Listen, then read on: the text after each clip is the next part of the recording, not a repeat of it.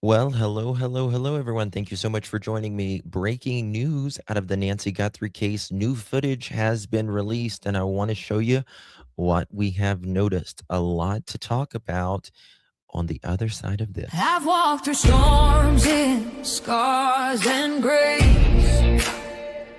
Smile through pain with a painted face. They called me too loud, too much, too strong. But honey, that's the reason I belong. Every scar's a scripture, every tear's a hymn. I found my worth where the light grew dim. They tried to break me, but here's a twist. I turned my pain into a clenched fist. I'm an unbreakable woman, born of fire and pearl. I shine like grace in a reckless world. You can test my faith, you can shake my plan, but I'll rise again. Just watch me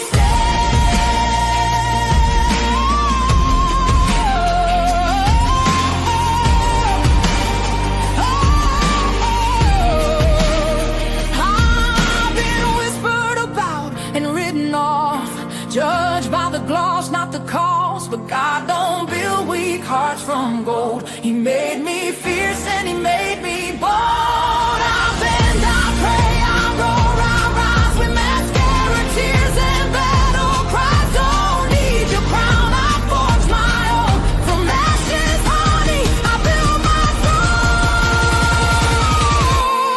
I'm an unbreakable soul, dressed in truth and pearls. The fire don't scare me, it lights my world. You can doubt my voice, but you'll hear my name. I'm holy and hood, and I'm done with shame.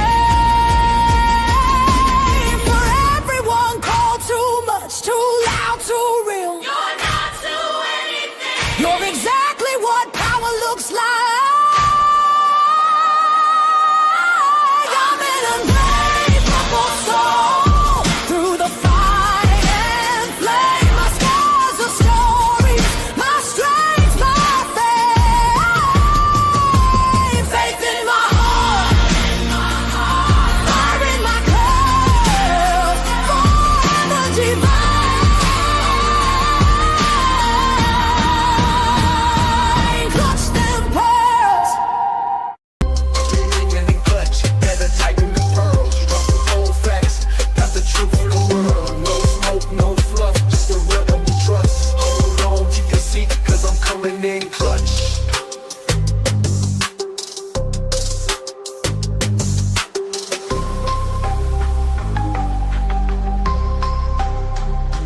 Coming in clutch.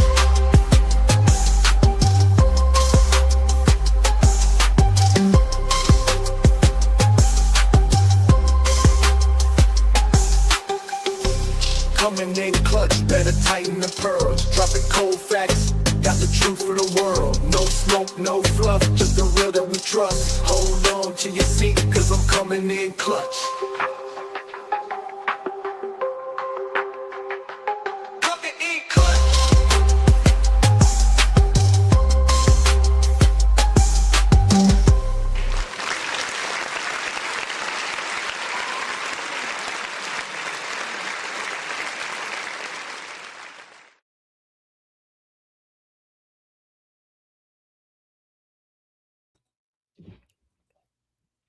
Well, hello, everyone. Thank you so much for joining me. Really do appreciate your time. You could have chosen to be anywhere on YouTube. You have a lot of options, anywhere on the internet, anywhere in the world, and you chose to be right here. I know your time is very valuable, and I do appreciate you spending some time with moi. Today is February 26th, 2026. It is currently 5:35 p.m. on the East Coast of the United States. Oh, yeah. Woo-hoo. Hello. Thank you, Denise. Good to see you. Gina, Robin, Not Lob. Good to see you. Baby Kisses, Anna Banana, Robin, Carol. It's me, Jenny, Yvette, Kelly, Ledford, everyone. Pam, good to see you all. All right, guys, I should have been live earlier. I apologize. I could not get to this computer. I apologize. But doesn't mean I haven't been digging. Doesn't mean I haven't been looking. And we got a lot to talk about. We got a lot to talk about. Brand new video coming out. And I think I know what kind of vehicle it is. I think I know what kind of vehicle it is. I do. It's one of two. I'm almost certain. One of two. And we're going to talk about it. Where is Daphne? I think she had some dinner plans tonight or something like that. Miss Dolores, you are so kind of me, girlfriend. Thank you so much. Really, we appreciate you. You received that. Make sure you give our girl, Miss Dolores, a big old thank you. Thank you so much for your support, my dear. Really, really do appreciate you. All right, new video coming out. We're going to get to all of it. A lot to get to. Very interesting. You know, we've been waiting for a hot minute. Where's the footage? Well, um, here's some new footage that we're going to. Let me do the ones it's not Fox because it's and it goes back quick, right? It is going back quick. This vehicle definitely moving in the night, right? Definitely moving in the night. And let me pull this one up because it kind of goes over and over and over. Anyone got a guess of what kind of vehicle this might be? I'm going to tell you what I think, and I'm going to show you as well. What do y'all think? Anyone? Well, I have goosebumps on the edge of my seat. Yeah, it's going this way. Moon flight. I think you could be. It's either a Land Rover or a Kia Soul. It's got very distinctive features. I'm going to show you. Yeah, they're moving in the night, aren't they, sisters? Mm-hmm. Mm-hmm. They definitely are. We can slow all of this down and take a really good look at it, though. Uh, they are certainly. Bear with me as I need to download this, is what I need to do. So there is a few different vehicles, and again, they're very distinct and they look. Hold on, let me screen record this. Here we go. We're going to screen record this. Oh, damn. No, we need to screen record 1 second. Here we go. All right. Now watch this. Why does it keep doing this? Oh, man. Why does life gotta be difficult sometimes? Hold on. Okay. Let me get a better screen recording on this.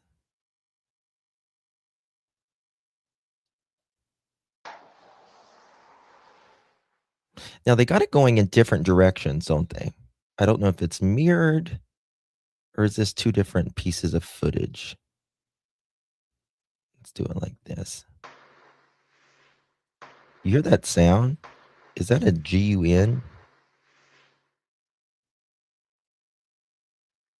Is that a GUN?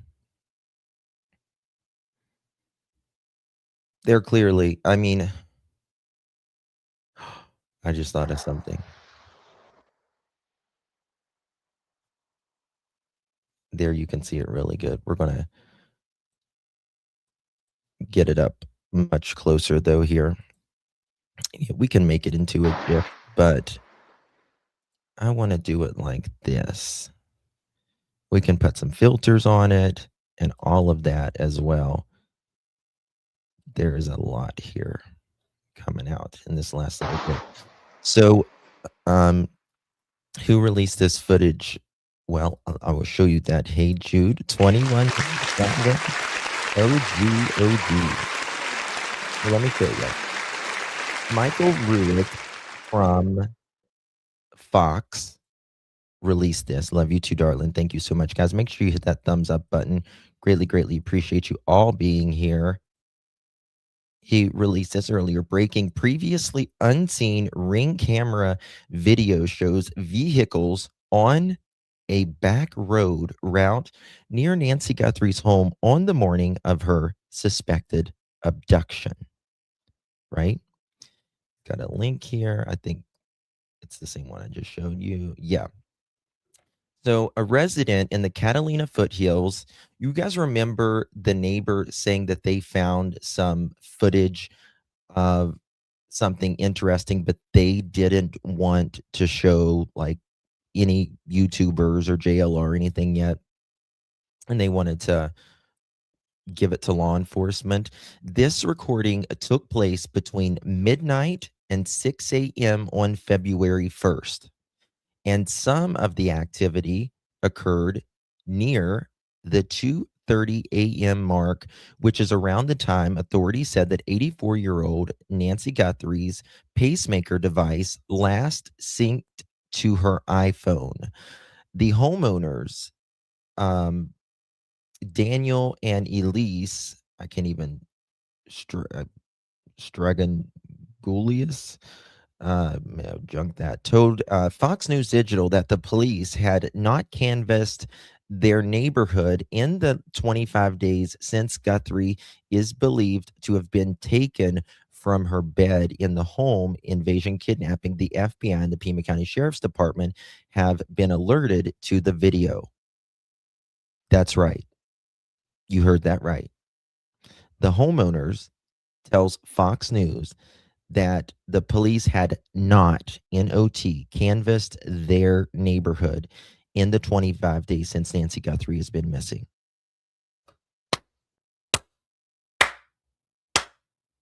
Slow clap. It was not immediately clear whether the video is of any use to the investigation. Well, how would you fucking know if you hadn't checked? Or whether the vehicle had ever been to Guthrie's street. There's a reason this is coming out, y'all. Come on now. Guthrie is the mother of today's show host, Savannah Guthrie, as we know, a Tucson native. Yeah. So I'm going to show you where it is on the map as well. Can you believe that? Oh my God. Unfucking believable. Jen Cook, come on down, girl. Thank you so much. Really do appreciate you. I can smell a legend. 6 months, girl. Appreciate you, my darling. Love you. And hey, Jude, thank you so much. Appreciate you, darling. Hello, Mr. Moneybags. Thank you so much, darling. Appreciate you very, very much for gifting that. If you received that, make sure you give our Hey Jude a big, big thank you. Okay, so take a look at this. This comes from the map from Fox News, and I'm going to show you how close it actually is to the Guthrie home. Look at this. Okay, this is the area that we're talking about. This is the area.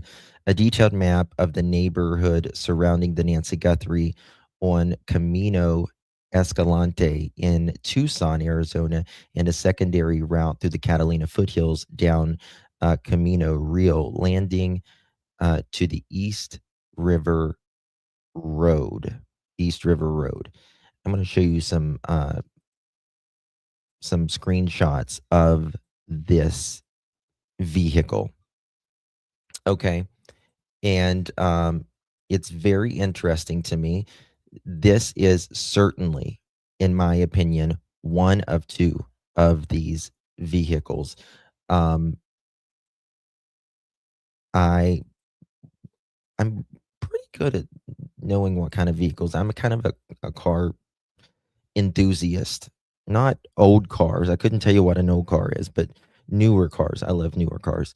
And I know just about freaking every make and model. Let me get this a little bit closer. But this seems to have something that only a few models that you ever see actually have here. And you see a lot of the newer vehicles, especially SUVs, the windows are smaller up, right? Like the windows.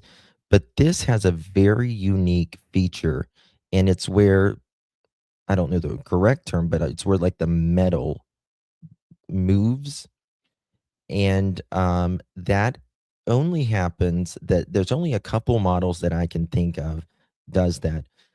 One is a Land Rover, not the Range Rover. I mean, that's a model. Land Rover is the brand. Range Rover is a particular the higher end model. The or the Kia Soul. The Kia Soul does this as well. You see this bend right here, and I can show you how this right here. I'm looking for I can't remember what year the Range Rover or the Land Rover. It's either the Evoque or the um the Evoque or the Defender. You see this right here? What about the Chevy? You talking about the Impala? Don't know anything about that Impala. Um, maybe, yeah, Discovery.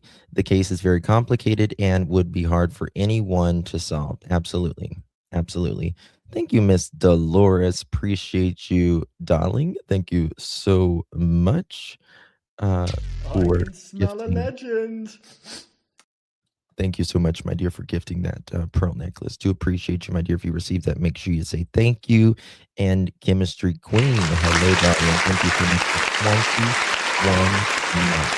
You are the rock star. Thank you so much for your continued support, my dear. Uh, can this right here is a Kia, right here. This one right here is a Kia. Um, and we are absolutely sure of that. So we're going to they absolutely are. The media can't be out there in their vehicles and stuff. It's in my opinion, it's just the sheriff wanting to slowly push them out of out of there, right? So let me pull this up right here. The police are back out there today. They are definitely back out there today. But it seems like in the last there is reporting that they are giving the home back, and that allegedly not Nancy, pardon me, Savannah Guthrie is headed back to New York, and she is supposed to be allegedly on the Today Show. There is reporting that she is going to be back on the Today Show pretty quickly after she gets back to New York.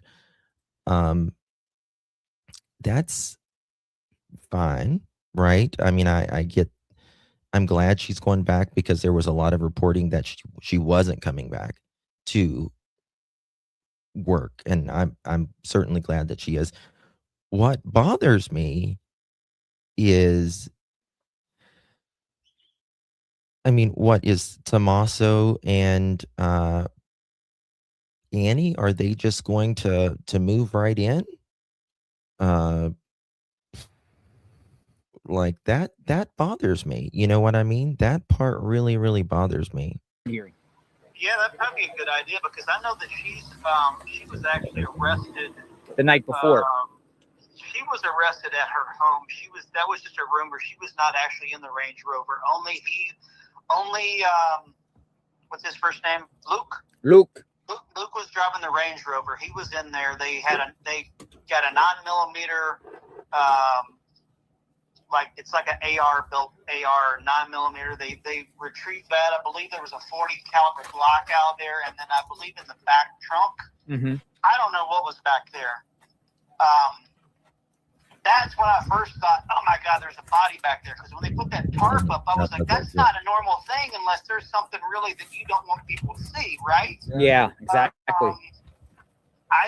That's the $1 million question. I'm not really sure what was in the back of that Range Rover. I would like to know though. I've only seen. I concur. I'd love to know. I'm sorry. I've only seen that done with a body when they cover things up. Yeah, exactly. We thought there was a body. I mean, the talk was a body, and actually, KVOA was actually put out a news report saying it was self-inflicted. Yeah. And then they they got that from a YouTuber though that wasn't giving good information. Looked like that. Time. We're all listening to the scanner. Yes. We're on real time. Things can change, and we're just kind of like, oh shit, this is what's being reported by the news media. So we just kind of say, hey, we don't fact check it. We're just kind of like throwing it out there because this media guy says, hey, we're right here, and there's people all reporting on it. So things we're doing can change. the best we can for what we have, Yes, and it irons itself out and slowly fits itself, over time. Everything's fluid situation. Chris, it's been a pleasure, and also, when I get back to Florida, whenever that may be, since we're very, very close, let's hook up. I'll take you to lunch. And we'll why not release the backyard video? That's a good question, Gypsy. I wonder. Absolutely, man. We're definitely So, there's what? anything you need here in Florida while you're out there? Again, I still have the creeps up. Like I've always said in this case, since the FBI did this new search warrant with said individuals, and they took that Range Rover in. Now that Range Rover was an actual Range Rover. It was an expensive one. I can't remember if I think it was a Sport. I don't think it was an autobiography. But regardless, I think that these people have still something interesting about them. I think that they will be back. But there's also reporting now, which is very, very interesting. There's been a lot of talk. Is Annie and or Tommaso's vehicle still in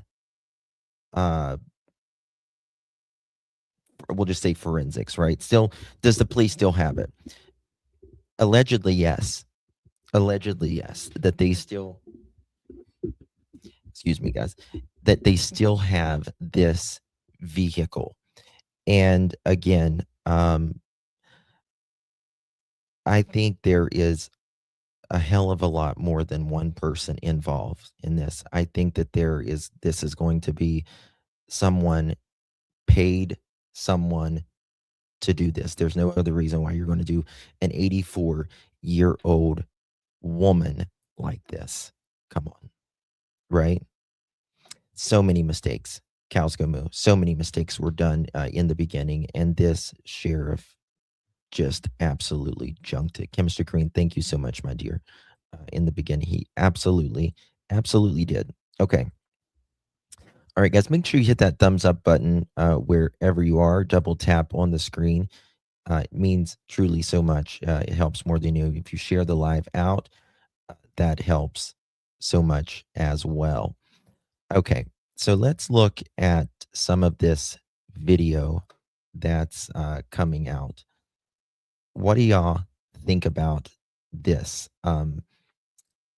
It's truly interesting, and from what we understand, according to Fox News Digital, is they never checked. They never checked. Asked the neighbors, anything about this isn't this exact same street that Nancy lives on. Let me pull it up here. Let me see if there's anything going on right now. Quickly.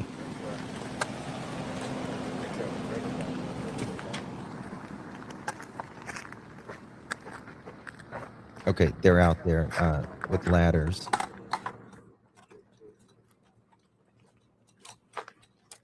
So we got him installing cameras. Yeah. Which, I mean, who the hell's not going to install cameras right now? You know what I mean? My theory is that Savannah interviewed. Here, I'll go back and give you guys the floor. He's I know a lot of cameras. Think that, but boy, that's making me dizzy. Lord, hold on. Okay, we're gonna go look at this new video that's out. That just made me really dizzy, JL. Okay, so check this out, guys. Very interesting. I can't believe they never looked at this. All right, check this out. And there is some sound with it. Now, if this, let's say these people have, are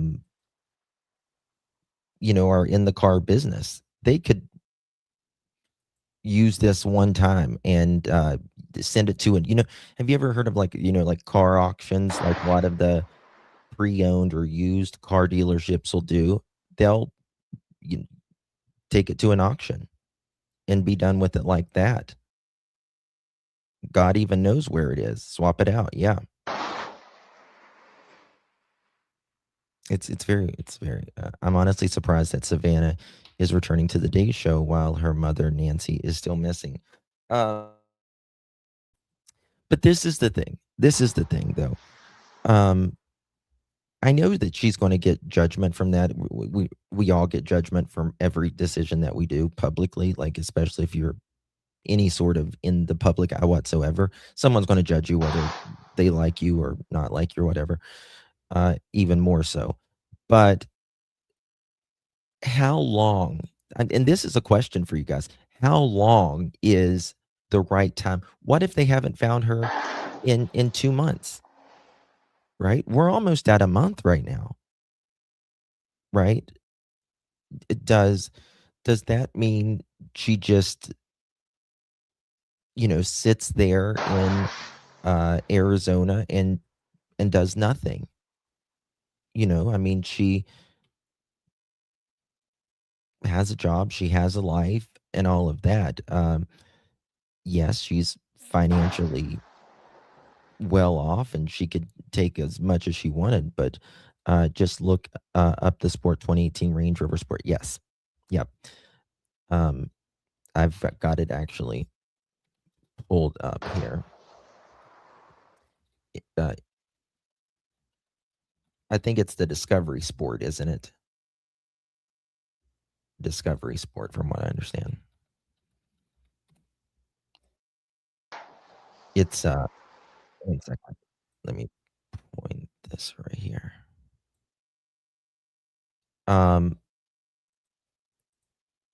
It's one or the other. Hold on, guys. My chats. You're making sense, Justin, as always the case. Yeah. I need to pull up my chat here, guys, because I don't know what the hell YouTube's problem is. Yesterday, there was it was coming in French and all of that stuff when it would come in. I'm like, what is going on with damn YouTube? Thanks to funding in part from West Virginia lottery proceeds, we're expanding MTech with a new STEM edition. We give students. Don't know why I got 2 seconds, guys. I apologize. Okay, here we go. Now I can see you. What is the banging noise? I don't know. I'm wondering if that is actually, is it a GUN? Is it part of just the car passing by? It's pretty interesting. They show it 2 different directions. I guess it's just a car going by. I hope it's not a GUN going off. That would be really bad. Really bad. Yeah, if y'all have anything to send me, mods, please drop the link. Okay, look at this, y'all. Okay, I've got some screenshots of some really good screenshots that I want to show you guys of this vehicle. Okay. Now take a look at this. Oh my God, 1 second. It's very, very good here. And you can get a better look at this vehicle, especially this one right here. Let me make it as big as I can, and we'll put some filters on it as well. Here we go. Okay, check this out.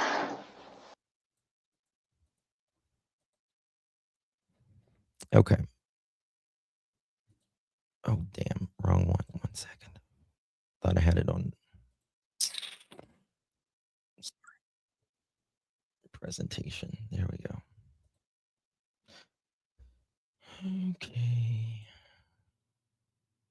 Check this out. It's got to be one or the other. One or the other. Now, there's a big ass price difference between, you know, a Kia Soul and a Land Rover, right? Let's be honest here. Kia Souls are, I don't even know how much a new one is. What, 12, 15,000, maybe brand new? You would think that they would definitely wake someone up, in my opinion.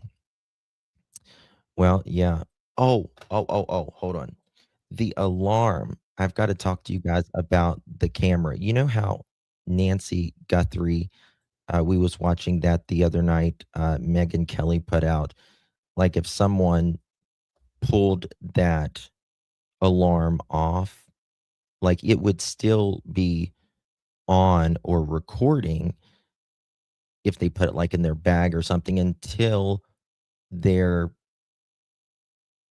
what's the word, the Wi-Fi would wear out.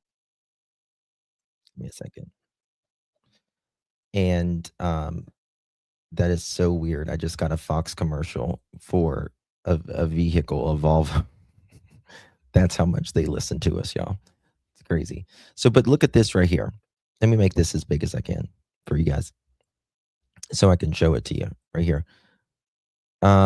This the lights in the back are very, very bright for sure, right?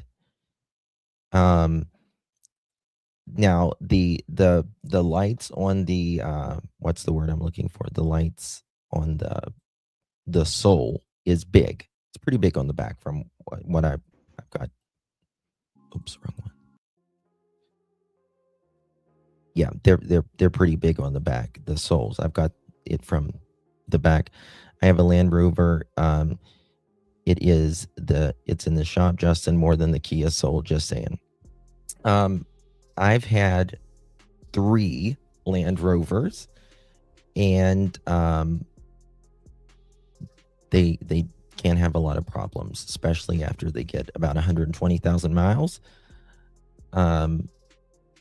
They can get bad. But I'll tell you what, I'm getting ready to get a new vehicle because my Range Rover, my Denali that I have right now, it has 150,000 miles on it, and my transmission just went out. It is sitting, doing nothing. I've got to get a new transmission, because even if I trade it in without like the transmission, like if I put in a new transmission, it'll give me much more value that I can trade it in. So either way, I got to put in a new transmission. $6,000 to put in a new transmission. It's the way it is. That's the way it is. I love this chat. Oh, thank you so much, Amy. Thank you so much. I think it's a good thing Savannah goes back to work. Yeah. But this isn't this isn't a big vehicle. And let me just show you the back of this Kia Soul. You see the lights. Look at the lights right here. Right there. See that? Okay. Very bright, right? Check this out. Check this out. That's the Kia Soul. That's the Kia Soul. We need our wheels. Yeah. Yeah. We do. That's what I said. It's not a large SUV. I said the more it looks like I think it's a compact SUV in my opinion. The Kia Souls are very small. You couldn't they're if you have a Kia Soul, you have a Kia Soul. But what I will say is they, from what I understand, they are very, very bad in wrecks. Like they're allegedly one of the most dangerous vehicles in a car wreck. Justin, do you think that Savannah interview Epstein victim could be something? I don't think it, in my opinion, it has nothing to do with it at all. 2 Dozen Roses says, Justin, it's a white Honda CRV. Think so.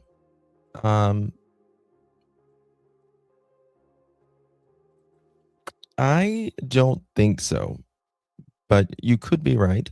And I'll just tell you why I don't think so. That I think it's this right here. This right here. The Honda CRV doesn't have that. There's only a couple brands that I can think of, makes and models since 2012, 2013 that has the bend from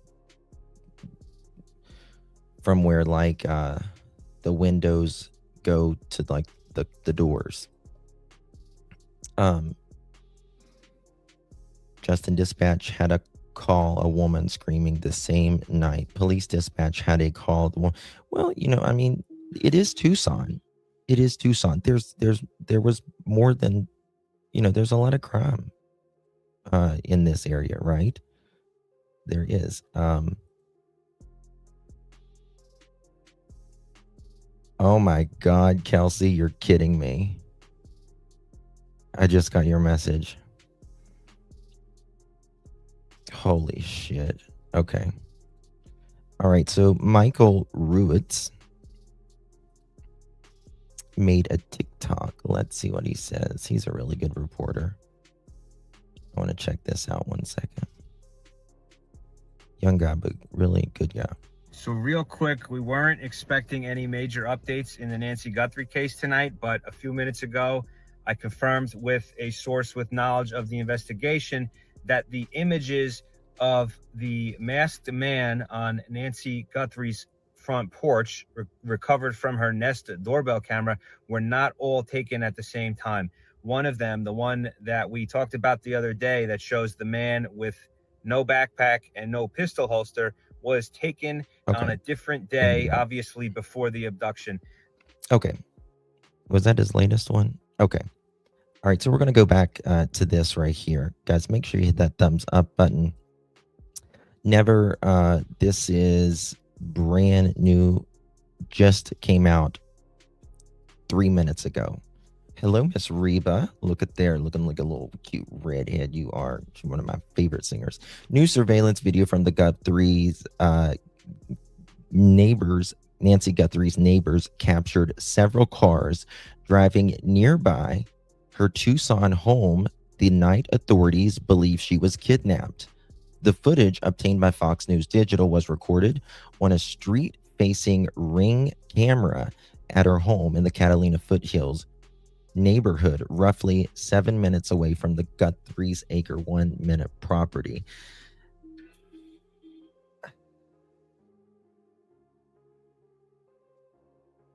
It's just weird.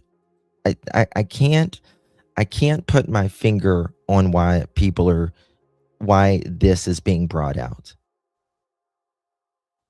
Brian Hinton said that days ago, said a source told him and he believed it. Right. That's exactly. So, yes, and we're going to get to that 2 dozen roses as well. There's a reason they're talking about this because this is 7 minutes away. There's something to do with this. Otherwise, it would not be reported. There's a lot of cars 7 minutes away. You know what I mean? Chris McDonough also said that Annie had a white Honda CRV that was towed, and it is, yes, that is correct. That is correct. I believe Karen, Chris's wife, was talking about that. And again, like I say, you don't go to that house and spend 3 hours in it for nothing at all. You don't. They said he may have even had a different jacket on. The loud noise from the car seems to line up with the bright light that could have a pew-pew blast inside the car. And Kelly, that's what I was thinking. I hope we're not listening to the final moments. You know what I mean? I really hope we're not listening to the final moments of Miss Guthrie. I truly wonder if, again, oh God, it's too much. Why would they, like, if this was a ransom thing, right? Let me pull this up 1 second. If this was a ransom thing, you're going to keep her alive right there. You're not going to, you're not going to unalive her. So it's, okay. Put a 1 in the chat if you think that Nancy was alive and well for a while after she was taken from the house. Put a 2 if you think something happened to her either in the house or very shortly after leaving the house. That's what I want to know. I want to see where y'all are at.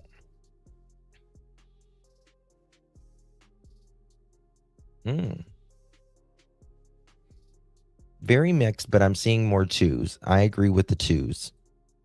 I don't think it was very long at all. Because you have to remember, you got to remember, it looked like a crime and that homicide was there since day one. Whatever was inside the home. Right? So, I don't know. We'll just have to see here. All right. What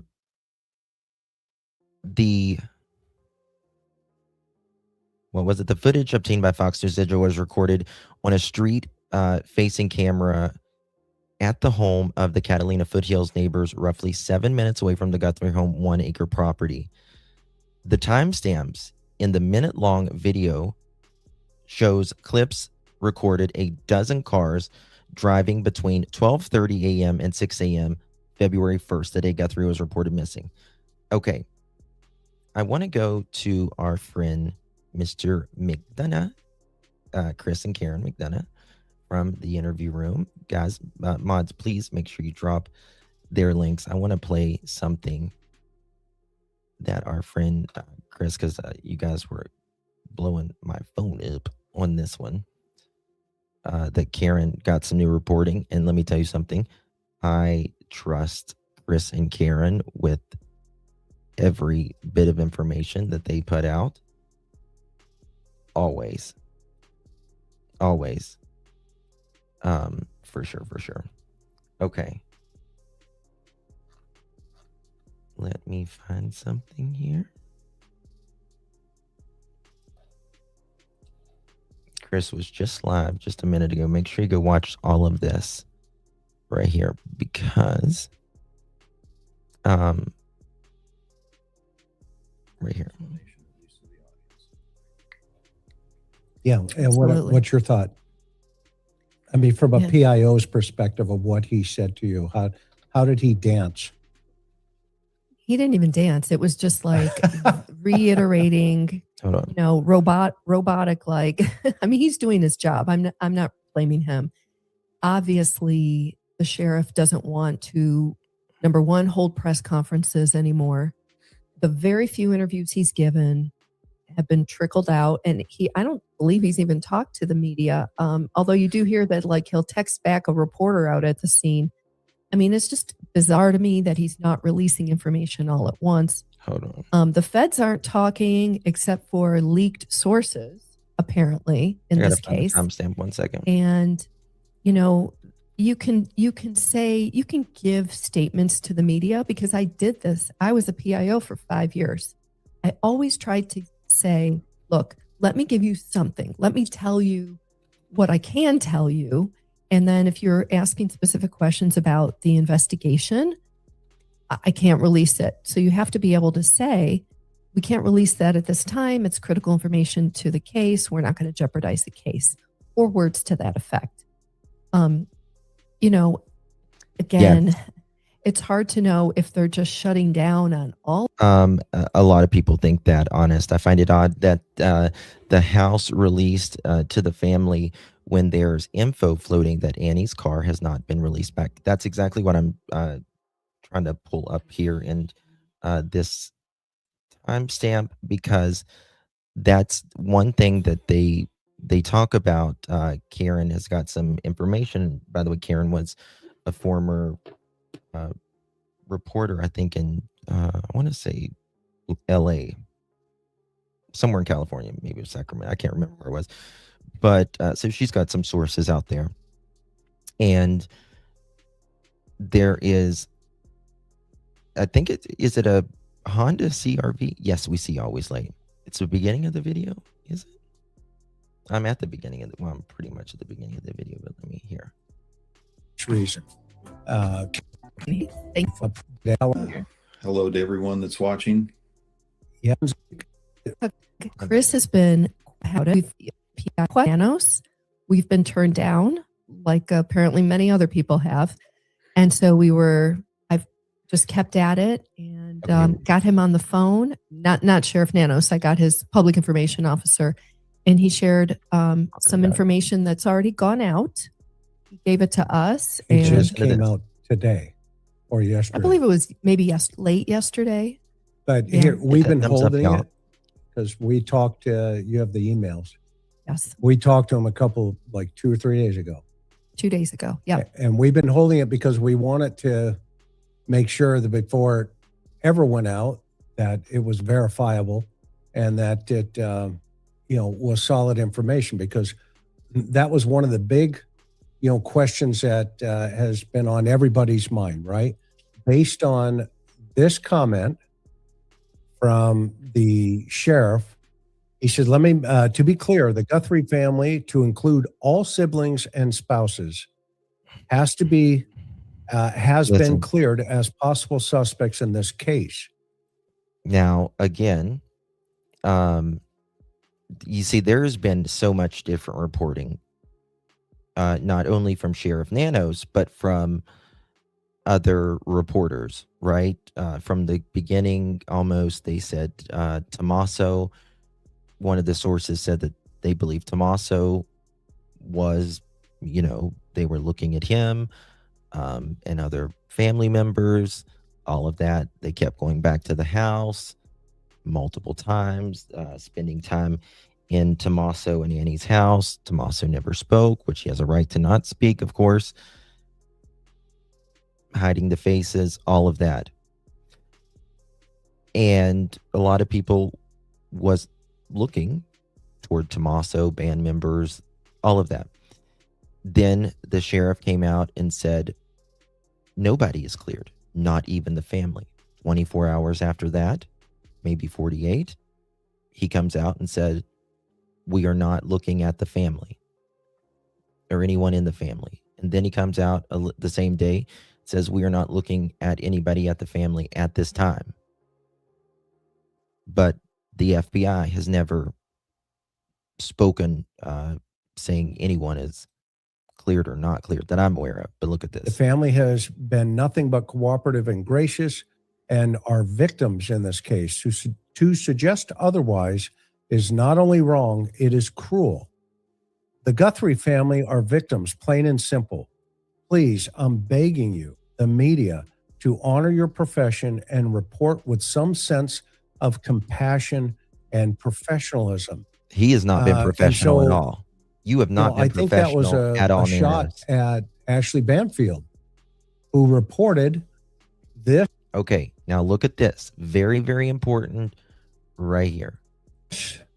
Car right here belongs to Annie, and this is a picture of it being towed away from the house. And that was back in the first couple of days. Very early on. Very, very investigation. early on. Right, which got us thinking, well, wait a minute. If, Exactly. So let's think about this a second, y'all. Let's think about this. If they're cleared, if Tommaso, I'm not saying that they're involved in any way, shape, or form. Let's get that straight first. But let's think about this. If they are cleared, like the sheriff said, is the vehicle not back? Reporting is that their vehicle's not back, right? Can you say why you would be going in their home multiple times?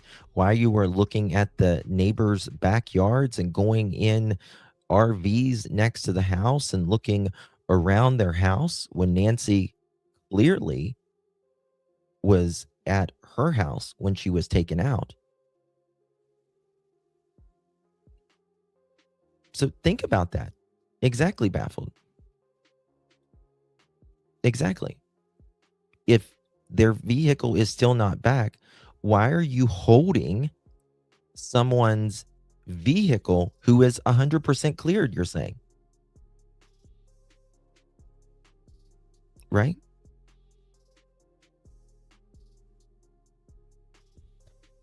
Just asking. We didn't think Ashley Banfield would have gone out that far, with her professional sources, and to, put it into the environment that this car right here that you're looking at with the big circle on it would have not been impounded. And if so, if it was impounded, the only thing I could have thought of, from an investigative aspect, and Bob, you weigh in here as well, is you don't impound the cars from the family whose mother's been abducted unless there is a linkage somehow to the investigation. What do you think, Bob? Yeah, I agree wholeheartedly. And they wouldn't have kept the car this long either. So even if it did have some... They don't have the timestamps of the perpetrator on there because there was no subscription or anything, and they got it back by a private company through... so that's why there's not going to be any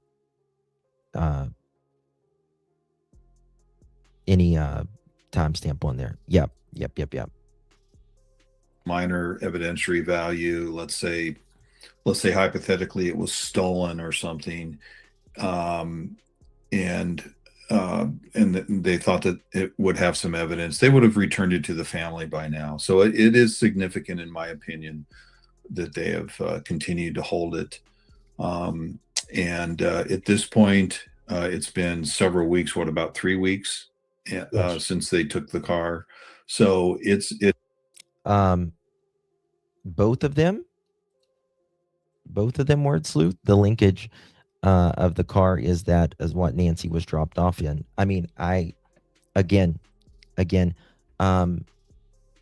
if they know Nancy, I mean, come on, if they know Nancy was dropped off in the vehicle, they don't need to test anything from that vehicle. If they know that Tommaso dropped her off, the crime happened at her home. The crime happened at her home. Why are we needing to spend hours in Tommaso's home? Is the question. Hours, multiple times. Right? I mean, something is wrong here. That's not normal. It's just not normal to do this, to go back over and over and over. It has significant evidentiary value, in my opinion. That's not an indictment on the owners of the vehicle. It's just simply stating an educated guess on why they're holding it that long, because it is significant to the case. And that's another great point. We are not saying that anybody is implicated in this. We are just simply asking the questions. Do you still have the car, and why? And if we didn't get the why piece of this answered from. Yes, her DNA could be in that vehicle, if she sat up front or whatever, but her DNA would be all in the house too. You know what I mean? Unless potentially something, God forbid, happened in one of those vehicles. I don't know, but the sheriff says that family clear. Again, I don't think Savannah or brother, absolutely, but the thing going back to that house is very weird. Pima County, but we were told that yes, they still have the car impounded in their custody, and it is, quote, part of the investigation, end quote. So, okay, so the either Tommaso or Annie's vehicle, they still have it impounded 26 days later. It is, quote, part of the investigation. Why? I seriously. I heard one explanation was that Nancy was being surveyed over time, and there was a tracking device on Annie's car. I mean, I think we can pretty much all of us at this time at least say that this is premeditated at the very least, right? If this doofus who is on camera was there before, and it seemingly was, even though the sheriff is coming out talking about that as well, I think we can all speculate at least that this is two different times that the guy in the camera was at the house, right? And if that is the case, this is clearly premeditated. I mean, if put a 1 in the chat if you think it's premeditated, put a 2 in the chat if you don't. I would like to see if there's anybody. I mean, if you do, you do, but do you think that it's not premeditated? A 1 if you do, a 2 if you don't. I just want to see if you are to, like, how or like why do you think that,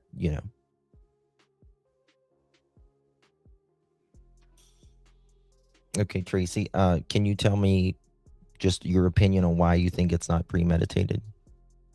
Because I truly want to know. I truly want to know like the logic of how you're thinking on that. Okay, here we go. Read some of the emails or some of the conversation you had with the PIO. Sure. And this is from the horse's mouth. Listen to this. At the sheriff's department. Okay. And remember, this is the only channel right here. Okay, that within 2 days after we started dissecting this case and we put the panel together and all started saying, okay, if this was ours, how would this thing flow? Okay. And the thought process was there are 2 lanes going. There has to be a flow, right, to an investigation. This leads to this, leads to this, of where the evidence or where the police are going with this. And we need to link how we got from Annie or Tommaso's vehicle still being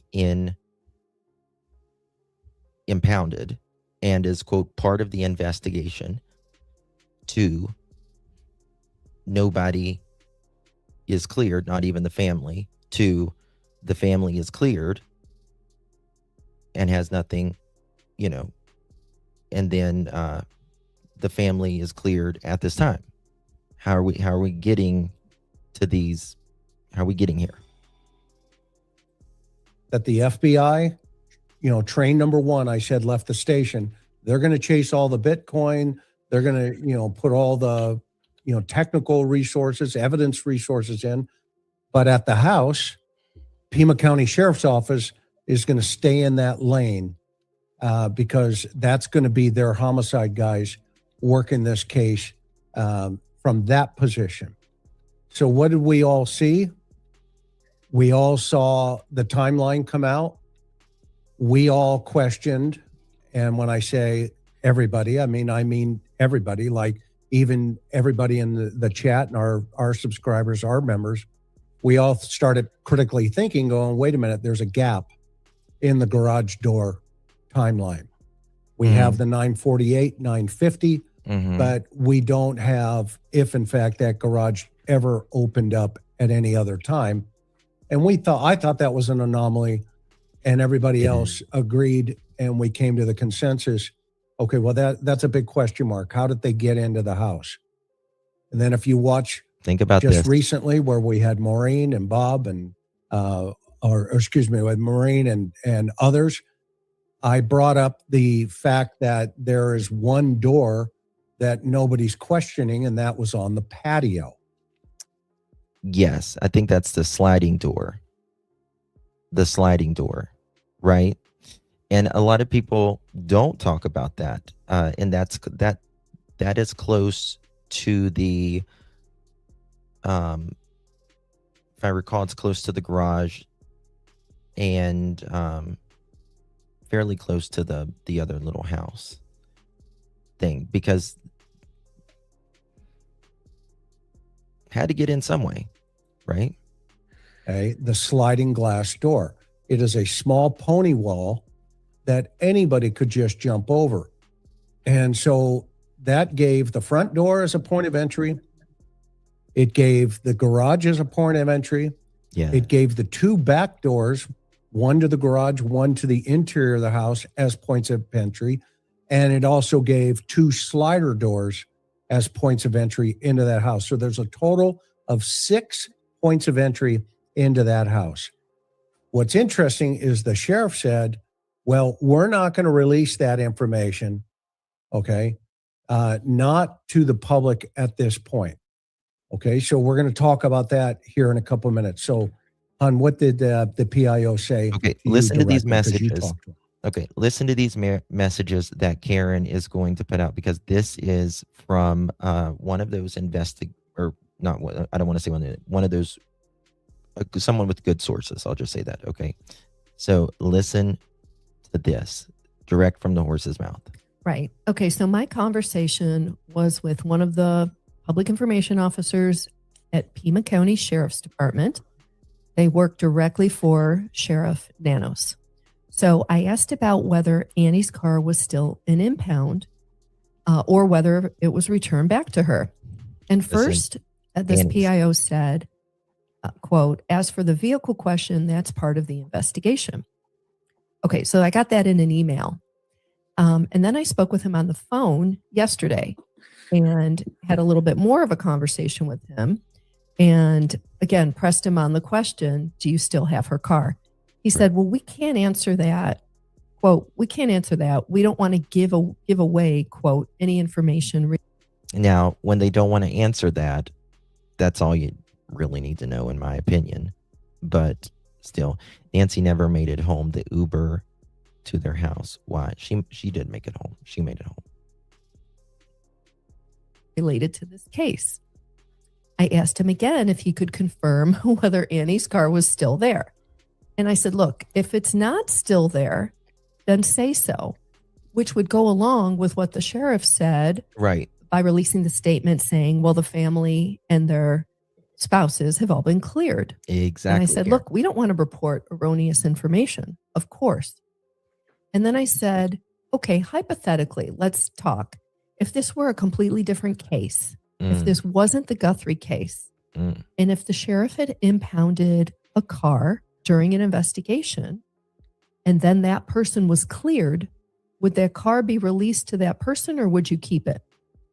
What's and the the point PIO of keeping said, well, yes, we would release that car. Exactly. Because that is what typically happens. Exactly. Okay. So that, Exactly. If you are cleared, and that's a big thing to be cleared, right? It's a big thing to be cleared. The sheriff, he drives me nuts,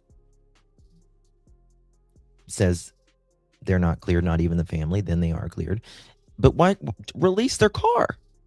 Release Annie's car, Mr. Sheriff, if they are. Thank you so much, Miss Ginger. Brian Enton interviewed a hostage negotiator asking about it being someone obsessed with Savannah. Could be why they were there for 40 minutes. I don't know.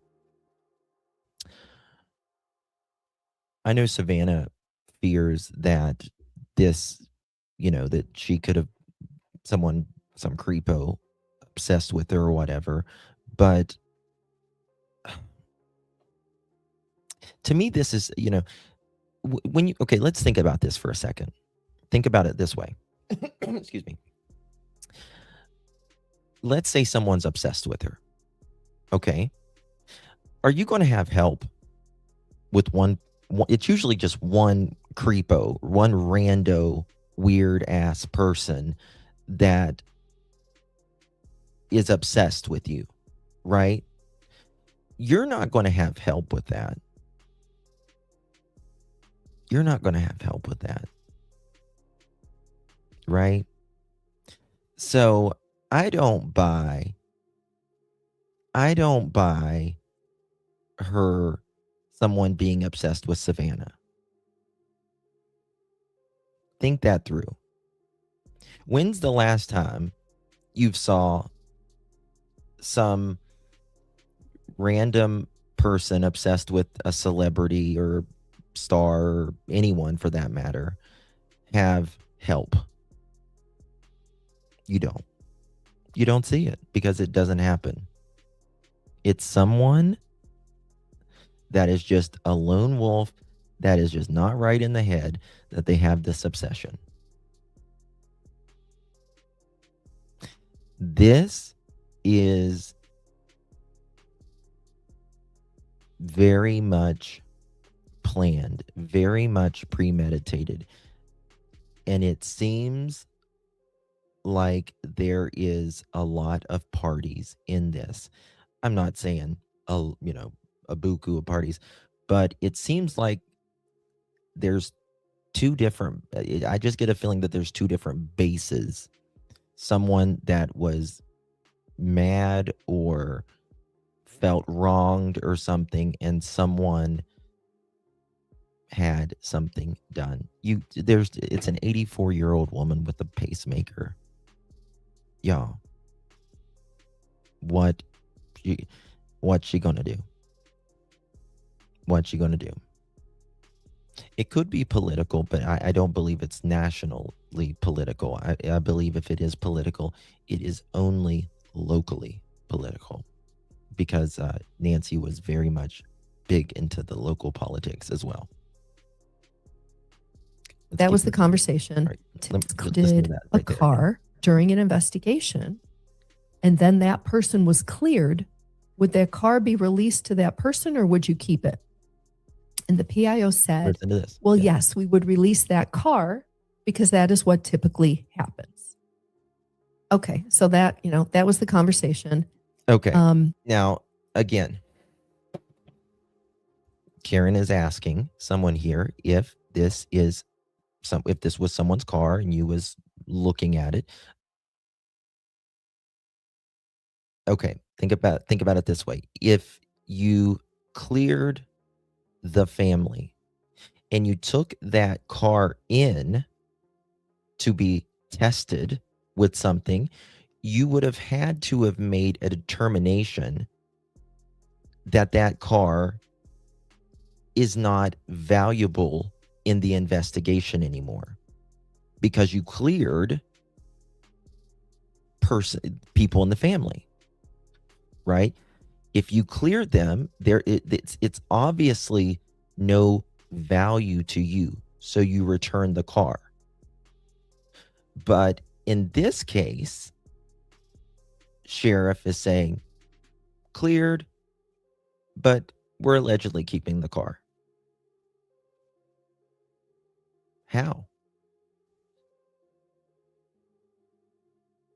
Right? How are you keeping the car?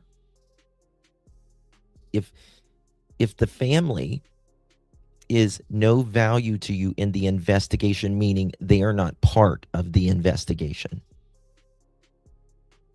then you can return that car. And I think that is whoever talks to Sheriff Nanos next needs to ask him that. Okay, sir, you are saying that everyone in this family is clear. Why do you have the car? Because it means something or it doesn't. And then he came back and said, well, again, he repeated himself. The car is part of the investigation. And to be clear again, I want to say Okay. Again, the car is part of the investigation. This is why nobody likes you, Sheriff. This is why. Exactly why. How is Annie's car part of that investigation? If she is cleared. Thank you, Denise. He told you, I'll answer you later in the afternoon. Right. Yeah, exactly. So that's what he came back with. Okay. So he said, I'll answer you later. He's trying to get out of that because he doesn't want to go any further in that, obviously. Right.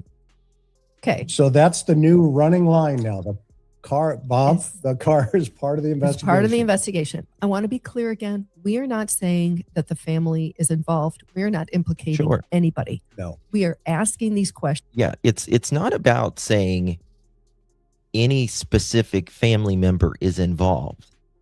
It's the buffoonery that this sheriff is saying when we clearly know that things aren't adding up. Right? Either just don't say anything, Sheriff. I mean, but it's too late now because he seems like he has to speak out on everything. Go back and forth, back and forth, back and forth. And it just creates more confusion, more misinformation.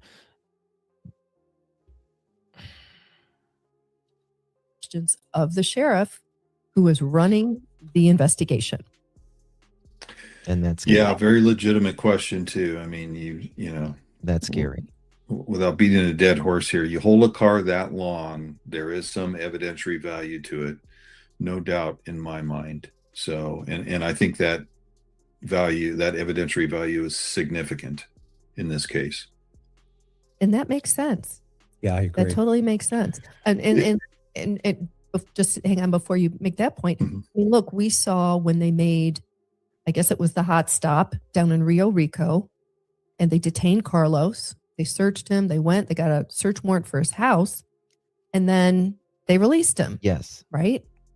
So it would stand to reason if somebody's cleared, they're going to release the vehicle as well. Correct. Bob, your thoughts? Yeah. Let's think of this. Think of it this way. Okay. All right. Carlos, like Karen just discussed right there.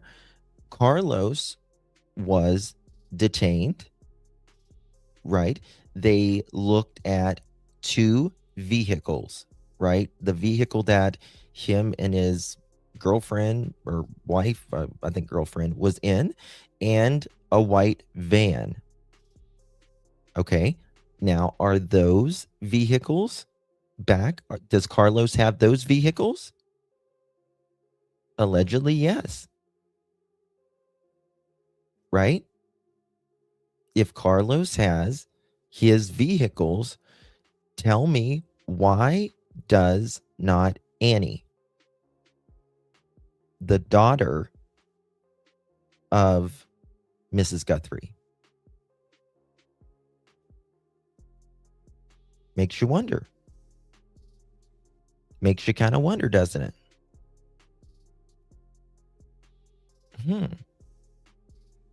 Now, they've only been to Carlos's house at one time that we're aware of. Now, Tommaso and Annie's house, they've been there multiple times. Right?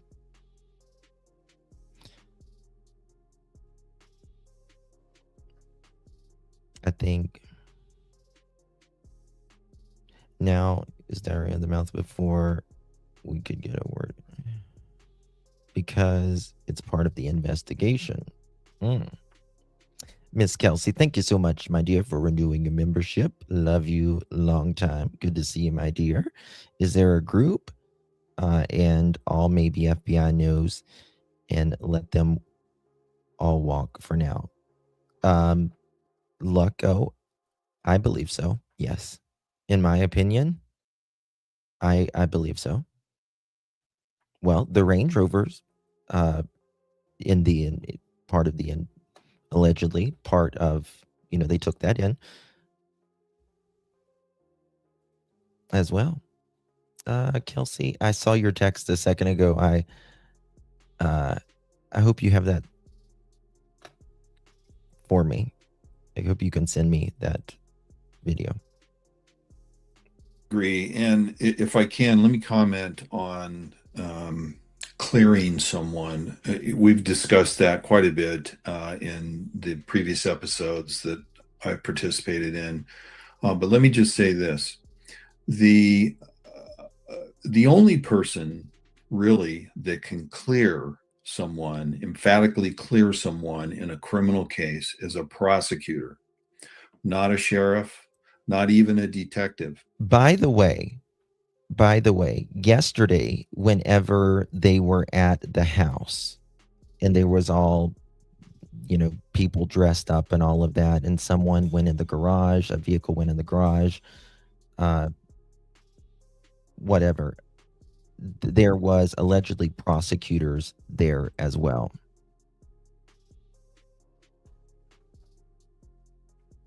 Now, a detective can come out and say, well, I'm not looking at this person as a suspect or a person of interest. But really, the only person that can clear someone in this type of case, or any criminal case for that matter, is a prosecutor, and not a law enforcement official, not a sheriff or a police chief or a detective. And we tend to conflate those two things, clearing someone and not looking at them as a person of interest.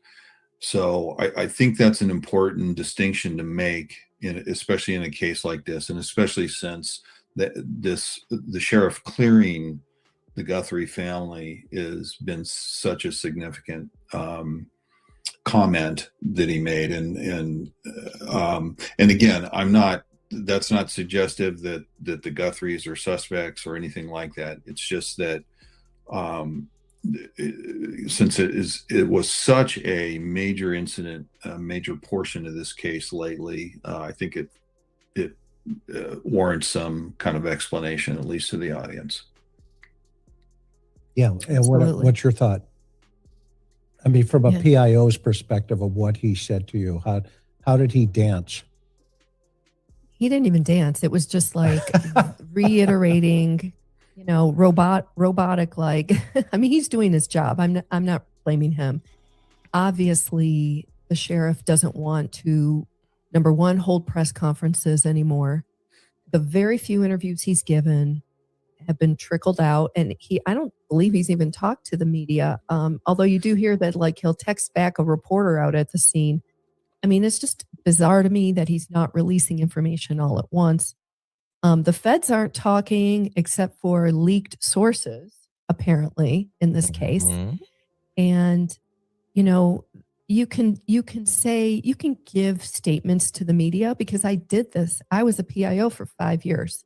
I always tried to say, look, let me give you something. Let me tell you what I can tell you.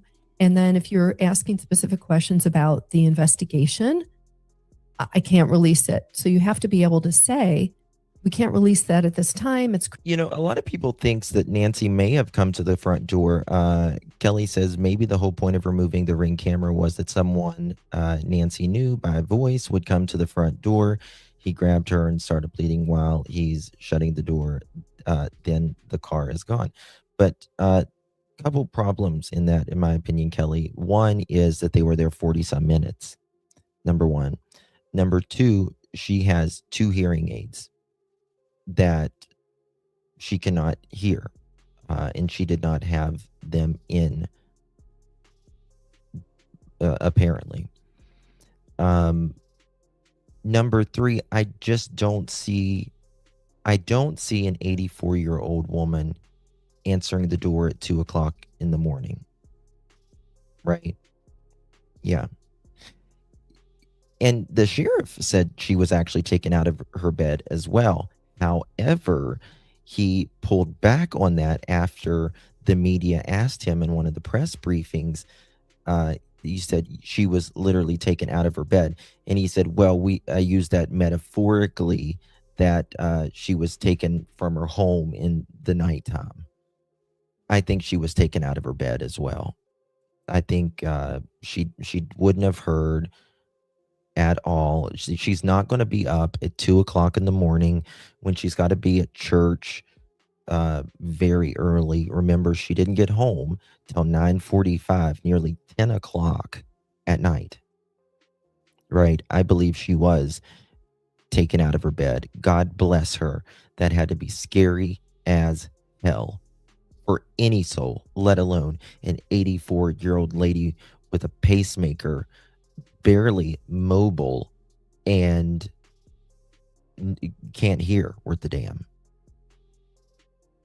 Right? Savannah is headed back to, yeah, she is. Critical information to the case. We're not going to jeopardize the case, or words to that effect.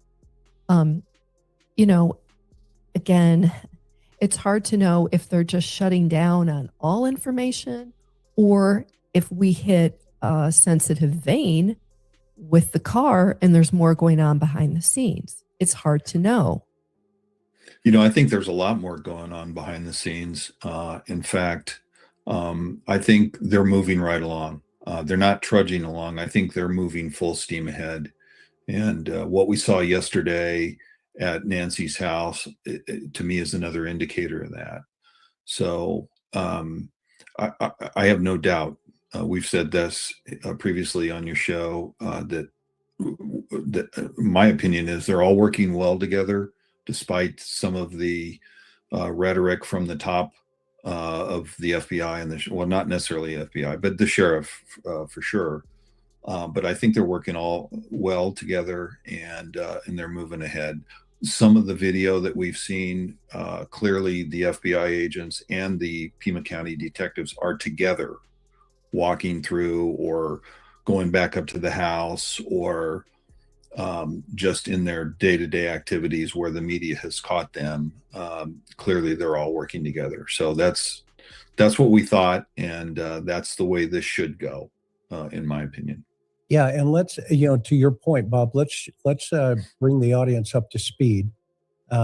So this is, and that's and that's what you would think. That's what you would think. It usually does give you a notification, but who knows if she's going to hear her notification at 2 a.m., if she's going to check her notification at 2 a.m. I think they went straight to her bed. straight to her bed, in my opinion. After someone is claimed dead, you go to the register of deed. That's what my sister-in-law did. I just called and asked. Yeah, well, I mean, they have to be declared dead. Yeah, they have to be declared dead by a doctor, a coroner, and the government, right? Hello, Alicia. Good to see you, my dear. This predator has access to NG. Level of vulnerability, SA should not be ruled out. Absolutely. SA should not be ruled out. I think that's not the reason why this happened. In my opinion, I don't think it should be ruled out. I agree with that. But you got to realize as well, this person was there before. Someone that is randomly trying to SA someone usually don't wait. They usually don't plan it days or weeks later. It's usually a very what's the word I'm looking for?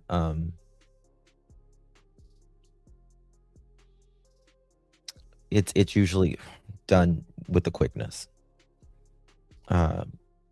Impulsivity. There we go.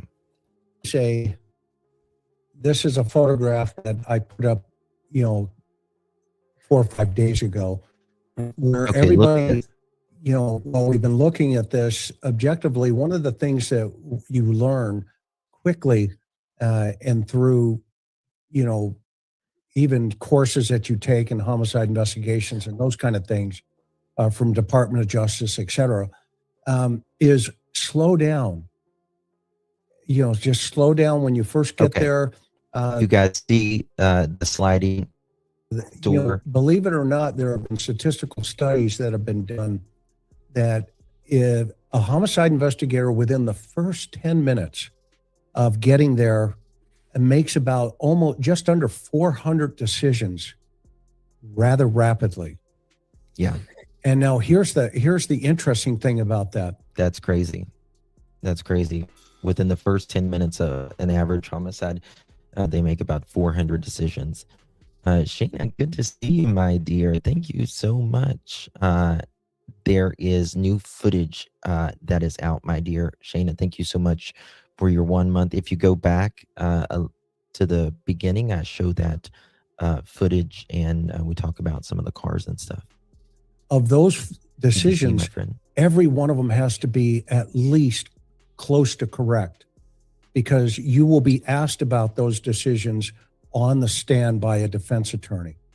Now, and that's why it's critical when you get onto a scene, and we teach this through the Cold Case Foundation to new homicide investigators, that when you get there, when you debrief the patrol guys, that you have to, while you're taking notes, when they say, yeah, this witness said this witness said that, well, you just do a cursory note, because by the time you get that witness back into the interview room back at the station or into a controlled environment. We love Dr. Gary Bacardo. We love Dr. Gary.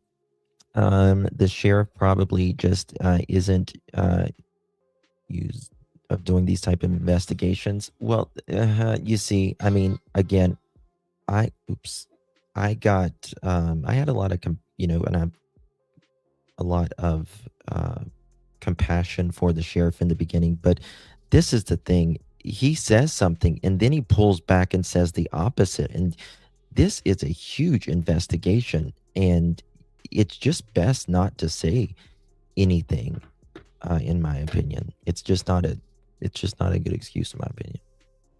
And you turn on that tape. And I'm almost always very supportive of law enforcement, because it's easier to, like I say, for people to just criticize than, from our point of view. But he's not done any favors. Recorder, okay, that statement could change because they're still going through the trauma of the event, calling the 911, getting the cops on the scenes. So there's a lot of dynamics that take place with eyewitness testimony. Okay. So in this situation, who's we have the Uber driver who picks her up, drops her off, allegedly at the house. Okay, we have the family say, listen, what they said. Yeah, we were here at dinner and all this other stuff. Okay. And then you have the call coming in. Mom's not at church. She's not on the stream.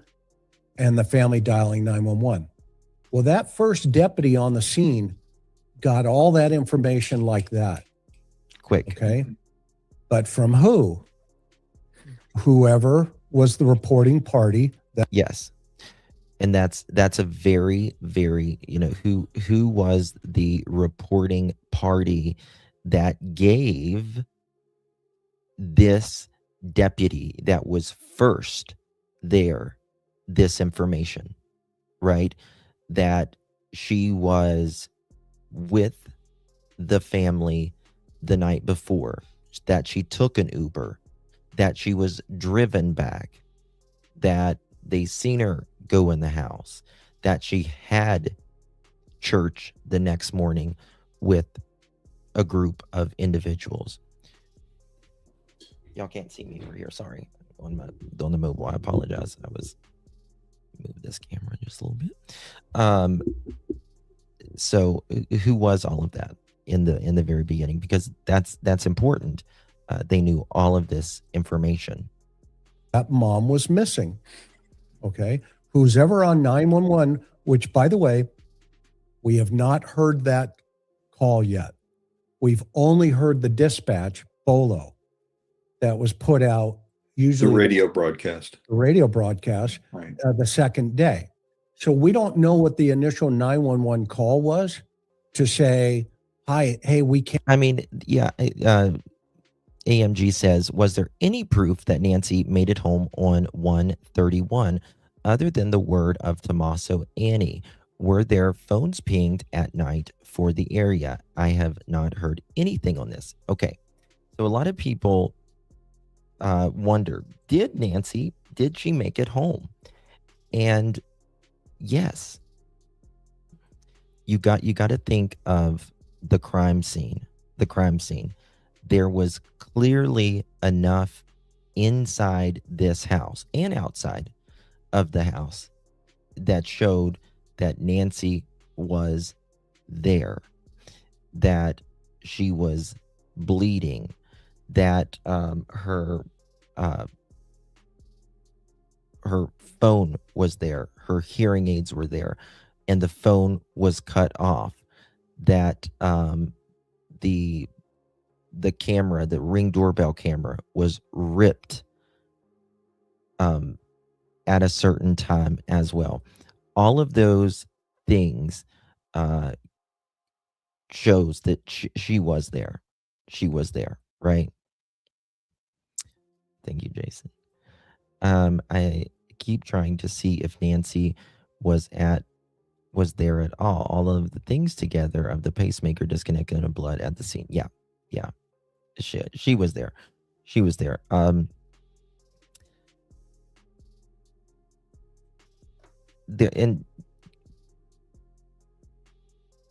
she was there with all of this. The blood, whatever is inside the home, the phone being turned off, the pacemaker showing that it was connected to the phone or the watch or whatever. Tina, thank you so much. Is there any footage of the family dropping off at home? That's a good question, Miss Tina. Thank you so much for that. That's a very good question. Not that we're aware of. But you would think that they would have footage of the vehicle Tommaso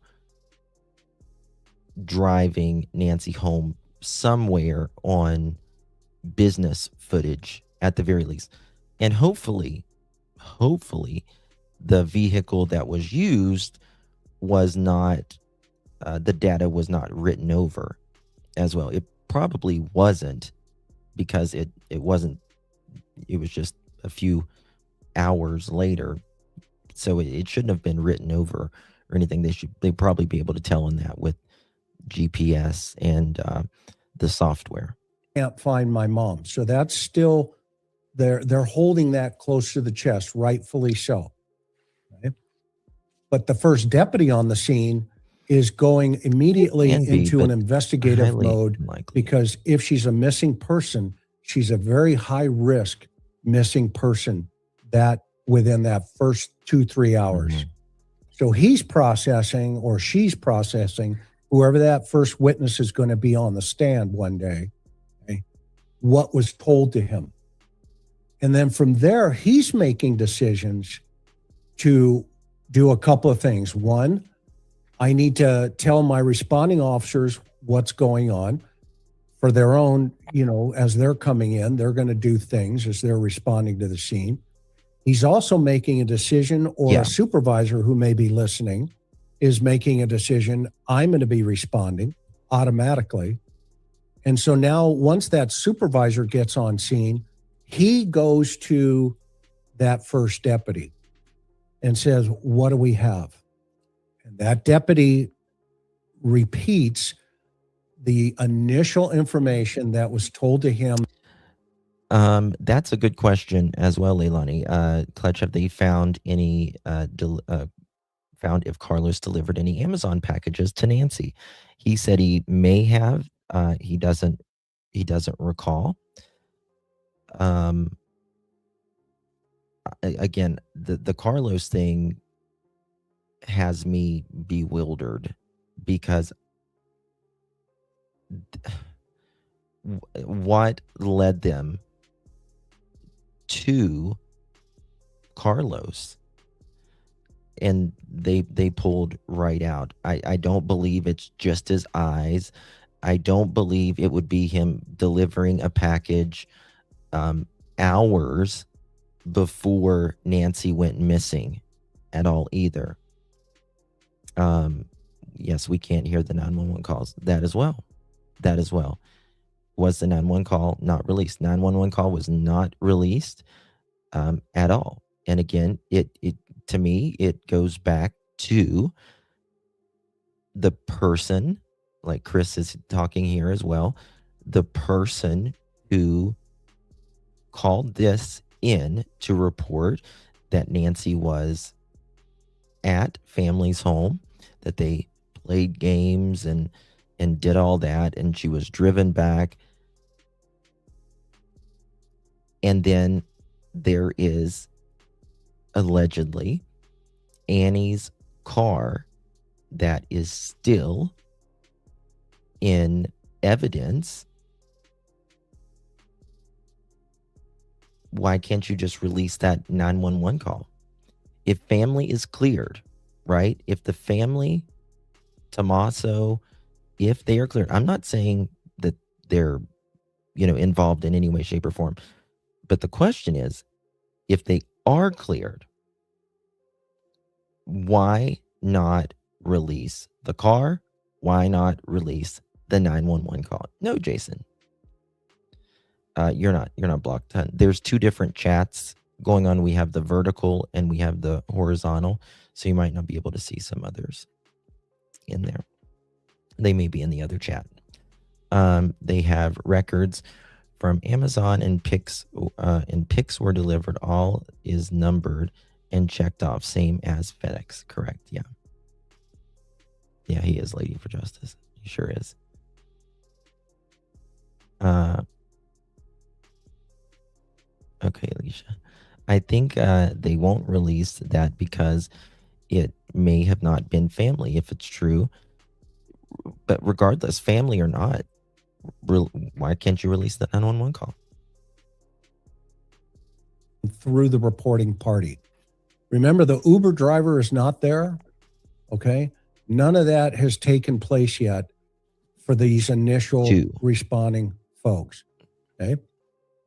It's at that point she is deemed a high risk 84-year-old mom, disappears out of a house. They go into that house and then they discover what they described as a crime scene. Okay. Yes. And that's exactly what I said just a minute ago, right? The sheriff, which nobody plays it, and I need to play the entire time the sheriff the first time spoke. He was outdoors. I think he was outside the home. It's about 10 or 11 minutes long. The reporter asked, "Is this something normal that you normally do?" Meaning, do you normally have homicide would you normally have homicide here if she was just taken out of the house, and he says, "No, it's not normal. This was based what was inside. This was a crime scene." Okay. What happened inside? Something really bad. Obviously, there was blood on the outside, blood in front of the door, blood in the driveway area. Remember that, Tina? Yeah. So something's not jiving. Now, we don't know what that crime scene looks like. We know now, weeks later, that crime scene has additional DNA evidence inside that house. And blood. And blood. And we hear now from Savannah, her mother was taken out of the bed. Yes. I think she was ambushed out of the bed, actually. This was an ambush. And again, you got to think of an 84-year-old woman. She is very, her risk, right? There is, everyone, depending on your lifestyle and your age and all of that, you're either a high risk victim or a low risk victim. She's about as low risk as it gets, right? About as low risk as it gets. An 84-year-old woman. I think she was ambushed. Okay. Chris, so, yeah, Bob, go. No, I'm sorry for cutting. I just want to make a point. When you're done with that thought, I just want to go back to the photo of the patio with the pony wall and make a point. And sorry to interrupt you. Go ahead. No, go. Here it is. Okay, so this patio with the pony wall, it looks to me like it has 2 sliders. Is that what you see as well? Yes. Okay, so I know with a home this size, and I think most people will agree with me, the master bedroom, the master suite, is going to be off of this patio. Okay. Correct. Because she says in her journals, she goes and sits outside. Remember, Okay. On the patio to on read. the patio to write in her journals. Okay. So if this is the point of entry, think about that.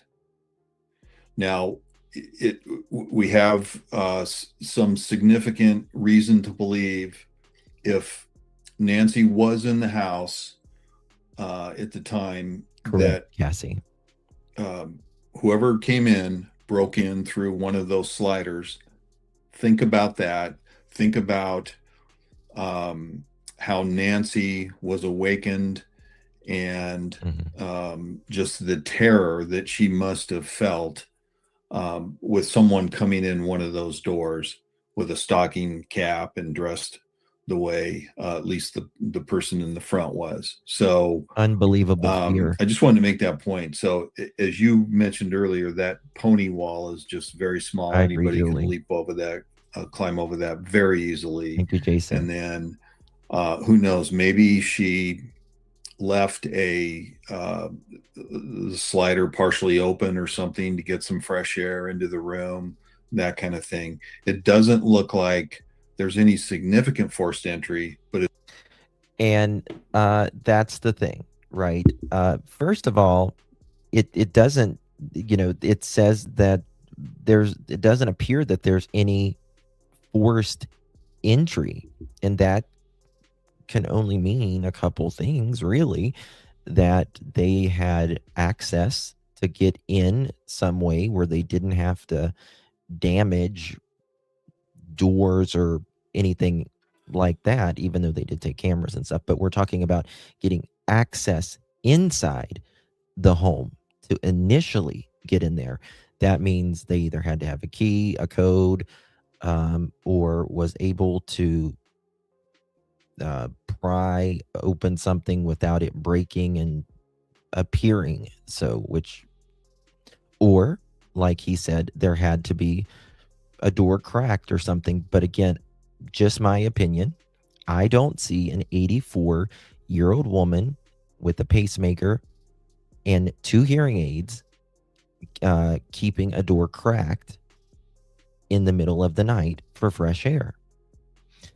It's, when you're alone at a house, it's more scary, right? Because you're alone. You don't have anyone else there.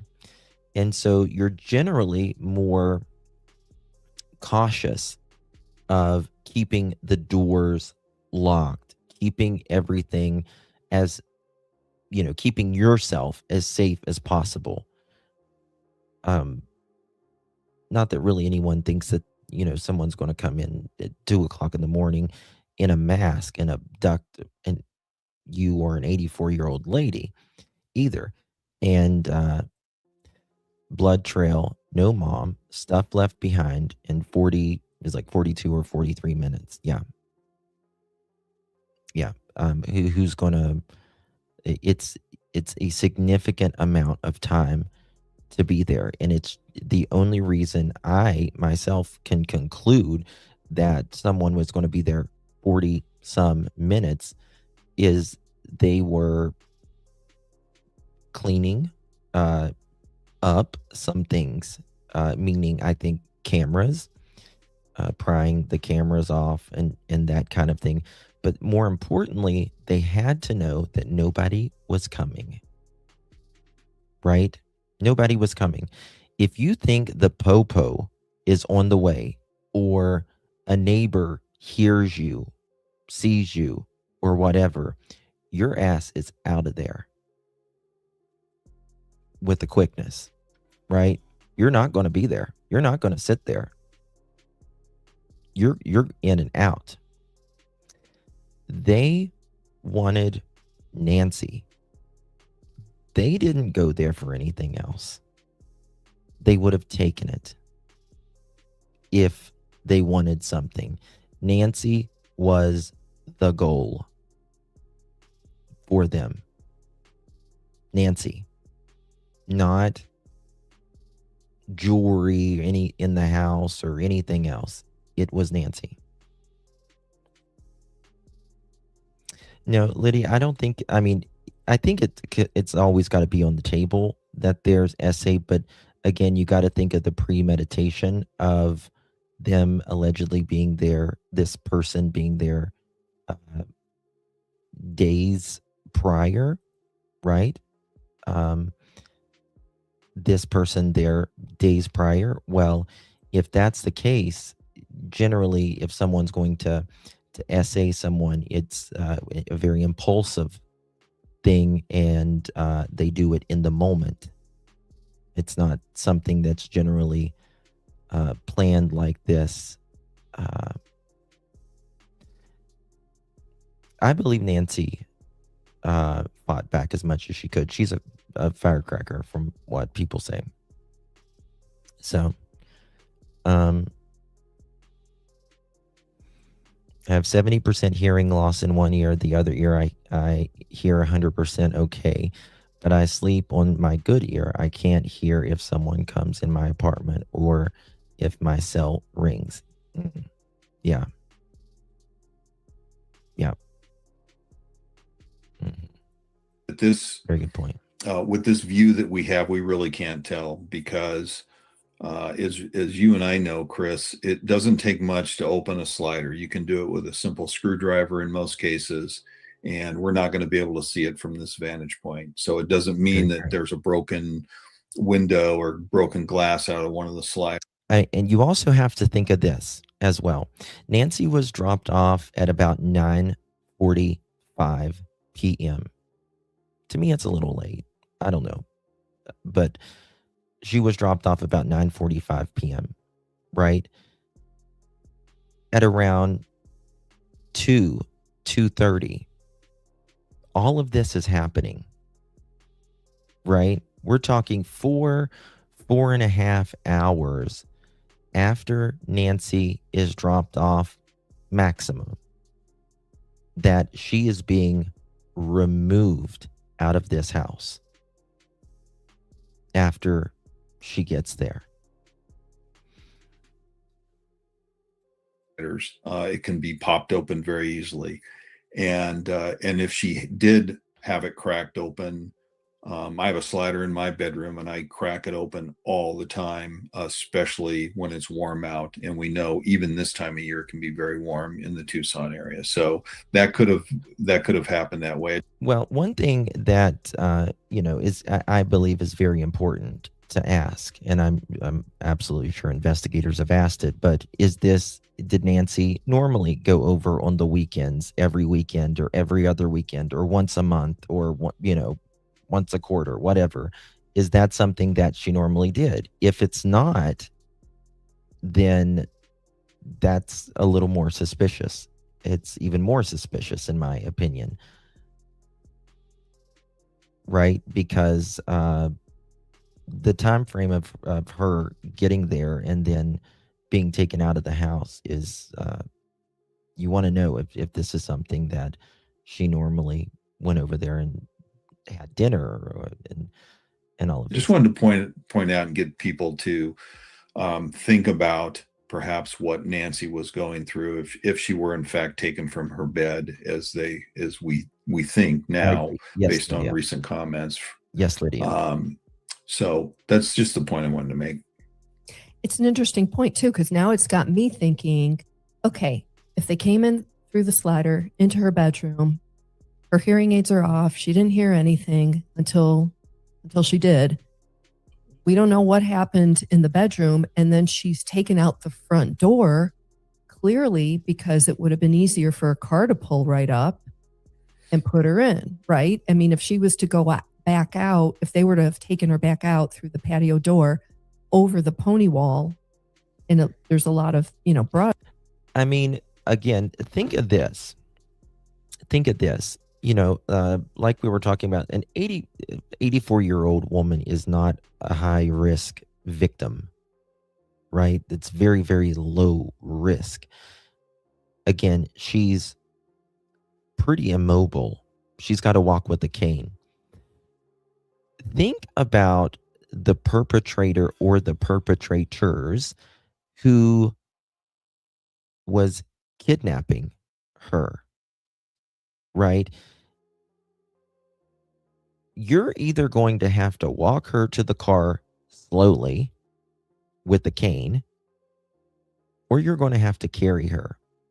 You can't just rush an 84-year-old woman to the car. She's immobile, number one. Number two, she falls and breaks a hip. You're done anyways. Right? So you got to think of that too. It either took them time to get her to the car, or they had to carry her to the car.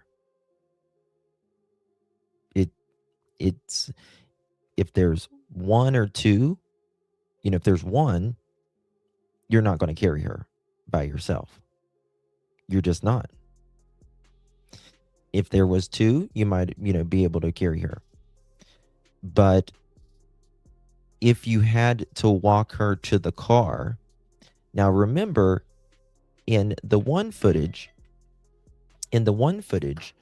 there is, one second.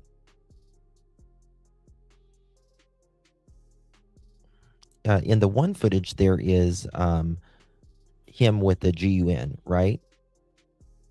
And that, remember we said when we didn't know the footage was from 2 different days, we said that if this person, if we thought when it was the same day, this person didn't have the GUN in the backpack, and that the GUN is the intimidator, right?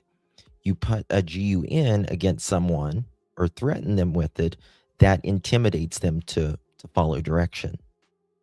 So when we saw that photo of this person not having the GUN, the perpetrator doesn't normally sit it down, right?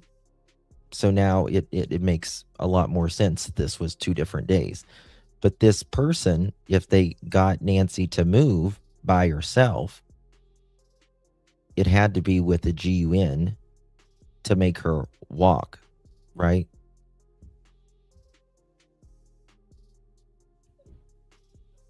It's very interesting. Trees around there, it would have complicated things for the perp. Yeah, we would have had much more evidence of that. Yeah. The evidence, but what we do know, what we can say, and and solidify this as a fact, is the blood. It is her blood. It's DNA, certified. It belongs to Nancy Guthrie. So that tells us a ton of information.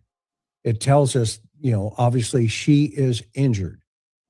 Now, how that happened, we'll just, we could speculate for a month and a half. Okay. And that's not important right now. What's important is we know at the time of an assault somewhere, she is injured. We don't know if it's, a life-threatening injury. We don't know if it's actually she's deceased. We don't know that. Okay. But we definitely know there's evidence of this injury. Now, I would submit inside of that house, that is why the homicide guys were called out, because that's only a small amount of blood out on the porch. Okay. There has to be much more. Listen to this. Some type of evidentiary fluids inside of that house. Yep. Bingo. That has caused them such concern. And we said this in the very beginning of. Okay. Now you got to think about that, right?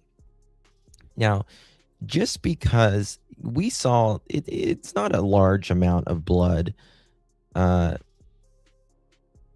There's not a large amount of blood outside of the house. There's blood, but it's not like enough where you can't sustain life anymore, right? We don't know exactly what was inside. And again, the sheriff said that this was obviously a crime scene from the jump. Homicide detectives were there from the beginning. Okay. Since homicide detectives were there from the beginning, what would indicate inside there? Because if there's just a few droplets of blood inside,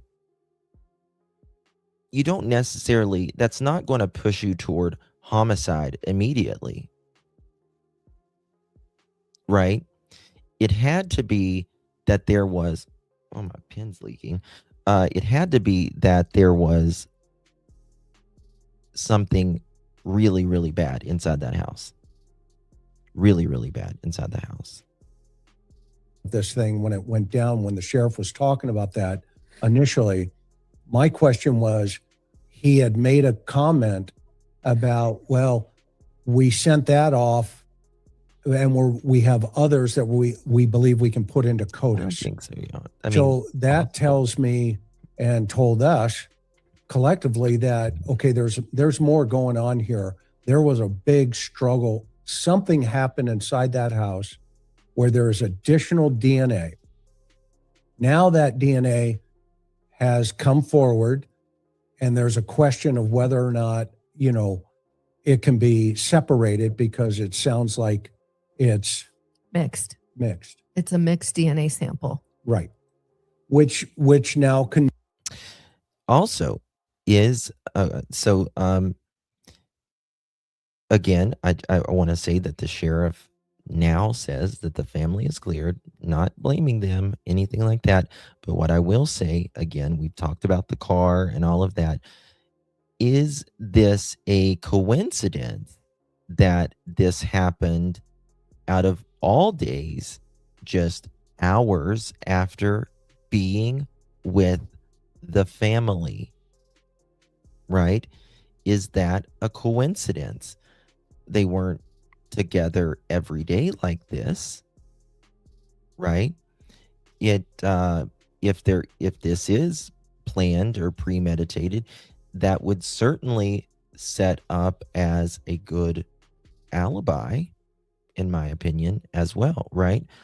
No, we had a great dinner, and dropped my mother-in-law off, and said good night, and all of that.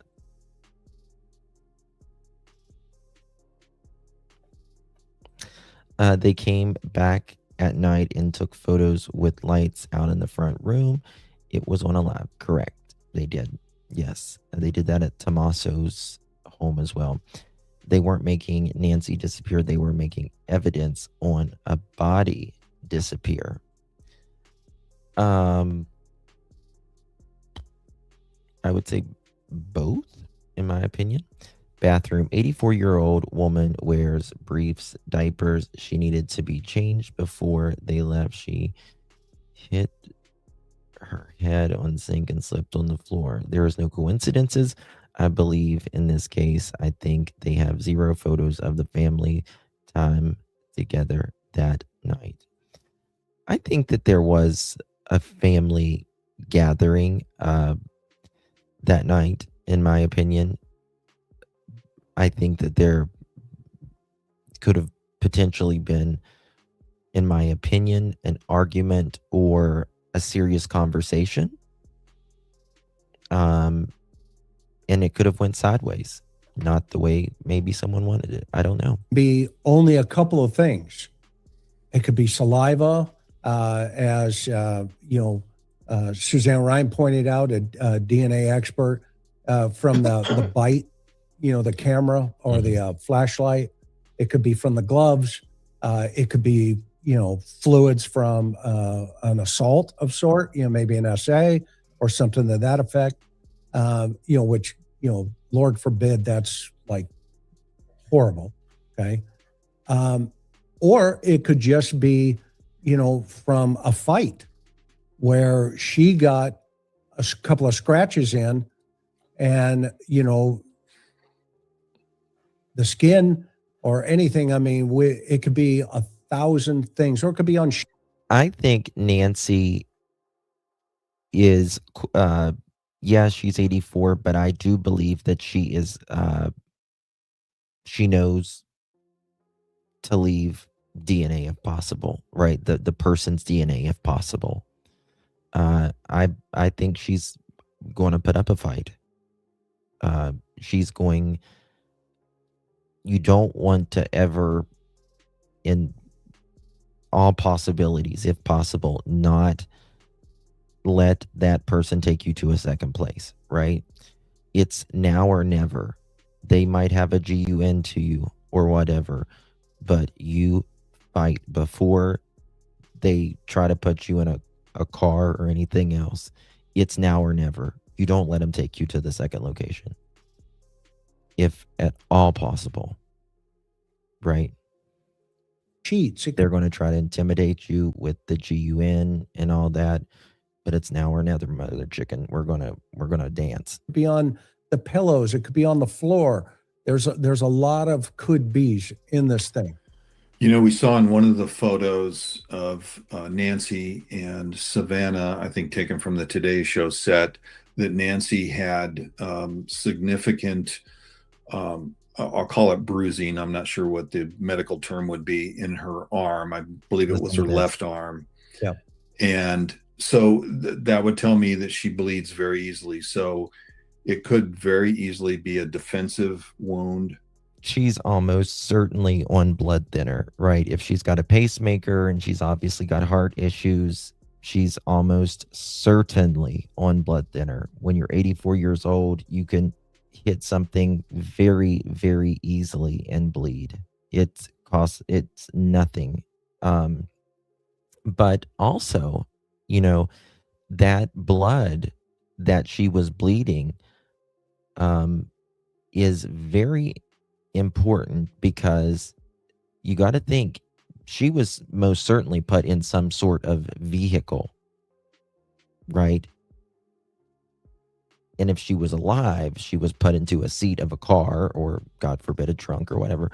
But regardless, that blood is going to be in that vehicle. I don't care how much you clean it. You can clean it till the day of judgment. They're going to pick it up. They're going to pick up the blood in this vehicle. Sustained in the initial assault, if she was dragged out of bed, even something as simple as grabbing her arm and twisting the skin could have caused that to bleed.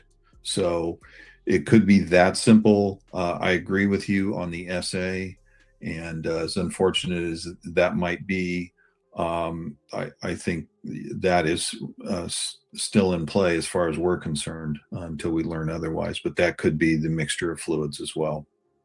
Yeah. And so then we step back for a minute and we hear the latest plea from Savannah, which was, she released it Tuesday on her Instagram, just 2 days ago. So let's listen to this for a second, everyone. I know you've heard it 100 times over the last couple of days, but I want to make a couple of observations here. And Karen came up with a really good observation. Hang on, let me press play. It is day 24 since our mom Hang on, I know.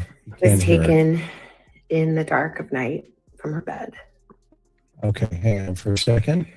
And every hour and minute and second. Sorry. And every long. Back down.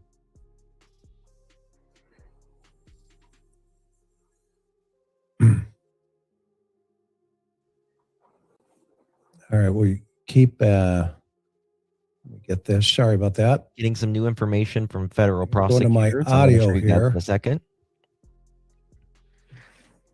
That's okay. We can wait.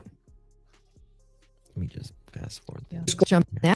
Obviously, yeah, that was correct information. All right. And look again, at this right here. You know, Bob, it just goes to, we can't even imagine how terrifying this must have been for Nancy.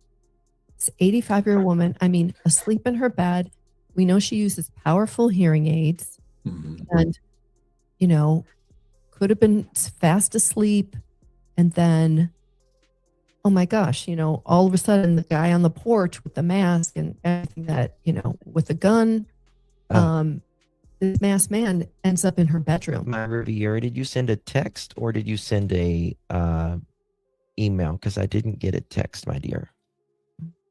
You know, go ahead. Yeah, that would be terrifying to anyone being awakened at 2 a.m. or thereabouts, and having somebody come in and literally rip you out of bed. So how do the investigators come to the conclusion that she was taken from her bed? Well, obviously, if the bed is unmade and looks like it had been recently slept in or occupied, that's a clue.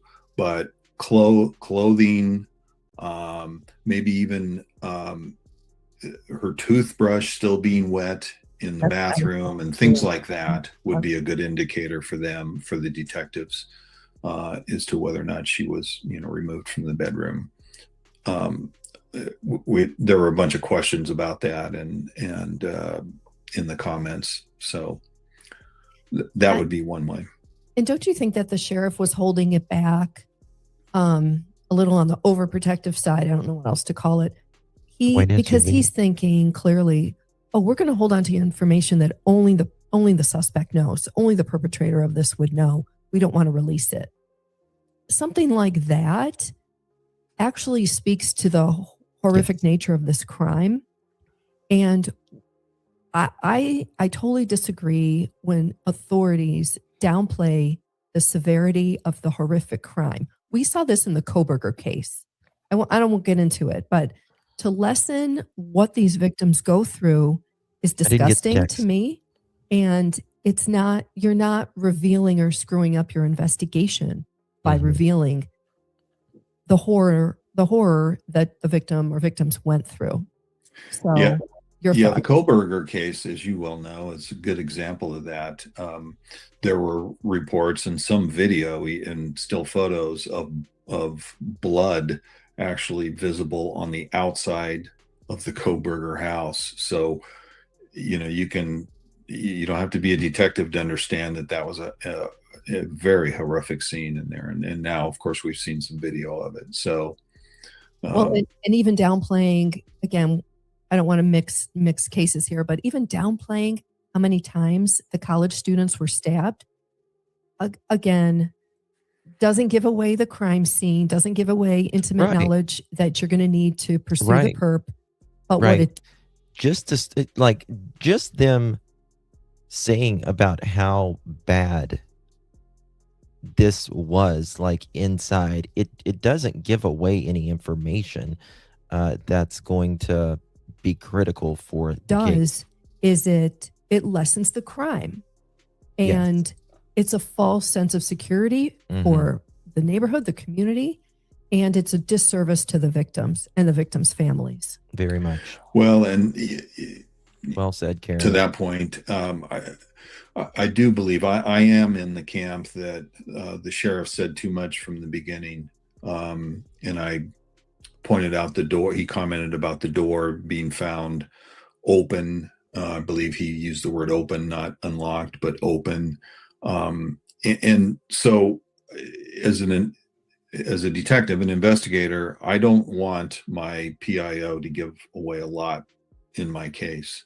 So we want to know, of course, we want to know as much as they'll tell us, but I do believe that rightfully so, they should hold their cards close to the vest and not divulge a whole lot of stuff to us. And that's what we're seeing. Yeah. But we're seeing the opposite. I'll give you an example. All the activity going on at Nancy Guthrie's house yesterday on Wednesday, you had the feds, you have what people are, I guess, speculating and or confirmed that you had prosecutors, federal. Okay, guys, I'm going to show you this. We'll get back to this in just a second. Someone just sent me this. Very interesting. Here we go. Make sure you guys sub up to the interview room with Chris McDonough and Karen. Love them. They was my first true crime channel that I became a member to when I first came to YouTube. And Chris and Karen are as good as it gets. Bringing you the latest on the continued search efforts for Nancy Guthrie. Good afternoon. Thank you for joining us. I'm Monica Garcia as we close in on the fourth week of the search for Nancy Guthrie. The activity continues outside the 84-year-old's home, from the roadways to being inside the home. People were there today. And News 4 Tucson's Jacob Owens joins us live from the foothills. And Jacob, it appears the road behind you is back open. Yeah, Monica, you're correct. So over the weekend, someone will remember this actually turned into a one-way road right in front of Nancy Guthrie's home. But as of today, it's reopened both ways. And the big change here is you're not going to see members of the media, streamers parked along the street in front of Guthrie's home.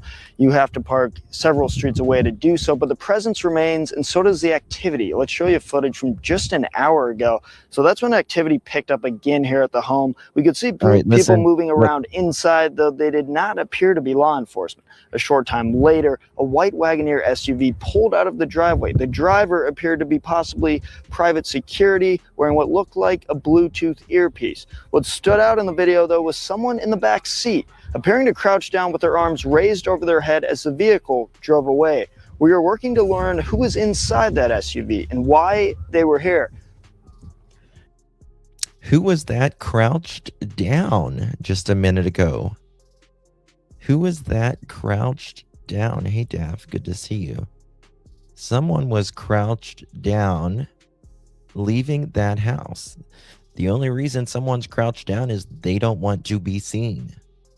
Is that a family member? Is that someone with some sort of prosecutor, law enforcement, any of that? Hey, Elizabeth, thank you so much, my dear. Hi, all. I'm late in light of AGTC car in evidence activity in Savannah Guthrie going back to New York City. Is it possible that Savannah Guthrie knows something about the break about AGTC involvement and can't? I thought about this, Elizabeth. You're very clever. You know that. You are very clever. I wondered the same thing, my friend. Wondered the same thing. And that is speculation, of course, but okay. Think about this. Savannah Guthrie has been there for nearly 26 days, right? And if, for instance, listen, Savannah is intelligent. She's an attorney. She knows how investigations work. Could it be that she is going back to New York because she doesn't want to be there while a potential arrest or something takes place with perhaps, I don't know, friends, family members, acquaintances, any of that? There's nothing to suggest that other than she left. I want to make it very clear about that. And I want to make it extremely clear what the sheriff has said. He says family cleared. But again, he has said a lot of shit and pulled back on a lot of stuff. Again, Savannah's smart. She's an attorney. She's done so many different crime stories and all of that. But it does make you wonder, right? It does make you wonder that is something going on here. Something going on here. Do you think that they are trying to see if anyone gets upset that she's going back to work? I don't think necessarily that they're. No, I don't think it's anything related to Savannah, in my opinion. I'm sure she missed. I'm sure. Listen, I don't think anybody should be criticizing Savannah for going back to work, period.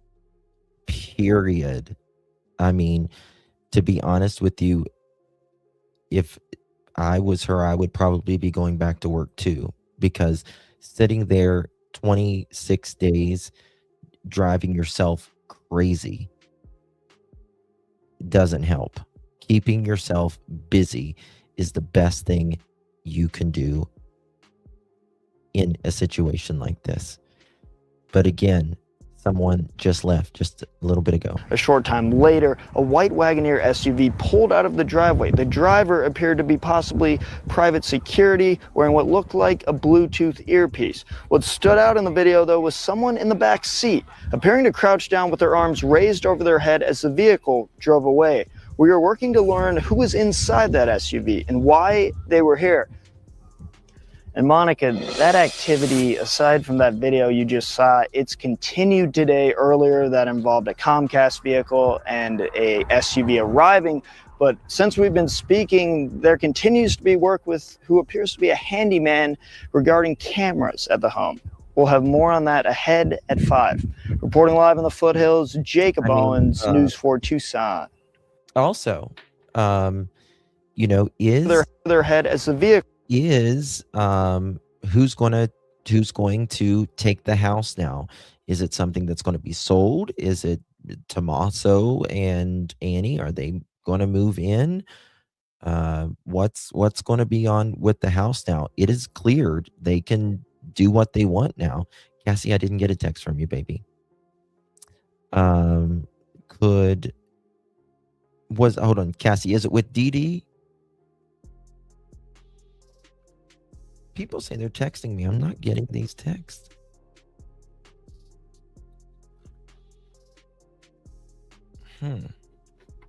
I don't know. But it kind of makes you wonder, doesn't it? Kind of makes you wonder what's going on here. They won't sell it anytime soon. Well, I mean, another thing is, Nancy has not been declared dead, right? So even if there was any sort of life insurance or anything like that, you can't collect until this case is cleared up, because it's obviously a criminal investigation, and you got to know if she's alive or dead as well. You know what I mean? Elizabeth, thank you again, honey. The timing is extremely odd, because just last week it was widespread that Savannah Guthrie would not be going back to work. Indeed, you're a clever little thing. I love you. Now, all of a sudden, she is. That was the reporting last week, that Savannah felt very guilty, that she wasn't planning on going back to work, and all of this. Now, the reporting is that she is going back to work. I don't know. But the timing is very interesting. I will say that. Yeah. It says that her home is being transferred on the tax records from what I can see. I thought it really. Savannah has young children also, probably why going home.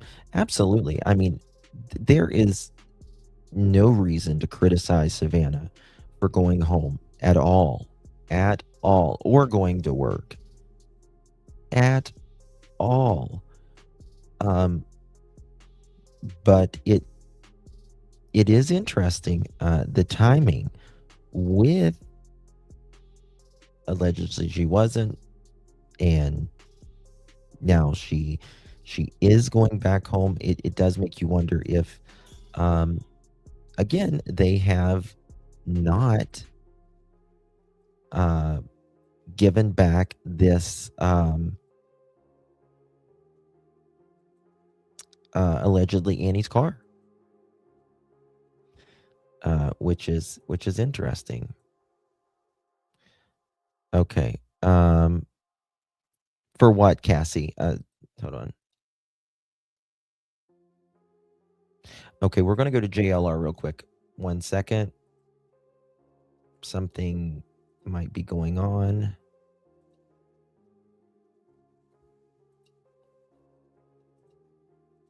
JLR is leaving.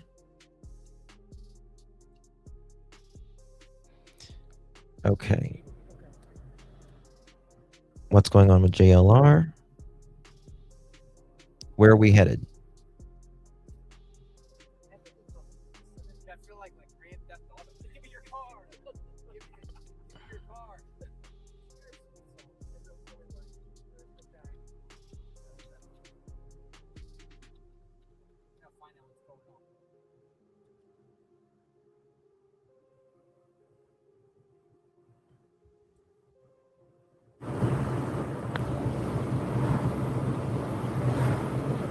Turn right up here. It's crazy because the glove was found down here. Mm-hmm. Yeah. And this is the area where they were doing the forensics. Something going on. On the side of the road right here. And this morning when I was on the river, they had a guy in a golf cart with a dog. It was like sniffing. Oh, yeah. It was around 8 o'clock in the morning. 3 minutes away, folks. Hold on one second.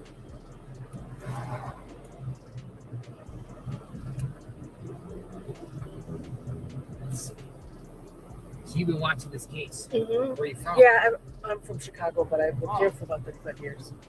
5 years. Yeah. What do you think happened to Nancy? I have no idea. There's so many theories. Okay, I want to tell you something. Yeah, but I do hope. Let me turn this down just 1 second. All right, so the news coming out right now, a couple things coming out. Michael Roots from Fox, he says, I'm told Pima County detectives just arrived at the home on Camino Road where the new Ring video was taken. With some luck, their footage provides a real lead. So I am assuming this is the video that was just out just a little bit ago with that vehicle that we were trying to find out earlier. Remember, I said there's got to be a reason, because this is 7 miles away. There has to be a reason why this was out, this video. Now it's appearing. Why? Because their investigators are allegedly there right now. Yes, I will repeat it. Okay. Guys, do me a favor, hit that thumbs up button. Michael Roots reporting, I'm told a Pima County detective just arrived at the home on Camino Real where the new Ring video was taken. With some luck, their footage provides a real lead. From what I'm understanding in that means this video with that is just came out that we was looking at early on in this live stream. Yeah. Very, very interesting. I saw the new Ring Cam video 211. Can't believe how many people are driving so late at night out there. Strange. We have a saying for people who drive at that time. I mean, people work all different kinds of shifts and stuff. I mean, but I don't know.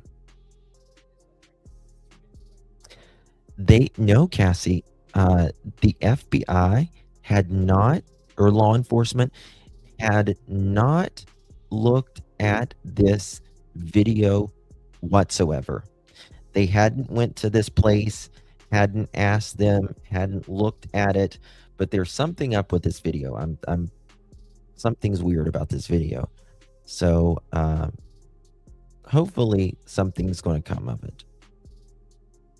And JLR is on his way there right now. And he froze a second. Okay, there we go. He's just about a minute away.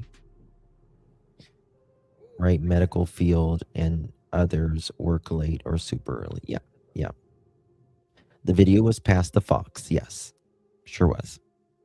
Law enforcement did not apparently have it. White vehicles come up a lot in this case. Yeah. Also, I want to tell you guys that the United States Attorney for the District of Arizona just came out a few minutes ago with a statement. Federal prosecutors accompanied the FBI Phoenix special agents to the Guthrie home to continue to support the investigation into the disappearance of Nancy Guthrie. They made a statement in a quote, federal prosecutors traditionally work with all levels of law enforcement and have done so throughout this investigation.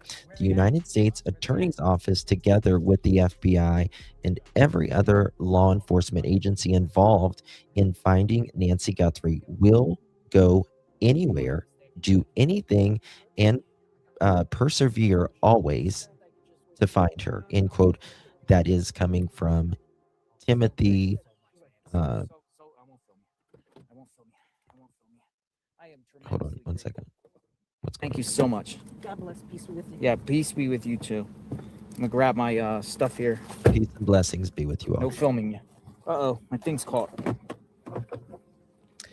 Thank you, Elizabeth. No criticism for Savannah. Yeah, Mark, the shark absolutely. is here. However, in normal cases, the All right, let me family just- would have come out to AZ Grab that to tripod. support the family. Did she keep You're a him lifesaver. away You were a because blessing from of God. Thank her suspicions? Good luck. Thank you. I agree. I agree. 100%, Thank you. Elizabeth. Timing is For everybody. very interesting. Can we see all right reception?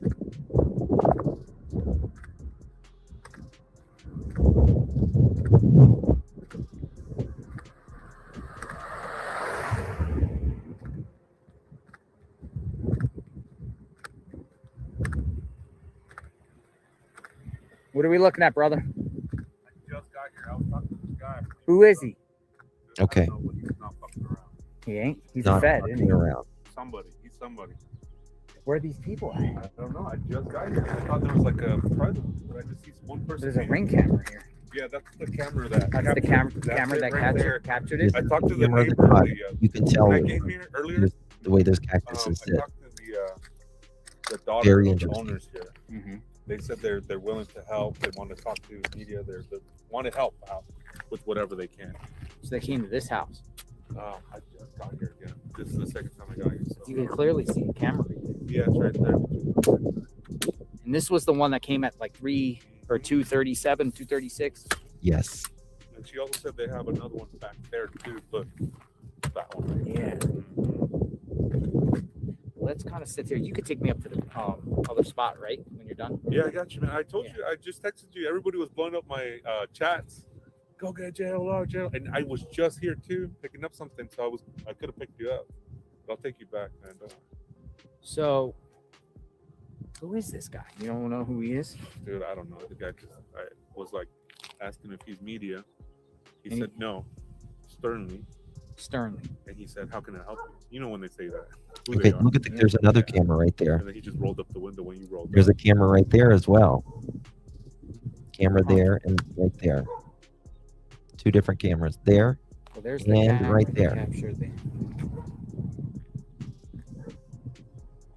This was given to Fox News just a little bit ago, and now they Where's are. everybody on else? it. I saw a bunch of people up there. They must be going door to door, maybe. There is one that somebody said that it's 5101 up there. Yeah, but that's nothing. But this is it. This is 5101. This is the place where the you see the cacti. Yeah, in yeah. the video? Right, This is Amy? it. Yeah, I'm looking at it now. So I'm not sure. You can tell what this is this. all that other stuff was about. There's two big. This is I can't it. I wonder remember. if they're going around the neighborhood. Hold Oh, on. maybe, yeah, maybe. Yeah. Hello. Yes. Hi, Missy.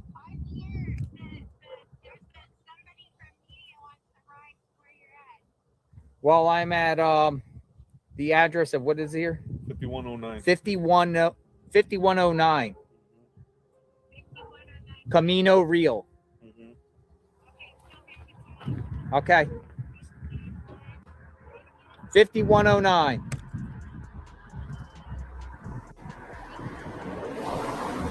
Camino Real. Okay. Thank you. Bye-bye.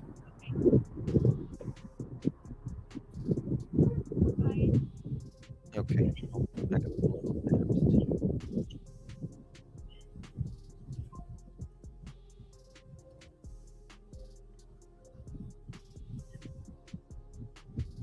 But what's this guy? Who the heck? I can't remember what kind of cactus, but you can tell this is exactly the place. 5109. Hey, we got. Oh, I thought that was Dad's going live. Oh yeah. Look like Dad's Looks going. like him. Looks like Dad's going live. I'm gonna show I think you got FBI around here going door to door. Yeah. I agree with you. Look, Fox News right there. That's Fox News. Okay, so where are they going?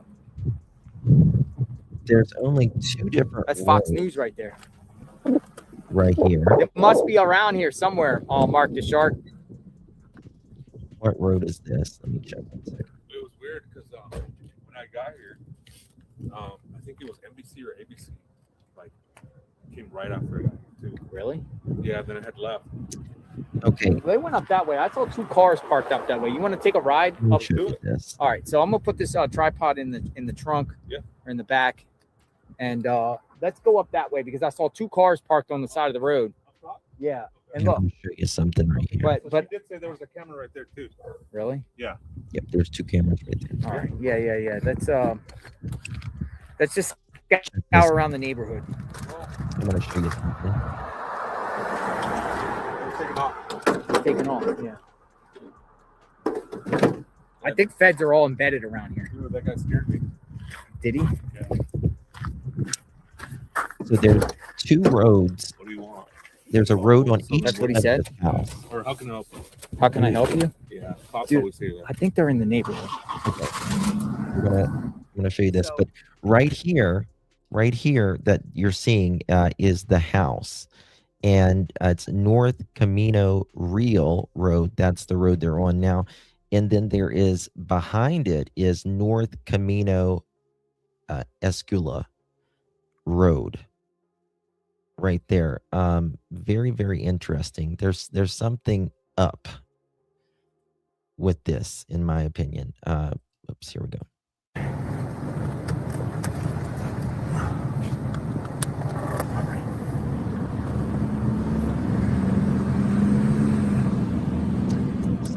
So just kind of, yeah. I would think in this case they'd be going door to door. They came here. You would think. They're going to be going. So for those of you that's wondering, this is obviously JLR Investigates. This is live, and earlier there was a video that came out, and this is about 6 or 7 miles away from Nancy Guthrie's home. And they reported, Fox News Digital reported on this. Now the FBI or some sort of investigator is there, wondering if they're canvassing the area now. And Arizona? But there has to be something to it, in my opinion, because Fox isn't just going to put out some random camera footage that is 7 miles away. They're just not going to do it. There's got to be something more to this, in my opinion. Somebody's behind us. Of course, it's starting sunset is happening right now. I'm wondering if they're going to try to find and pinpoint where this person came from. Okay, Rocky. Who cares?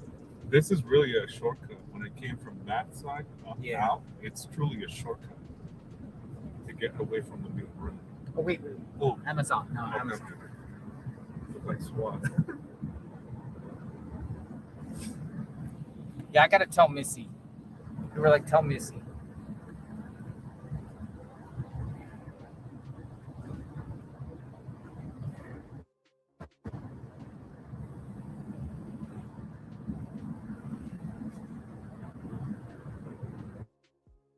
There's another address that people were mentioning. Well, it's at the end of the road. Fox News said like 6 or 7 miles. JLR said like 2.3 miles or something. But regardless, it's not close by, right? It's not close by. Getting some more stuff in, so just bear with me. I guess these people, they seen FBI walking around. Say, hey, we're journalists. Hey, we're independent journalists. Have you guys seen any law enforcement FBI activity? Hold on a second. We left. Nothing? Okay, thank you guys. We left. Hi, Missy. We left. We're going down the road. We're just going down the road. 5 miles, 7 minutes. Thank you for that, Cheryl. I mean, the house is there, but there's no activity there. So I just wanted to give you a heads up and let you know. Is that in a straight direction? It's not a Are you there? direction. It's... Her phone kept cutting out. Just go up this road a minute.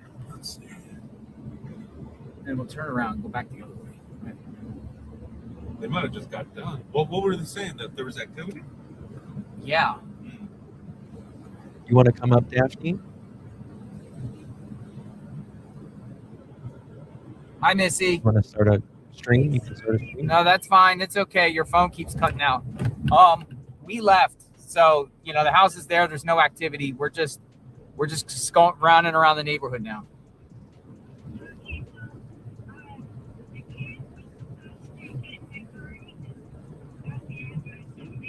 Oh, okay, so they're on their own then. Okay, yeah.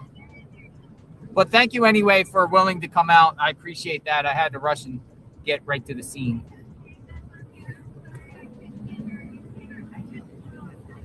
Oh, you just saw a coyote. Oh my goodness. Drive safely out there. And shoot, I got something for you. So shoot me a text. Thank you. And I got something for you. Okay, for your help today, and because you were a tremendous asset. Sure. No, Arizona, they typically don't have basements. Okay. Gotcha. All right. God bless you. We'll talk soon. Basements aren't usually out. Thank you. Bye-bye. She's so nice. Yeah, she literally just came up and said, "You want free rides?" Oh, that's the lady? Yeah, and she was willing to come up here. She's working. She's an Uber driver. Is she the one that's offering free rides? Yeah. Do you think you can forward me her message? Yeah. When you get a chance? I'm gonna send it. I'm sending it. All right, look at this. I can't do it from this phone. I have to do it. Show you this right here. What do you think that guy was, man? Guys, if you're just joining us, I saw him. He had a mustache. Yeah. Really appreciate y'all being here. Go that way. The Pearl family. Love See where it having you. goes. They have to be around. Wrong one. But they might have just got that footage and bounced, and then tomorrow I might have a plan of action to go back around. Yeah, they could for sure. JLR. That's right. It's 0.88 miles in like a straight direction from where Nancy is to the house that they're looking at right there. So let's. The reason I picked it up that day was because everybody was doing it, and so I'm not sure they're going. It's off the road. We're gonna see. Yeah, it's off the road. I think it should be fine. I have to go back there and get my cooler and trash.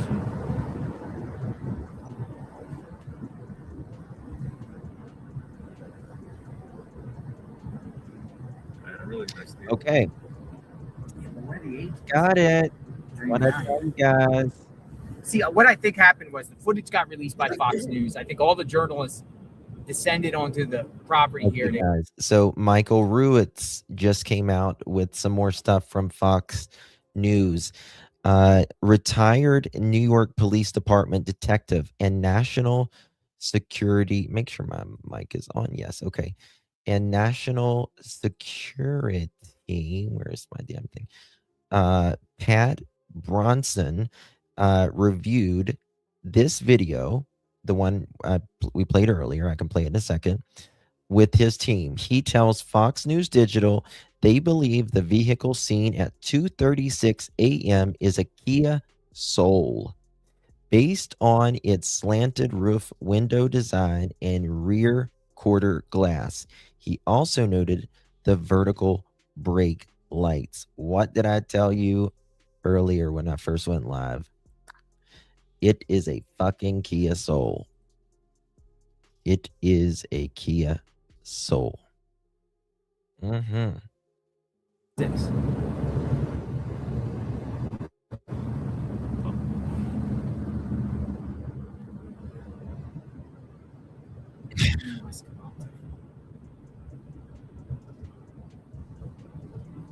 See, that's one of the disadvantages of parking far away, man. That's the thing. That's yeah. the thing. When something breaks off, you got to scatter around. Right.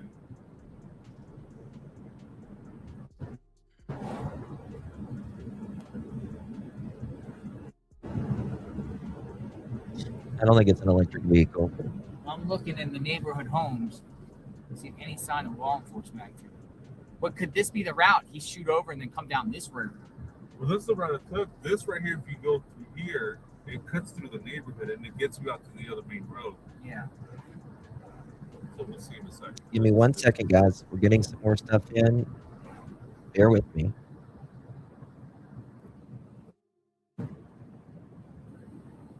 Eventually, it takes you. I mean, it feels like it's a short cut from the other side. I was just wondering the perp Kane's way, you know? It appears the perp went this way off the camera, correct? South. That's what it looks like to me. Because, so let's just see where this road ends, unless the perp lives around here somewhere. That's what I was thinking too. I was like, what if he's just a local from here? Also look for that. Imagine what he's like right here. I think it's a Prius. Oh, a Prius? That's what people think.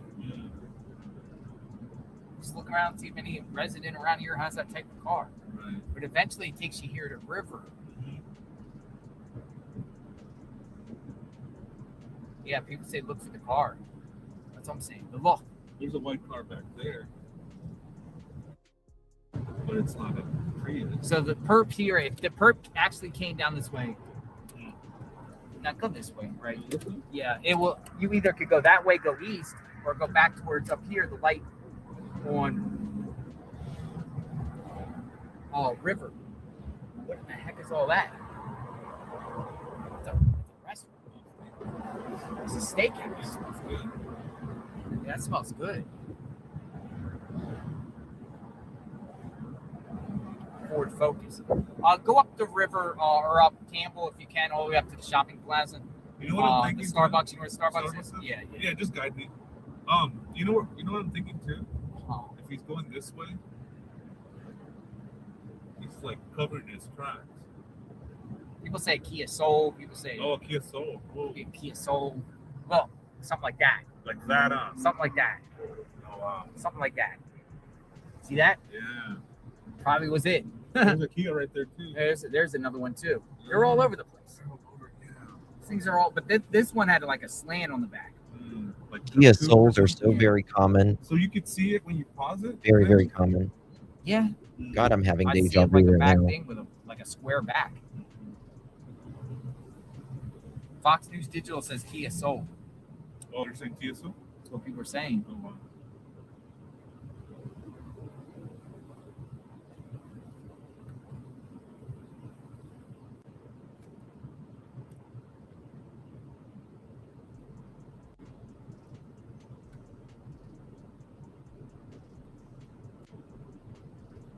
All right, so I am with Mark the Shark.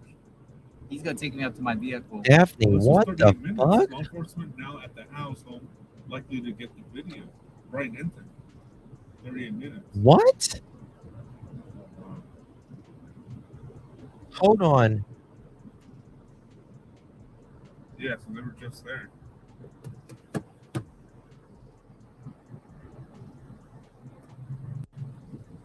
All right, we turn right.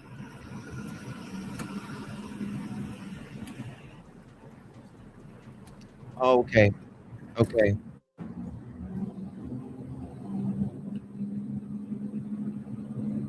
I'm gonna get my car and then go back down to the house, and I'll kind of regroup myself. But at least I have a vehicle, and I'm gonna kind of sleuth around a little bit. And if something's going on, I'll text you.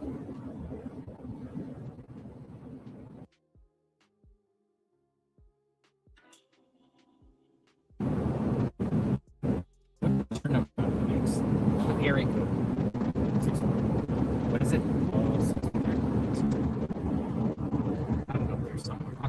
Yeah. I'll let you know if like something. All right, cool. I'll be in the area because I gotta pick up my Amazon package. Yeah. Did you do it to the Speedway? Yeah. Yeah, that's why I'm getting umbrella. One of those things for an umbrella holder. They have like a limit though. It's on how big an item is. Really? Yeah. I was able to do it. They'll if it gets sent, it's okay, right? I got one of those little boxes. Like oh yeah, it should be fine. Like an umbrella holder, and then I have to get the holder, umbrella. Yeah, I have to get the umbrella. Hey, did you use the cooler for your phone? Yeah. How was that? I have to charge it without putting in the thing, and I'm going to do that when I get back today. It seems to work. Yeah. Yeah, as long as I have an umbrella mounted onto the thing, I think we're good. Why is everyone swearing? Because the sun's going to be brutal this weekend. Bear with. It allows to move around. I'm here. I'm here. All right, folks, we tried to go at the FBI location. They're not there, but it appears there was some activity. There was some dude sitting in the front in a bar, shared the security lighting there. We missed the boat on that one.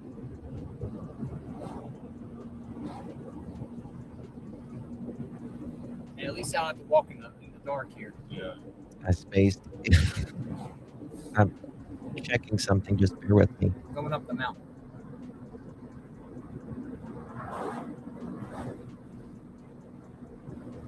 Yeah, it's a Kia Soul. Did you eat already? Yeah. You? Yeah. I have that sandwich in the cooler, so I'm gonna eat again. Yeah, I was gonna get some food later. How long you out for tonight? I'm not sure yet. Oh, Last night I was drinking a bunch of Red Bull, so I was up really late. Tonight, JLR does not need any more Red Bull. JLR does not need any more Red Bull. He's bouncy enough.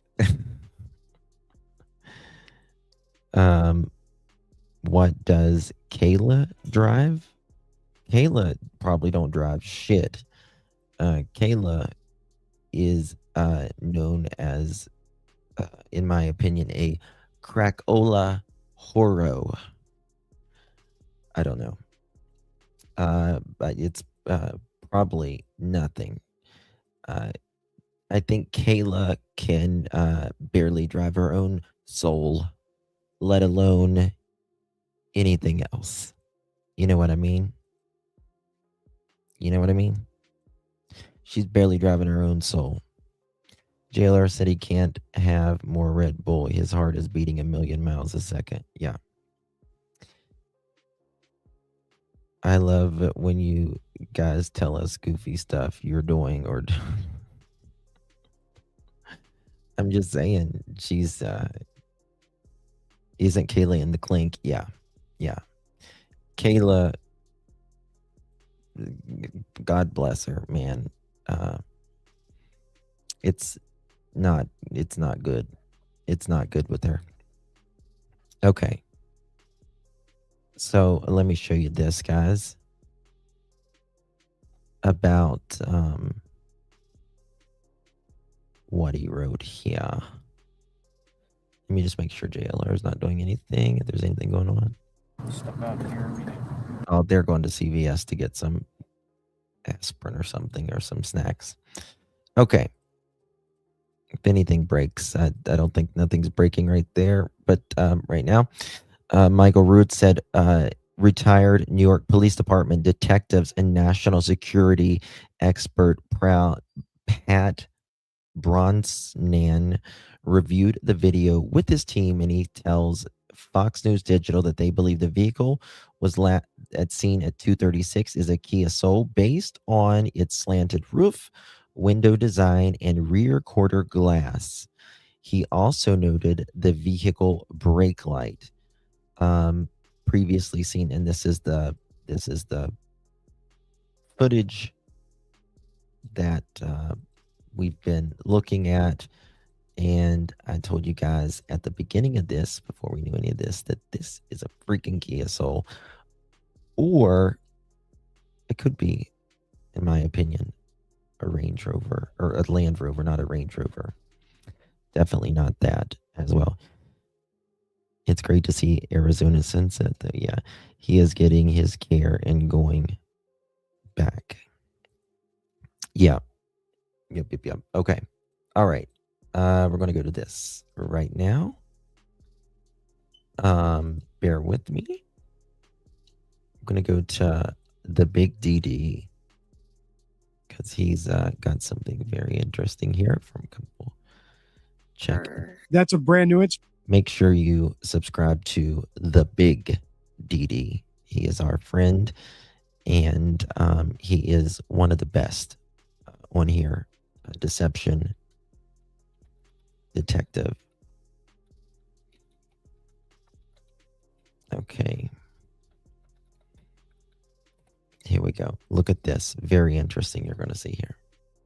Instagram post from Savannah Guthrie about her missing mother, Nancy Guthrie, but something about it does not add up. So in today's video, let's break it down. I'm Deception Detective, an attorney trained in statement analysis. This channel exposes lies and manipulation. So if that's your thing, hit subscribe. For early description and updates we'll cover in this video only reinforce my theory. So let's get straight into it and you'll see what I mean. If you're a new viewer or just haven't seen my other videos in this series, don't worry, I'll explain everything in a moment. For now, just listen to this. We know that millions of you have been praying. So many people have been praying of every faith and no faith at all, praying for her return. And we feel those prayers. Please keep praying without ceasing. We still believe. We still believe in a miracle. We still believe that she can come home. Hope against hope. As my sister says, we are blowing on the embers of hope. We also know that she may be lost. Now, I got a question. If you guys were Savannah, in your opinion, if this was your family member, take a second to put yourself in the shoes. How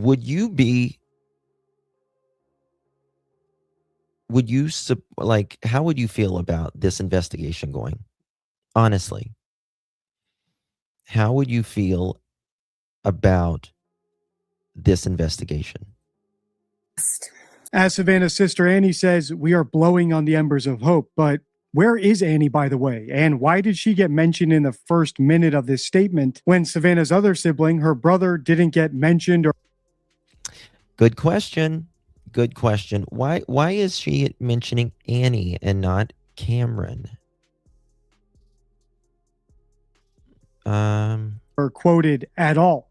Well, here's what I think. I think Savannah and the FBI hostage negotiators who helped her prepare this statement are sensitive about Annie. Specifically, I think they're sensitive about the public's perception of her and her perception of the investigation. And if you know my theory of this case, that should make sense. And if you don't worry, I'll break it all down in a moment because there's just a little bit more evidence I want to show you that Savannah and the people who helped her with this statement are sensitive about Annie. Listen to what Savannah says in this next segment about the $1 million reward they're offering for information about Nancy's whereabouts.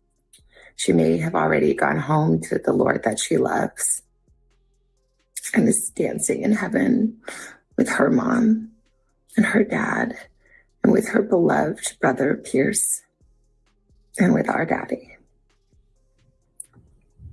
And if this is what is to be, then we will accept it. But we need to know where she is. We need her to come home. For that reason, we are offering a family reward of up to $1 million for any information that leads us to her recovery.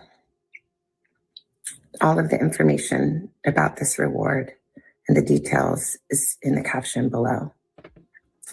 You can call the 1-800-TIP line. You can be anonymous if you want.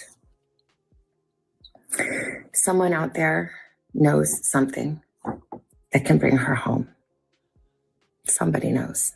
And we are begging you to please come forward now. This isn't just $1 million reward, it's a family reward. Why did they feel the need to say that? And by they, I mean Savannah and the FBI negotiators who are helping her with this script. Well, there's two possible reasons. One, they know for a fact somehow that no one in the family is at all involved in Nancy's disappearance, not even as a collaborator. So they're trying to manage the public's perception of them because they know that the public, including myself, are suspicious of the family and everyone close to the family. And just to round out my theory, in case you're not familiar with it, I think this was an inside job by a family member or someone close to the family, excluding Savannah Guthrie. I'll link my entire playlist below if you want to see my rationale. The other possibility, though, is that the FBI... I would personally exclude Savannah and Cameron. That's just my opinion.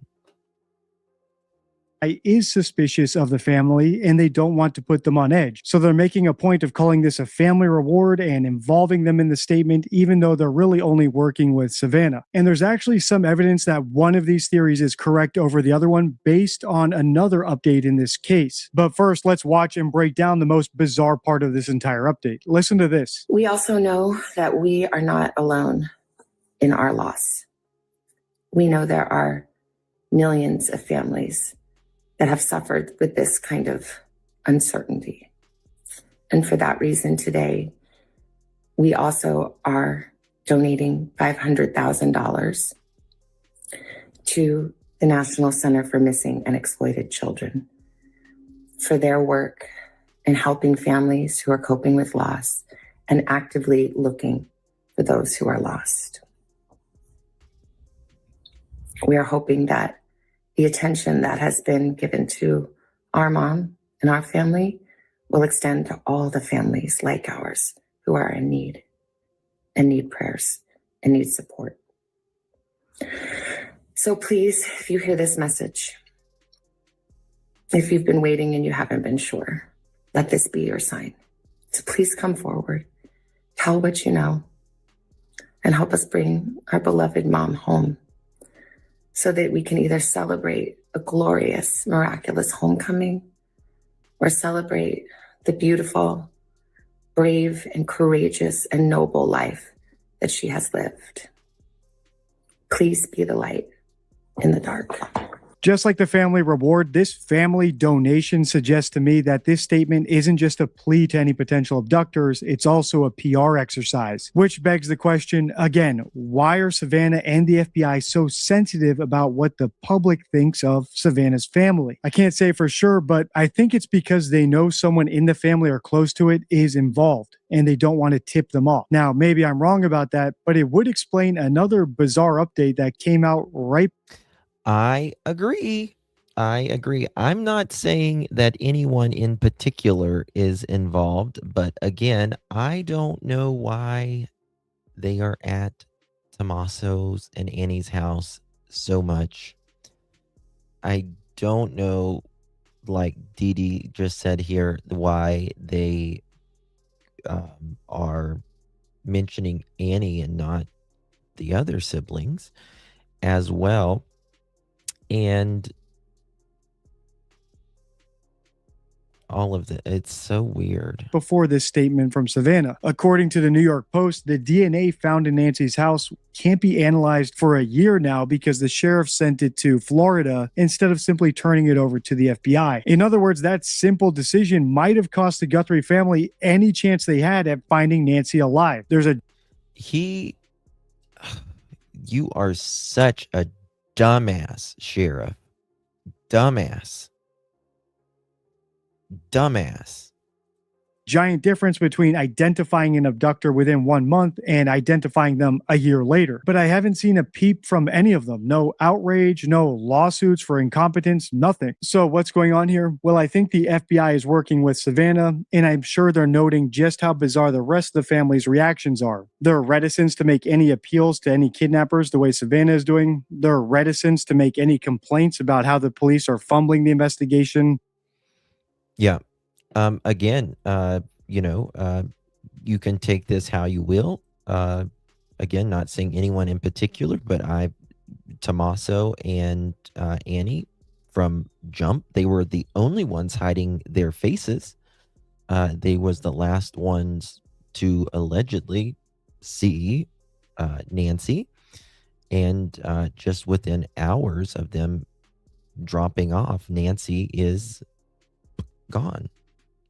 What happened? All of that.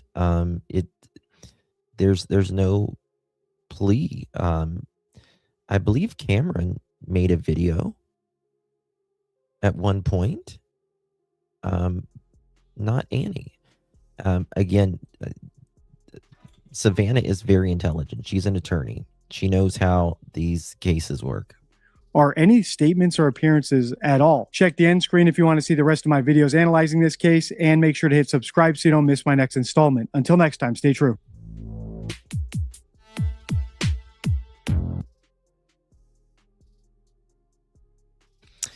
That is our DD. The sheriff's ego is in the way. Yeah. Yeah. Well, I mean, he goes again. I think he got a lot of fucking pushback from him saying that there was nobody was cleared, including the family. And then truly hours later, he comes out and says, guess what? Family cleared. Family cleared. Okay. Search for Nancy Guthrie with still no sign of the missing 84-year-old, but we are seeing some interesting new activity at the Guthries' Tucson home tonight. It all unfolded a few hours ago. It's the latest in a surge of activity at the property over the last 24 hours as law enforcement reportedly prepares to turn Nancy Guthrie's home back over to her children. Officials are reportedly acknowledging that they no longer need to seal the home as a crime scene or restrict the family from entering. This all comes as the FBI is also reportedly reducing the number of agents in Tucson investigating Guthrie's disappearance. They are relocating its command post to its Phoenix office. So does this suggest the investigation is slowing down? Well, is it slowing down, or are they strategically planning this so that everyone goes the hell home?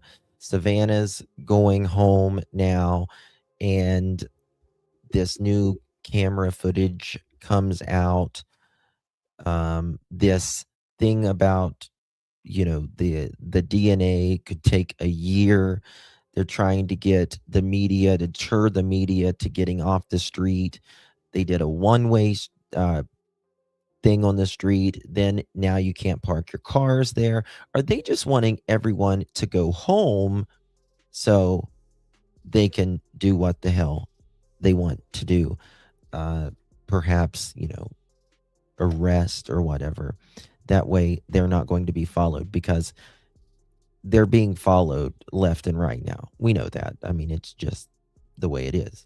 The search for Guthrie in its fourth week and little to no breaks in the case. Not if you ask the FBI, which says it has gotten more than 1,500 brand new tips since Today Show anchor Savannah Guthrie offered a reward of up to $1 million for information leading to the recovery of her mother. For information. And because she's a family's beloved matriarch who vanished without a trace on February 1st. For more on all this, let's go now to Brian Enton, who's live in Tucson. Brian, your cameras caught some pretty surprising activity at Nancy Guthrie's house late today. What can you tell us? Yeah, there's been a lot going on at the house today, Elizabeth. Not like what we saw yesterday with law enforcement, but instead there were contractors here who were putting up new surveillance cameras, which we saw them doing on several different sides of the house. They were up on the roof. You can see people coming and going from what appeared to be almost like a pickup truck. There was also a Jeep that arrived where someone got out and kind of didn't want to be seen and was sort of like hiding their face and went in through the garage. But like you said, it seems they are in the process now of getting the house ready to turn over back to the family, which would make sense why they would want to put new surveillance cameras up once the Pima County Sheriff is not out here any longer, keeping an eye on things. Also, we learned a little more yesterday, Elizabeth, a little more about what happened yesterday with all the law enforcement activity. I know that it was a Pima County Sheriff's detective, one of the people we saw out here yesterday. There was also the U.S. attorneys, so federal prosecutors who were here touring the house, which is interesting. They just put out a statement a little while ago just saying that they work with the FBI and that they want to do everything they can to bring Nancy home. But overall, it seems they are just doing final preparations now before officially turning the home back over to the Guthrie family. All right, Brian Enton reporting live from Tucson. It's hard to, between that and the FBI pulling some agents back, it just feels like things are really slowing down. I hope not, for the Guthrie family's sake. Thank you, Brian, so much. Of course, yesterday there was prosecutors that was allegedly at the home as well. It's a little too convenient for me. It feels like, I don't know. The last couple times that they tried, they went and busted some doors in, they really played because they didn't obviously want anyone following them. CBS, Savannah Guthrie's home network, just put out new video. Here we go. Guys, do me a favor. If you're just joining us, please hit that thumbs up button and share this live out. Would mean so much. It's so good to have every one of you in here. I remember people saying that the Idaho 4 was going cold and then boom. Yeah, and that took, 40, 60 some days? Yep. Exactly. Okay, here we go. Her family nearly a month after she was kidnapped. What does that mean right now in the stage of this investigation? Investigators believe they've obtained all the evidence they're going to be able to obtain from that crime scene. It comes as a source says the FBI is moving its command post from Tucson to its headquarters in Phoenix as part of what's being called a long-term plan. And authorities are not ruling out more than one accomplice. If it's an organized group with multiple people involved, you're looking at a level of higher sophistications that help prevent them from leaving a signature. Including on surveillance. Experts say a Wi-Fi jamming device could have been used. Wi-Fi jammers, which are illegal in the United States, but definitely disrupt surveillance images, alarms, maybe even cell phone connections on Wi-Fi backups. The Pima County Sheriff says DNA taken from Guthrie's residence and described by sources as low level is still being analyzed at this lab in Florida. Someone out there knows something. Nearly 24,000 tips have poured into the FBI, more than 1,500 alone since the family announced $1 million reward on Tuesday. If this is an organization, people talk. It's that type of individual they're targeting with this $1 million reward now. Now this is life-changing money. And sources tell CBS News there has been friction between agencies here on the ground over the sharing of information. This as the FBI continues to call on the public for help. Anyone with information is asked to call that number on the screen, Tony. Those numbers again, Jonathan, thank you very much. Authorities have returned Nancy Guthrie's home to her family nearly a month after she was kidnapped. What does that mean right now in the stage of this investigation? Investigators believe they've obtained all the evidence there. Very, very interesting. Wow. Yes, I see you. If we can get some information on that, that would be fan-freaking-tastic. I think that is very, very interesting, what you're talking about there. Okay. All right. So we're going to go to this vehicle. Hello, Mama Susu. Good to see you. Okay. All right. Check this out. We're going to go to this vehicle, and I'm going to show you this, but then we've got something that slowed down. We're going to look at. Again, experts are now chiming in saying that they believe that this is a Kia Soul. That's what I said at the beginning of the stream. I believe it's a Kia Soul, maybe a Land Rover, but they're pretty confident. So am I, because of the back. The backlights, if you was been here since the beginning of the stream, it's a Kia Soul, I'm pretty sure. All right, check this out. From the Catalina Foothills. Now, JLR was there just a little bit ago, just a few minutes ago. We were looking, and you can tell this is the same area with these cactus. He was pulled up here. This footage is now coming out. This was around 2-something in the morning. The same morning Nancy vanished, right around the same time. Yes, it's like election is like for May or Foothills from a Ring camera of a neighbor of Nancy Guthrie's. It's about 2.5 miles from her home, but it captures 12 cars passing by between midnight and 6 a.m. on February 1st when she disappeared. Some of the activity taking place near the 2:30 a.m. mark. That's when the time of Guthrie's pacemaker device last syncing with her iPhone. The homeowner whose camera captured the video telling Fox News Digital the police had not canvassed their neighborhood in the 25 days since her apparent kidnapping. The FBI and Pima County Sheriff's Department have been alerted to the video. We're going to bring you updates as we get them. Fox News Alert, brand new video into Fox News Digital from the very interesting there. Okay, now we're going to go to this and going to slow it down a little bit. Someone just sent this to me. Thank you so much. Okay. I'm going to make this big. Check this out.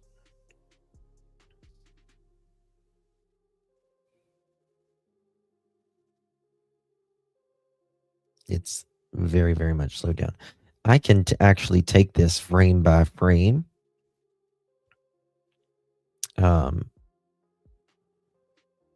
Let's see here. Here we go.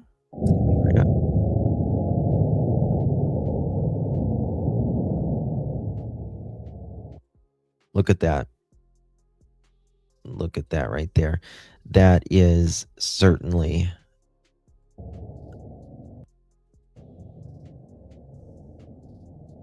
a soul.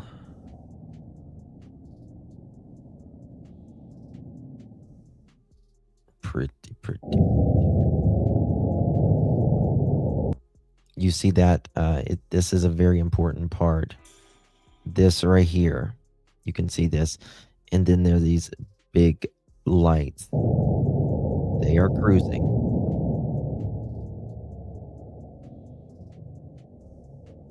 They're moving fast.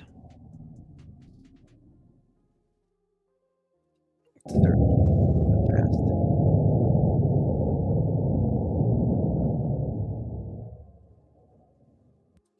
Watch this right here.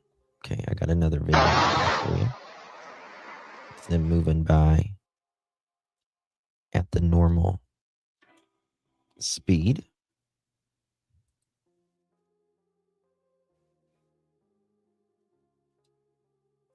Oops, 1 second. Okay. It's coming again. That's a zoomer. Looks like the windows are tinted. Yes, definitely tinted.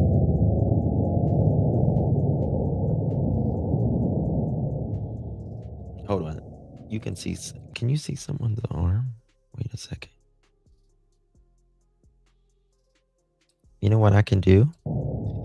I can slow this down even more. 1 second. 1 second here. Might be too slow. It's really slow. Look at there. Look at there. You can see someone's. Is that an arm?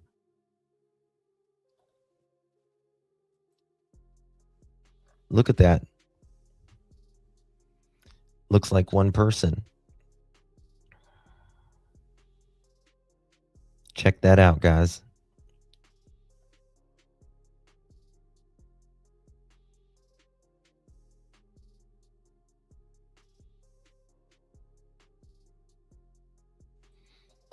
Yep. I don't think people are saying, I think the front is not tinted. You can see the two difference, right? You know how the front will be tinted a little bit, but not as much as the back. I think it's factory tinted, in my opinion. Yeah, I can, let me see if I can get a screenshot of this. And we'll look up closer as well.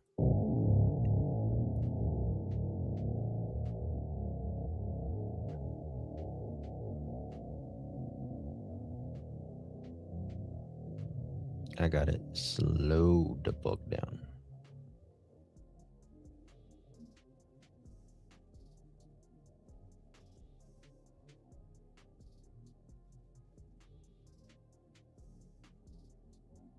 Okay, let's go back here. Oh, you can see another arm. Hold on. Watch this. Wait a second. Check this out. Let me see here.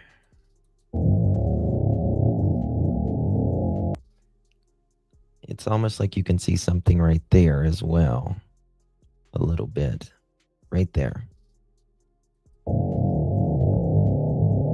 You can certainly see it right here.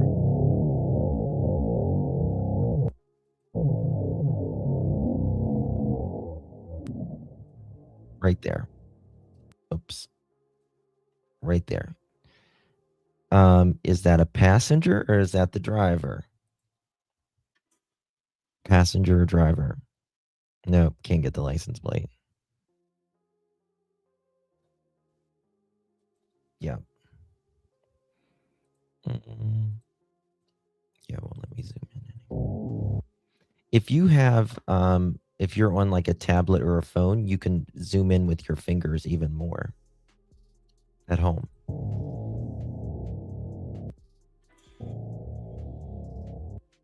Okay, now we'll watch this. We're gonna do it. Different speeds. We're going to do these at different speeds, so we'll get different frames. It's going to be a little faster. I've got a thing that I'll work on tonight where I can literally get every single full frame. Right there.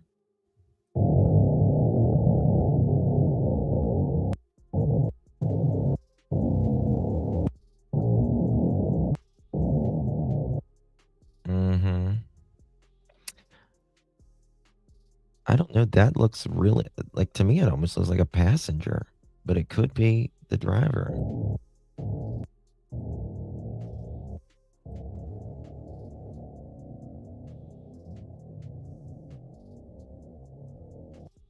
Yeah, you can't see. God, I wish we could see the... There'll be more of this that comes out, though, for sure.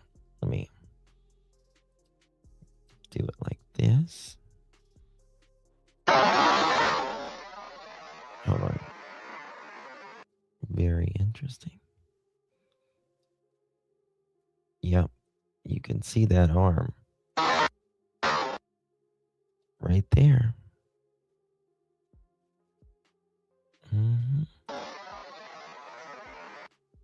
Hold on. What's that?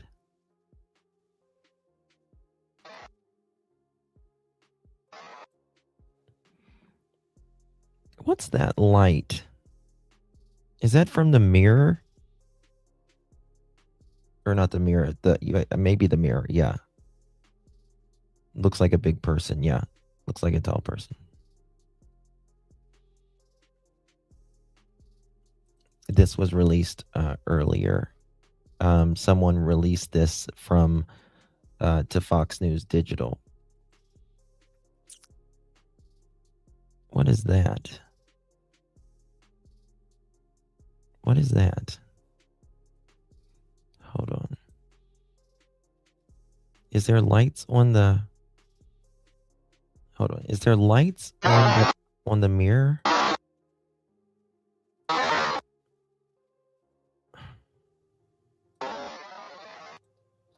What is this? That's what I don't get. Is it just a reflection from the night vision?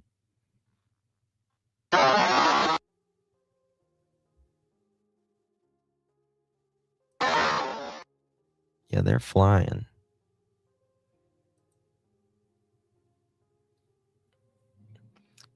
That person's right there. Right there. Oops. Damn. Okay. All right. Now I'm going to pull up another video here. Right here. Fox just came out and said, yep. We was talking about the Kia Soul thing. Okay, this is a little zoomed in. Check this out.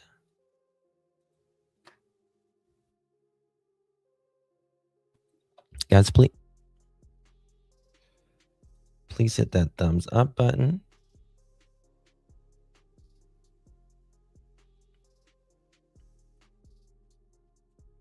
Look at that.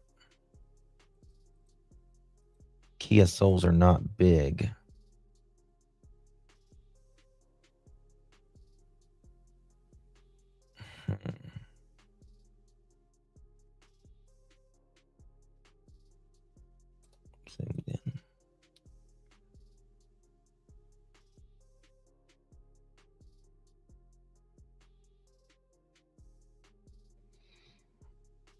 Oh, they were moving.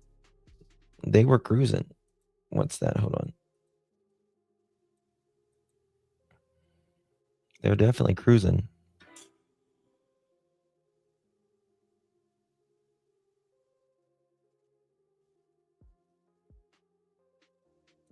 Oh, hold on. Look at there. Look at here. You can see it at a different angle here now. This person. That's pretty good. Check that out right there.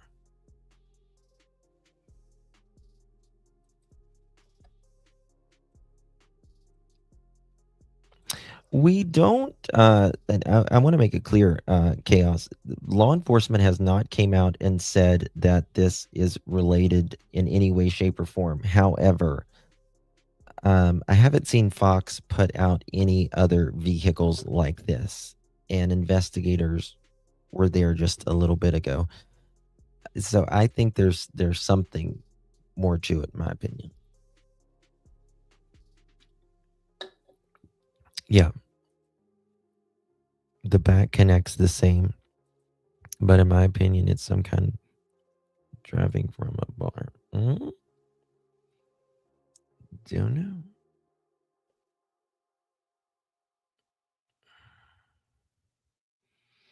I'm sure that I mean, this is the thing. We got to think of it this way as well. There's been a lot of video footage that for the last 26 days. Why did Fox release this? Yes, it does meet the timeline. Yes, it does. Why did Fox release this? Out of all the footage. Yes, this was around 2, what time was it? 2 something in the morning?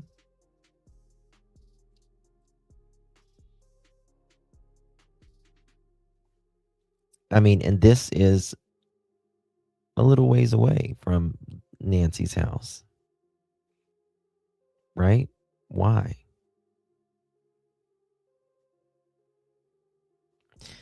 Is that like a rear view? Is that like the rear view? Is there a light on inside? I don't know, but you can see it right here. Really good.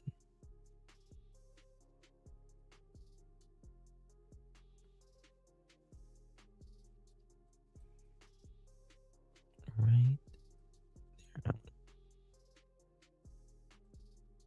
Doing something right there.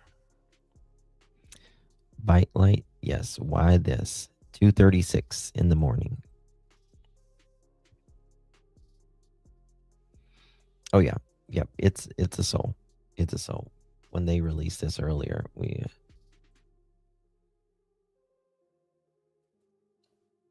hold on.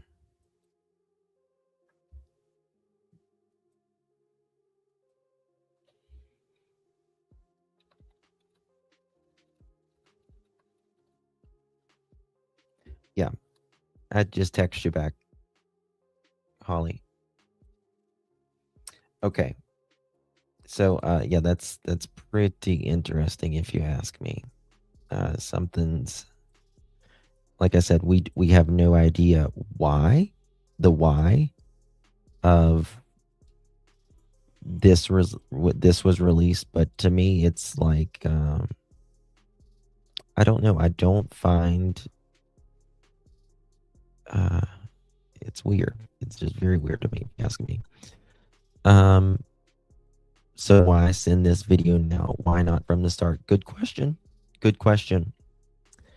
Does anyone know what color the car was that an elderly lady was seen hanging and screaming out of it?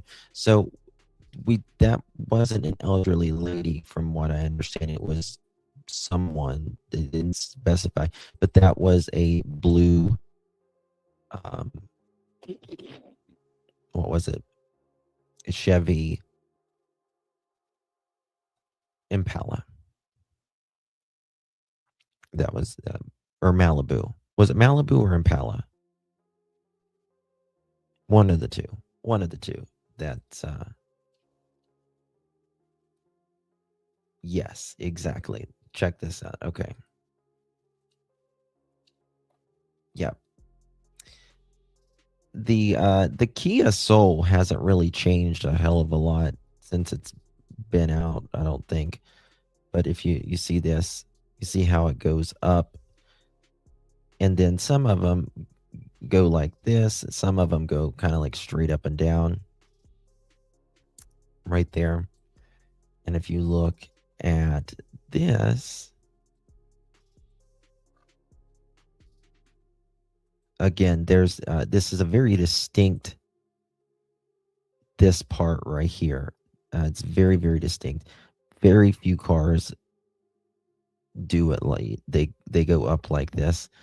The only two I could think of was a Land Rover and the Kia Soul. Not very big vehicles, and you can clearly see right here. And they have a very interesting wheelbase as well. The Kia Soul does as well. So there's that. Quite interesting, if you ask me. Okay. Random notes and Nancy. Yeah, I don't know why they haven't yet. FBI moving command post and Nancy Guthrie investigation. Yes. Again, I think they're doing this to throw us all off. Malibu, thank you. If you back up the video, are the cacti lit up before the car goes by? It is darker. If not, it may be a motion light that's turned on. If so, that's a good point. Very good point. I see what you're saying. See what you're saying there. From what I recall, it was dark, pretty dark. Let me look at this. Hold on. I got it. Right. Let's see here. It seems to light. I mean, they already have light. Yeah. Look at this. Okay. They already have lights outside, and you can tell. See, it's already lit up right here. And then when you get to the vehicle,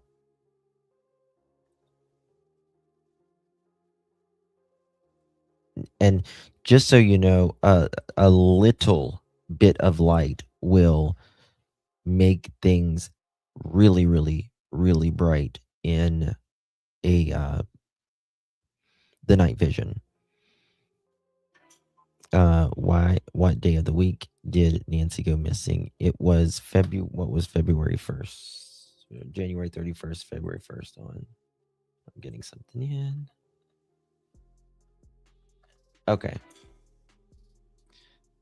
Scene for the business was November. Okay, 1 second.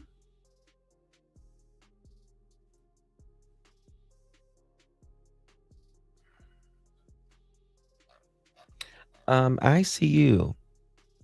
Hold on, I'm gonna text you back.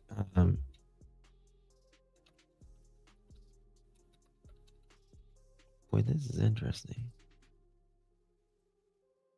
What is it? Okay. I just text you something. Let me know what that. It's been wrecked, right? There is the door. Also, to have a.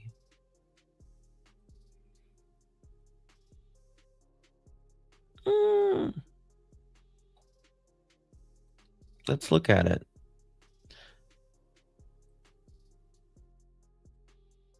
I don't know what that is. Look at this.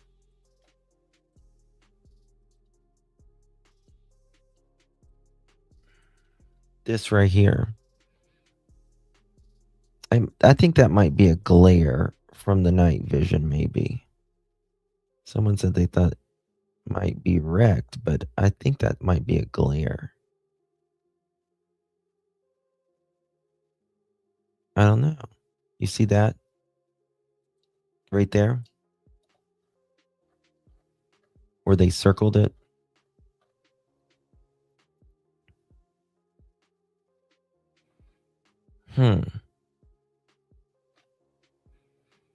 What they said this vehicle was seen. Who said that, Robin? Where'd you hear that at?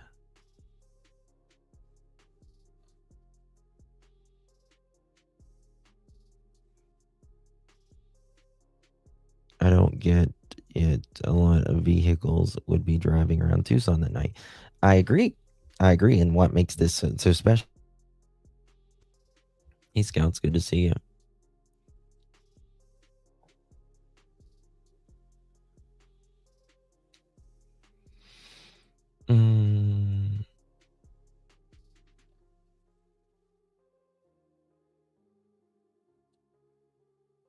I don't know. This one right here is a Honda CR-V. I don't think it's on. It's not a. Hey, Carmelita. I don't think it's a Honda. The wheelbase is different. Google the tail lights on the early mortar CR-V. Yes, yeah, I know what you're talking about. Vehicle lights. I'm trying to think. It would be a Sunday morning. That's right. It was Sunday morning because she was going to church. You don't have to get up for work, or maybe you do. I don't know. Very good point. Yeah, where do you hear it at, Robin? That's you hear a lot of things, but I just want to make. There's so much bull hockey out there. You know what I mean? I just want to make sure that it's actually something here.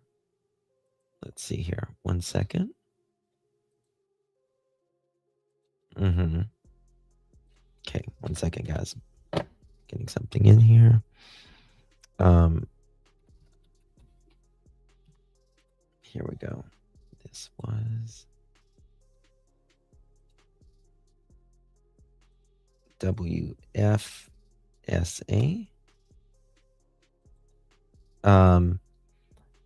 I want to know, is Nancy, not Nancy, I keep on saying Savannah, is she at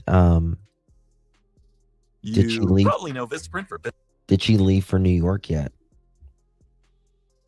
I find it just convenient. I don't know. Obviously Savannah is not involved in any way, shape, or form, but I don't know. They're moving their base. 26 in the search for Nancy Guthrie, and there are signs investigators are finishing up at the crime scene. The mother of Today Show host Savannah Guthrie vanished from her Catalina Foothills home about 4 weeks ago. 13 News reporter Renee Romo is joining us live from outside of Nancy Guthrie's home right now. Renee, what have you seen out there today? Well, Ashley, there were quite a few people out here at the Guthrie house, with some staying for hours, but there hasn't been any law enforcement activity today. Now, we've seen a gardener, a network service provider, and an Amazon delivery driver come by Guthrie's house today.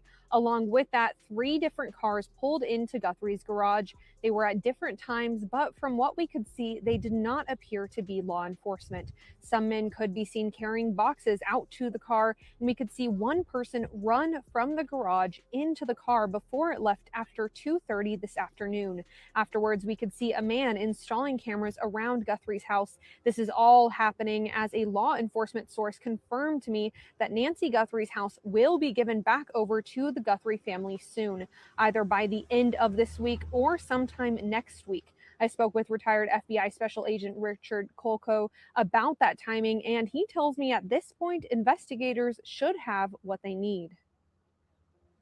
At this point, they looks like they feel like they've done what they can in the house.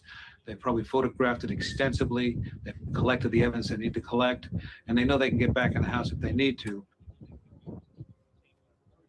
Now, Coco also tells me that the time investigators took at the house is crucial, not just for evidence collection and trying to find Nancy Guthrie or her abductors, but also for the trial that they hope to have someday.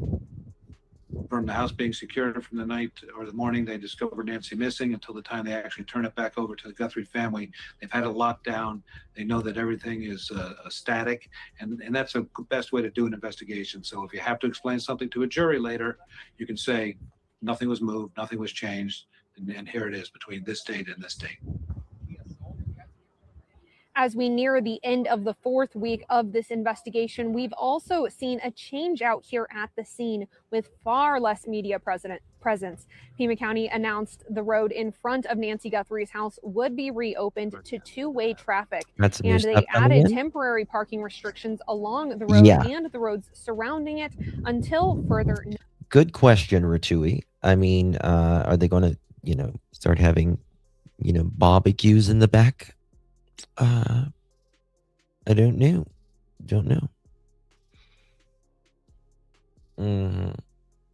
Very Now, it's now been 2 days since the last press release we got from law enforcement, and it's been 3 weeks since the last press conference. We'll be sure to keep you updated on air and online at KOLD.com with any new developments. Reporting live in the Catalina Foothills, Renee Romo, 13. All right, and that is KOLD. You know, you are staying on top of it very closely, Renee. Thank you. Here is another look at the video of the suspect captured by Nancy Guthrie's doorbell camera. He's described as standing 5'9" to 5'10" with a medium build, wearing a 25-liter Ozark Trail Hiker Pack backpack that is exclusively sold at Walmart. If you have any information on Nancy Guthrie's disappearance, you can call the Sheriff's Department at 520-351-4900 or 88-CRIME to submit your tips. The FBI's tip line can be... Okay, check this out. So we were talking about Fox News getting this video in, right? And Brian Hinton said law enforcement now at the home likely trying to get the video. And someone wrote in one of the groups, riddle me this.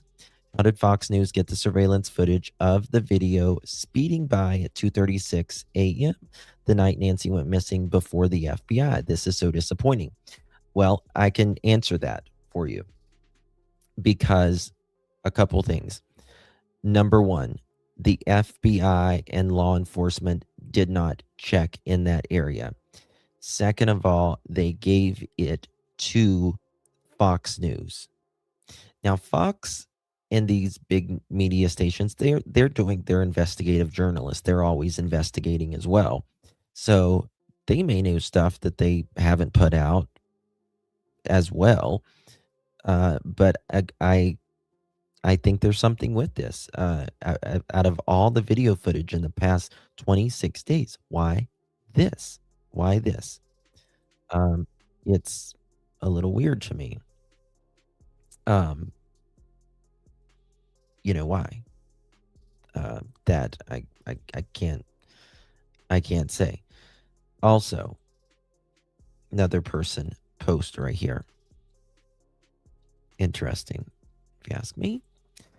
I took the video of the traffic that was 2.5 miles away from Nancy's house that night, recorded it and slowed it down as much as I could. I think there were 12 cars that night, but only 2 that would have been close to the timeline. I had to chop the remaining, so all won't be seen, just the ones that are in that time frame, and a few others. 2:30. What is this?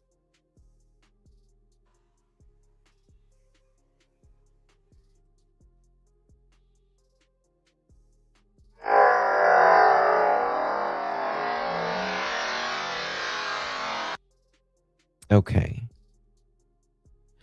There are 2 different vehicles here.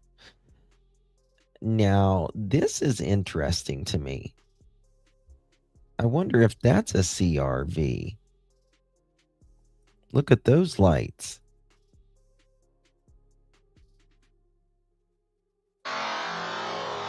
at the next frame.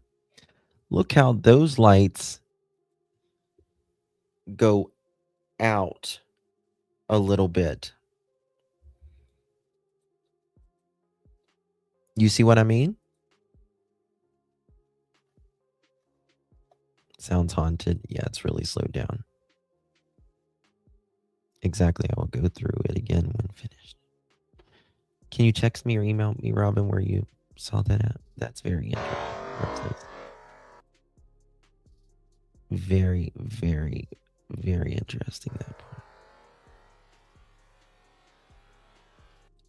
Look how those, it's really hard to see, but look how those lights are out like this. Does anyone know what year that CRV is? That let's try this. CRV.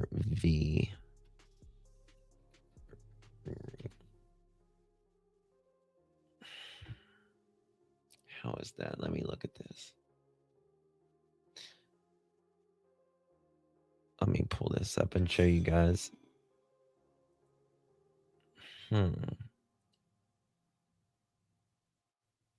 Like I did like a random 20, we'll say a 2016 Honda CRV. Okay. And check this out. Right here. Pull this up. Just got to upload this, 2 seconds. You see that? See how those lights go the back?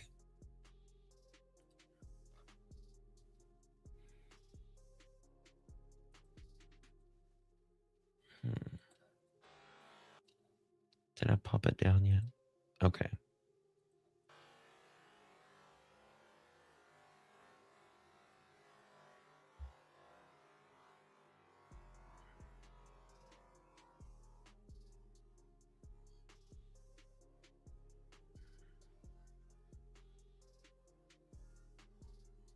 It's really, really slow.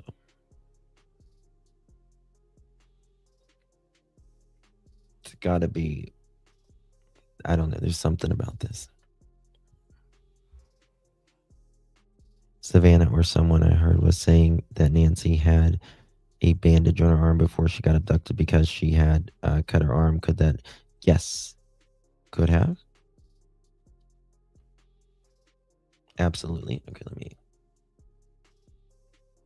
let's see here. Here we go. Damn, that's loud. Hold on. How do I turn that down? Okay. Check this out. Okay.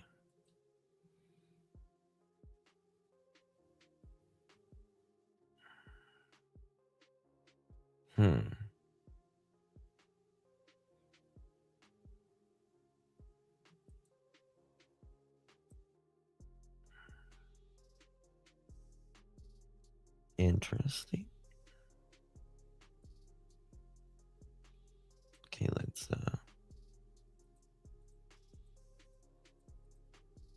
okay, and that's definitely the Kia Soul.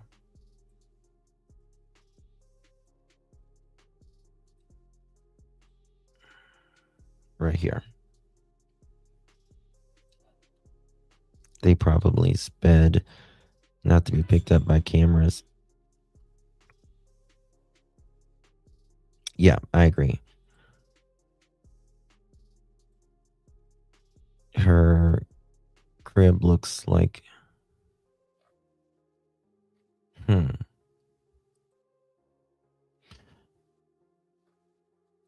Ratui, one of them I think is a Honda CRV. I think they are. Blue Honda CRV.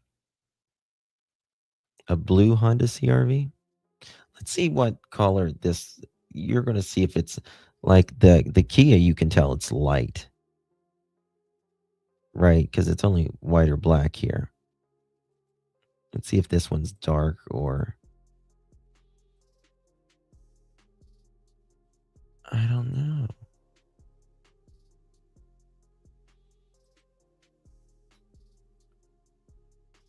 Very weird. Let's go to this one.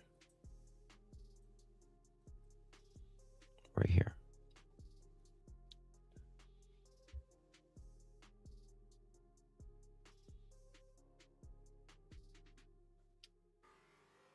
It's so loud. There's like, what, 2 or 3 vehicles here?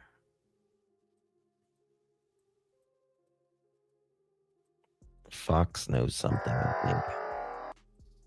Hold on, wait a second. Holy fuck. Look at this. Look at how this is bent right here. Check that out. Oh, that's interesting. You see what I mean? It's moving, of course. Let me pull it. You see how it's... See what I mean right there? Look at that.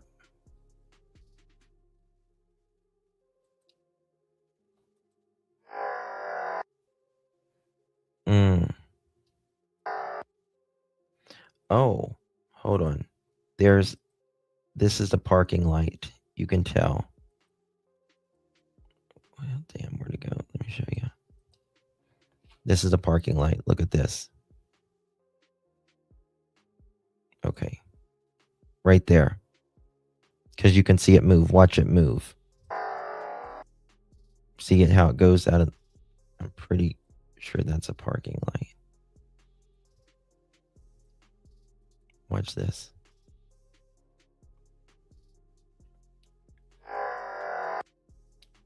Right there. Now, watch the back of this. See how it goes like right there. That's very interesting. Has the same light strip, definitely.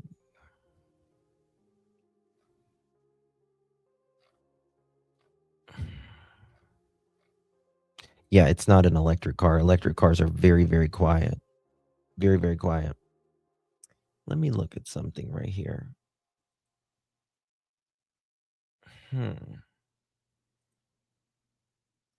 But I don't see... On the Honda CR-V, some of them have like the lights on the side of the mirror. Okay, look at this. For instance. Again, I don't know what year CR-V it is. I don't remember, to be quite honest with you, but it depends on the year. Now, remember, they sold a a Hyundai. Oops, wrong one. They sold a Hyundai back in May or June of this year. All right, I'm going to do a screenshot of this. I just want to show you this right here.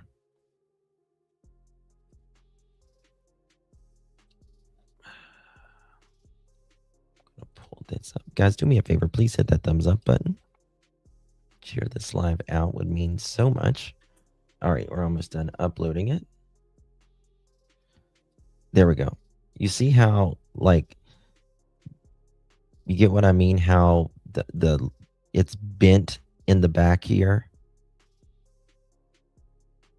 How the light goes up and down. All the way up and down. It's aerodynamic is I guess the That's interesting. See what? Look at that. I'm talking about these lights right here. Let's go like this.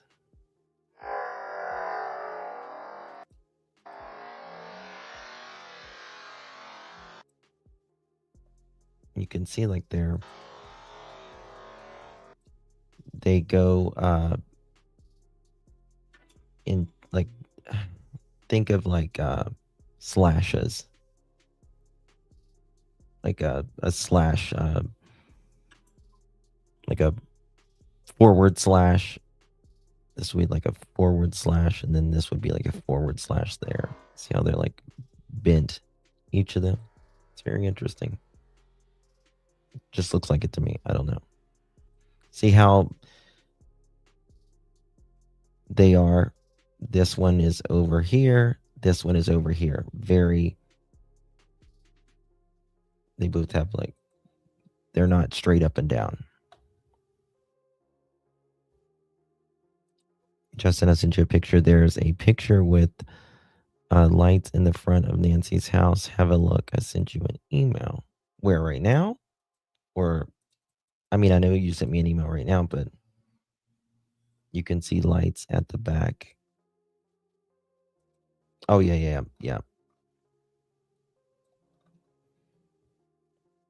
Yeah, I did, here, I can show people this. This was the first night, or no, this was the night that something happened. We went kind of over these lights the other day, which I found interesting. Let me pull this up here.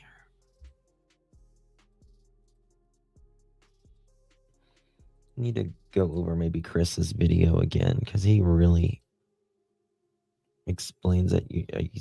She's talking about these two lights down here, down there. I don't think those are car lights, in my opinion. They look like house lights or something. I don't know. Could be, though. Someone really lighting that, though.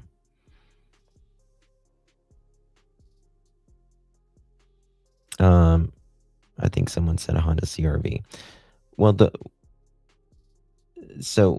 one that we that's going the other direction, it is a Honda, or not a Honda, it is a Kia Soul.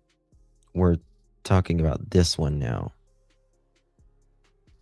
There's only two that was in that time frame.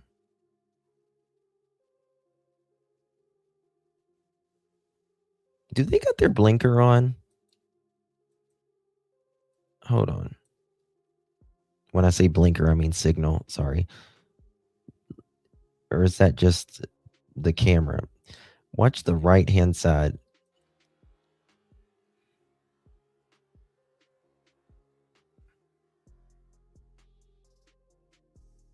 Now, see it?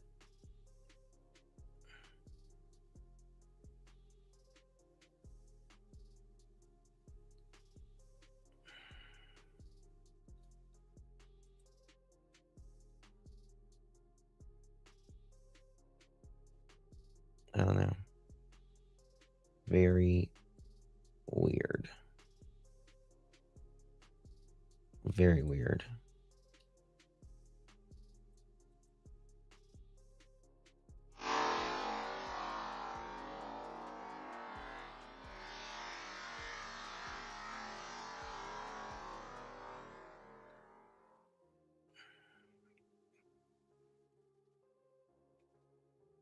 There's only two of them that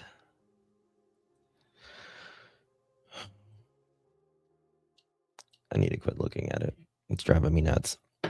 Hey, Whodad, love your channel and fly. Thank you so much, Whodad. Thank you so much for your support. I do appreciate you, my dear. Thank you, love. welcome. Pretty, I didn't know it was fly. Well, thank you. Thank you so much. Very kind. You know, the FBI is on it. I think so too. I think so too. Did you not show the same vehicle passing both ways when Nancy was leaving? When Nancy was leaving. What do you mean Nancy was leaving? I'm trying to remember what you mean by Nancy was leaving. It is now Thursday, day 26 in the search for Nancy Guthrie. I think I told you guys yesterday they're not letting anyone park in the entire neighborhood. They like passed this ordinance trying to keep the media out, which just annoys me. So luckily one of the neighbors, super nice lady, I got to know her and her dog. She messaged me last night and she's like, you can definitely park in my driveway. She lives a little bit far from Nancy's house, not that far, but so I just parked in her driveway and now I'm going to walk to Nancy's. Here we go. We're going to go to And this. some of my other Speaking of coworkers are already Nancy, there. So I really appreciate her. here we go. I won't give out her information, but just shout out. If you're watching, you know who you are. Super nice of you to reach out to me and Silver let me park in your Fox. driveway and help me out. It's hot today too. Like the timing is not good for this because it was like cool some days and now it's like super sunny and hot. But I'll keep you guys posted with any updates. I'm almost down there and I'll talk to you guys soon. Hey guys, so an update. It is now Thursday, day 26 Okay. in the search. All right. Speaking of Nancy, we're going to another Nancy, the queen of true crime, Nancy Grace. And she gives us little Grace to go on. I love this woman in her eye makeup as well. Here we go. Brand new coming in clutch. Check this out. I want to show you something here. It's there for about an hour, and then the garage door and SUV with all the windows blacked out. This vehicle continues on while the others stop in front of the home on the driveway. This one pulls into the garage. Garage door opens, the car goes in, garage door shuts. We never see who is in that black SUV. It's there for about an hour, and then the garage door opens back up. The car pulls out and takes off down the street. Others are investigators walking around the property. They being investigators, spent about an hour in the entryway, in the front door, where that Nest camera picked up the possible suspect in this kidnapping. They spent an hour there. Then the investigations moved into the foyer area of the home and spend another hour or so in that side of the house. But Nancy, we also saw from overhead views that these investigators were walking every piece of the property, all around the outside, including a wrought iron gate by the swimming pool. I mean, why are they still doing this if they're done with it? You know what I mean? Like if they're ready to pack up and go home and let the family do all of this, why are they doing that? So it's only an easy assumption that they were doing the same thing inside the house where we couldn't see them. But investigators were there for several hours, you'll love that, and they were federal prosecutors as well as our regular detectives. It was an ongoing event all day long, and don't know what the end result is yet. To Dr. Bethany Marshall joining us, psychoanalyst out of the LA jurisdiction. She is the author of Deal Breakers. You can find her at drbethanymarshall.com. Bethany, thank you for being with us. Dr. Bethany, Mrs. Guthrie is an 84-year-old woman. And contrary to speculation online and beyond, it wasn't like, hi, Mrs. Guthrie, can you let me in? And she went to the door. Hold on. Nancy, I hope you know I'm going to clip that. I need that for a bite. Just so you know, I've got to show that again. 1 second. Online Not and beyond. 3 times on the ceiling. It if wasn't you like, want me. hi, Mrs. Guthrie, can you let me in? And she went to the door and allowed the perp in. That did not happen. We now have proof she was dragged from her bed. I love that. What would be the response? Now, that's interesting. Dragged from her bed. That's different. Now, I don't know if Nancy's using that as a figure of speech or if there is actual evidence that she was dragged from her bed, or she means taken from her bed. But dragged and being taken from your bed is two different things, in my opinion, right? Of a normal person, much less an 84-year-old lady in the middle of the night, 2 a.m. Could she fight back? What I'm trying to get to is there going to be DNA at the bed, on the bed covers, on the pillows, and beyond? Okay, tell me. So Nancy, remember, whoever did this, if they are kidnappers, they are ruthless. And this is a business-like approach to procuring money from the family of Nancy Guthrie. So I don't believe this is, I mean, I know it's it sounds good in theory, and there has been video or these ransom letters and all that, but again, I don't again, did these ransom people, okay, after all of this, after 26 days of someone holding an 84-year-old woman that doesn't have her medication, doesn't have her hearing aids, doesn't have her pacemaker, doesn't have anything, are they just going to give up on the ransom? If that is the case, if the case is this was about money for this person or persons with the ransom, are they just going to give up and just let her go? Or I don't know. I mean, they could unalive her as well. And all of this be for naught? Nothing? Like they didn't get nothing? Like the money? I don't buy it. I think it was a hire too, Rhonda. I agree. I don't believe that it's just, again, if somebody was there just to get Nancy in the middle of the night, right, and this was just money, you wouldn't want it to look like this big ass crime scene in the beginning, which is exactly what the sheriff said. That's exactly what the sheriff said. From jump, this is a crime scene. You would just want to get her out of her bed, put her in the car, right? And make sure she's nice and comfy, making sure she's still alive. Write a letter down at the house. Nancy Guthrie is missing something, right? If you want her back, Bitcoin, here's the account, take it or leave it. Something like that. They're not going to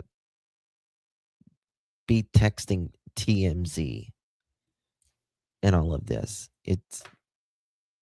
You're going to leave a letter at the house. Come on. she's 84. We have to take into account, did she wear hearing aids? Did she have an oxygen machine? Was she clothed or unclothed? Did she have a CPAP?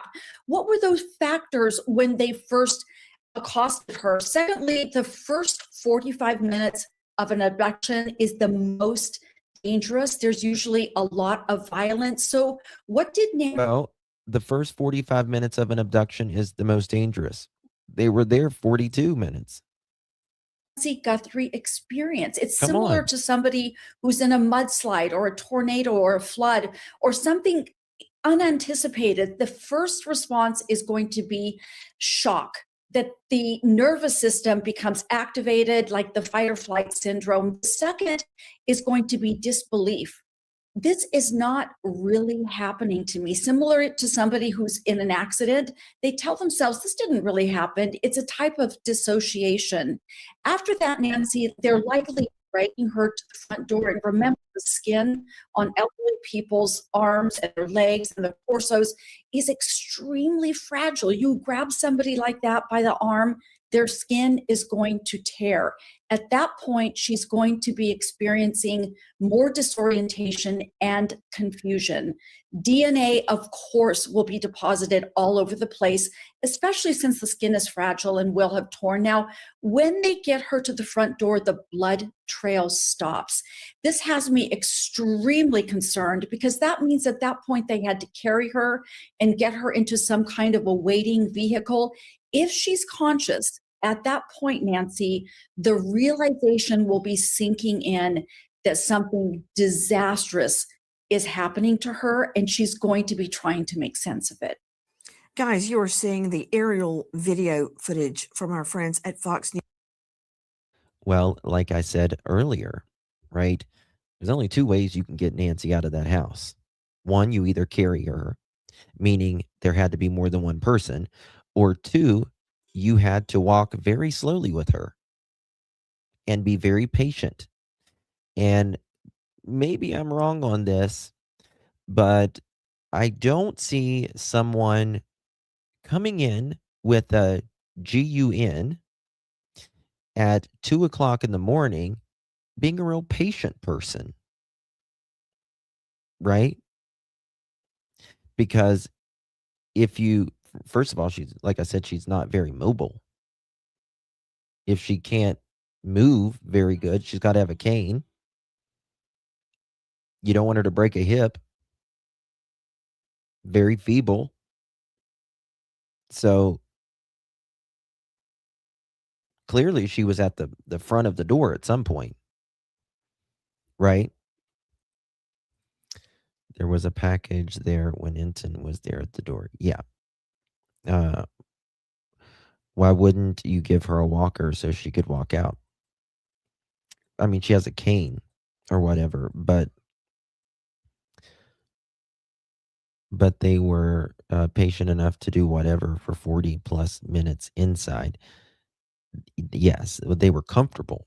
They were comfortable, right? Which means they knew law enforcement wasn't coming and the neighbors didn't hear, which tells me a lot, in my opinion. He's joining me now, forensics expert, star of Zone 7, a hit podcast, and author of a brand new book on Amazon, Swans Don't Swim in a Sewer, Solving the Cold Case. Cheryl McCollum, thank you for being with us. Cheryl. Okay. CK said maybe she didn't fight as much as there was a weapon. Cooperation from Nancy would mean a lot. Okay. You're right in theory. I agree with that in theory. However, you've got to remember what the sheriff said. Sheriff said it was a crime scene inside. Crime scenes are not clean. Right? Crime scenes aren't clean. Something really bad happened in there. Which means Nancy either fought or she didn't, and they were just violent from jump. Right? So, and people that know Nancy, they don't, regardless of whether how feeble one might be, you know, she's intelligent, she's smart, she knows, you know, at all costs not to let someone take you to a second location. Did she not let him take him to a second location? I mean, obviously they did, but we don't know if it was live.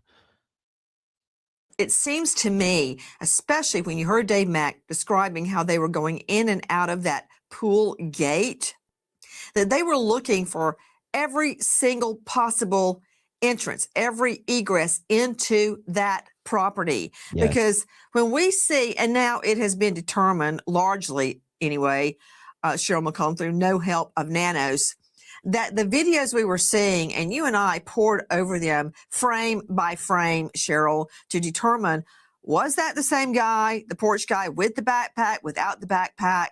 Notice how the rocks are positioned on the right side, and apparently a landscaper had moved them to where we see them on the left side.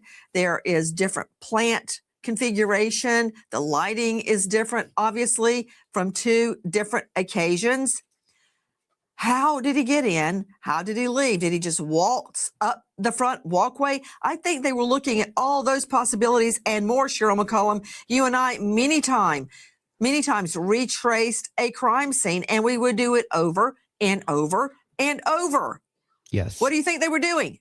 Yes, the cameras were moved. It was moved the first time. We went over that. As soon as I saw the group yesterday, it made me think of what you and I have done many, many times. You get the prosecutor out there with one of the lead detectives, with your federal partners, and you walk it together. They have to understand that scene. They have to understand what's in that front door. When you turn around, how does the street look? They've got to go in the back to see that back door as it relates to the guest house and the swimming pool. They've got to go to the side to see that sliding glass door. This is imperative for two reasons. One, the prosecutor is the only person that can make a deal. They have got to understand that scene, so when they're talking to somebody, when the federal people are interviewing a potential suspect eventually, they have to know immediately whether that person is telling the truth or not. Well, when you walk that scene, you know where the blood starts and where it goes through that house out that front door. You know what her bed cover looked like. You know what the kitchen looked like. You know what color the sofa is. If you don't go to that house, you don't know that. I thought yesterday was a critical move. Cheryl, I agree. Guys, I want to go back to our footage from our friends at Fox News, Very good point. the aerial video, because I noticed as they're walking by the pool and then they get to the gate as they see them coming around the side, right? By the way, there were prosecutors there yesterday. They're on the right. They're passing windows. They're going along heavily shrubbed area where you be very hard pressed to see someone. Now keep watching. They walk up to this wrought iron gate. Keep watching. They open up the gate. Then the Fed with the blue tie turns around and he is taking pictures. He's not talking. Look at this. Takes a picture right there. What is it they're looking at? And see, the other either detective or prosecutor turns back to look at what he was doing. Look at that. See, he's gesticulating there. Maybe how wide something is, I can't tell. Is that the way they took Nancy Guthrie out? Is that what they're looking at? You know, a lot has been made while we're on taking Nancy Guthrie out, Dave Mack, about these tunnels that were, forged originally out of water culverts, and they lead to Mexico.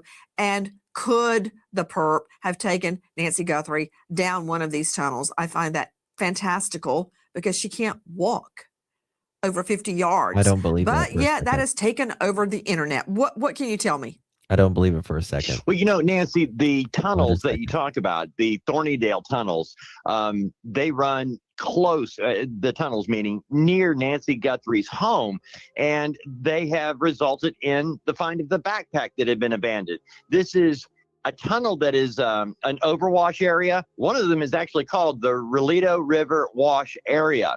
Right now, these wash areas are dry, Nancy, and so there are homeless people that are spending their time inside these tunnels.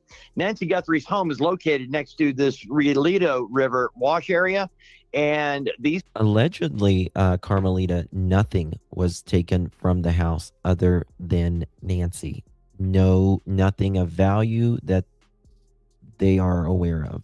Just Nancy. Tunnels do. Which again, to me, like, I'm trying to think like the perpetrator, right?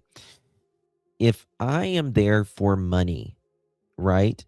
If I'm there for money, you're going to tell me where all your jewelry's at. I'm going to look at that place if you got a safe, If there's a safe there, you're going to open it up, right? Think about it. This person is there purely for money. You are getting the valuables. You got a flat screen, we taking the flat screen. You got this, you got the rings, you got the jewelry. Remember, the family's into jewelry and all of that. I'm sure she's got some beautiful jewelry and all of that she's collected over 84 years. You're taking it all. Nothing. To go for, which in my opinion, it's not about money. I mean, I think it's about money or overall, in my opinion, but I don't think it's about crypto money. some distance. They vary in size and distance and quality, but you are talking about 60 miles from the Mexico border. You're not going to take a tunnel from north of Tucson all the way across the border. But these tunnels do offer a way of exiting out of the general vicinity and coming up someplace else where a car or a van could be ready to take her away. These areas are being searched by volunteers, Nancy. The volunteers that we're told not to search, they're the ones that are searching. Yeah, I think it's like a Mexican group or something. There's the woman's found like 1,000 people or something. Like they're searching as well. Susan, 2 months, girl. How you doing? Thank you so much. Justin, thank you for all you do. Love to everyone. Justice for Nancy. Thank you so much, Miss Susan. Really do appreciate your continued support, my love. Good to see you, my friend. Bitcoin is traceable when cashed in. Yes, it is. This cryptocurrency stuff, it's a little confusing to me. I don't get into it or anything like that, but Doing anything they can to try to find Nancy Guthrie. That's just a theory that has become popularized on the internet. I don't think there's any way that Nancy Guthrie was carried out through those tunnels, but now we've explained why that is not feasible. So let's turn our attention to something that is feasible. As we said, in the last 24 hours, the feds have been pouring over the Nancy Guthrie home. I hope it's not in their effort to release the home. It was, Nancy. It was to release the home. They released the home, but this sheriff within 24 hours had said, "Oh, it's clear. It's clear. It's clear." There is a lot of transients in the Tucson area, but I don't think this is a transient. Usually, they don't have, these cars or why an 84-year-old lady. And just the video of this person being there twice, right? This person doesn't look like a transient to me, if you ask me. Nice, neat goatee, very manicured, appears to have eyebrows, manicured eyebrows, dressed very clean, nice. This isn't that, in my opinion. Let me go out to you. Brian Fitzgibbons is joining us, Director Operations USPA Nationwide Security. He actually leads a team of investigators that go around the world finding missing people. Former Marine and Iraqi war vet.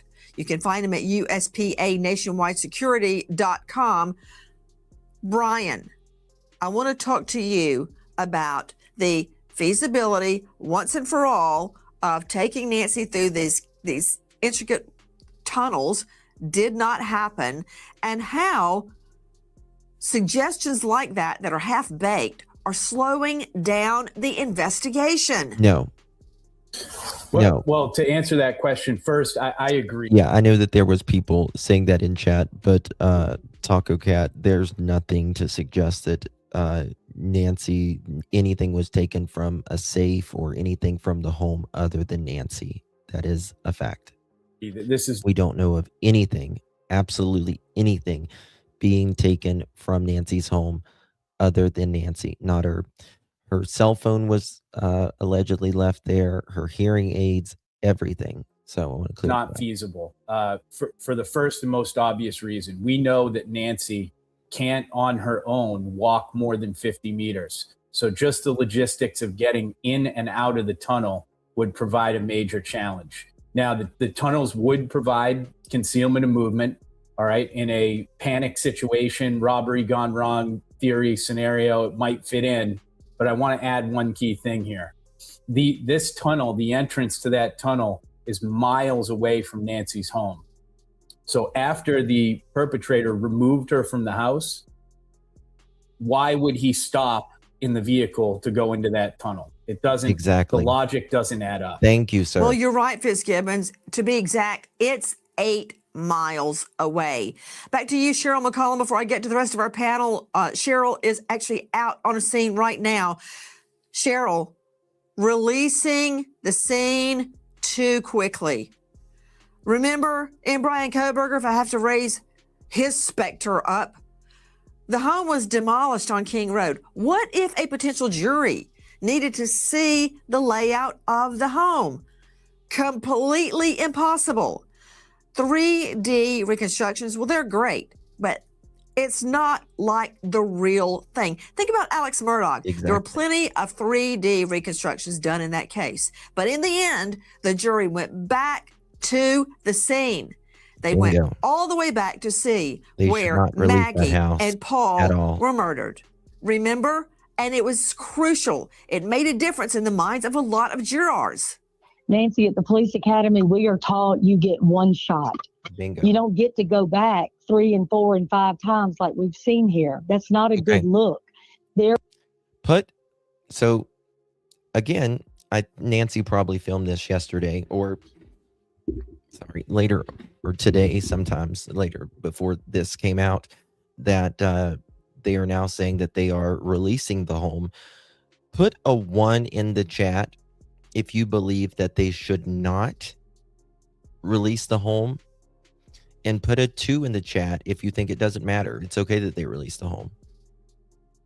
Let me know what you think. There is no rush. There is no reason when you have an 84-year-old woman missing that you know has health problems, you know she doesn't wander off, she's got her faculties, and you've got blood at the front door. You seal that off. Exactly. There is no rush. What's the rush?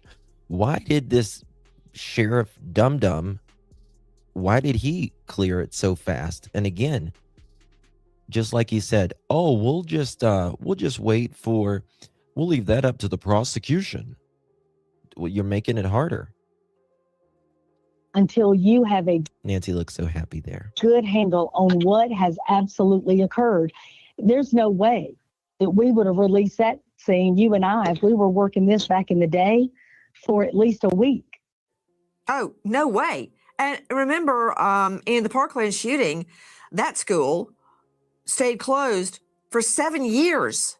Now, I'm not advocating a 7-year delay in the judicial process. Yes, that is true. That was that Park? I'm trying to remember. That school, it turned into the day that there was